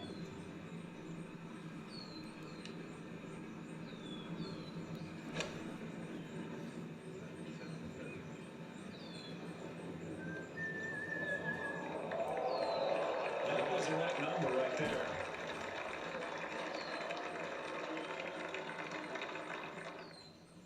Need a hole in one today. Need a hole in one today from somebody. Straka. Anybody. Must be a nice birdie. After the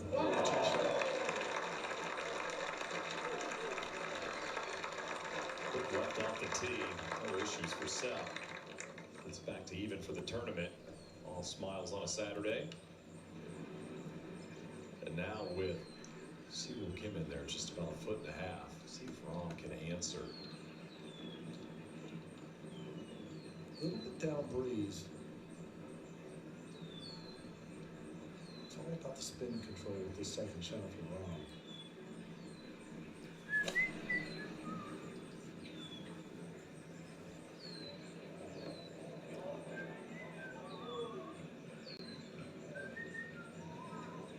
Aggressive now. Will be delicate. So here we go, Billy. The Jordan Spieth putts for birdie a day ago. So defensive, short strokes. Now we're gonna put some barely take it back. Creating no energy. An opportunity here to flip the script. We saw this putt a little bit earlier. We see Siwoo Kim moves left. But again, that's light with the speed.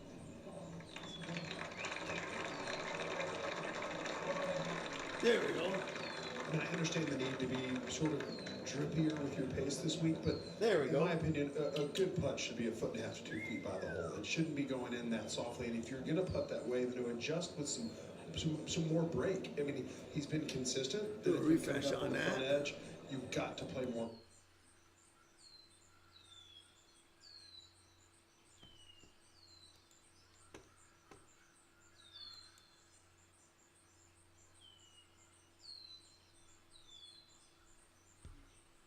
Laggy.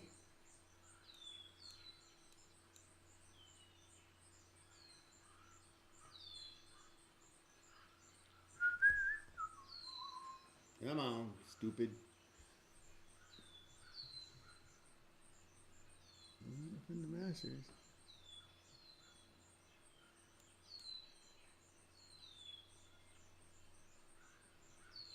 Try it again.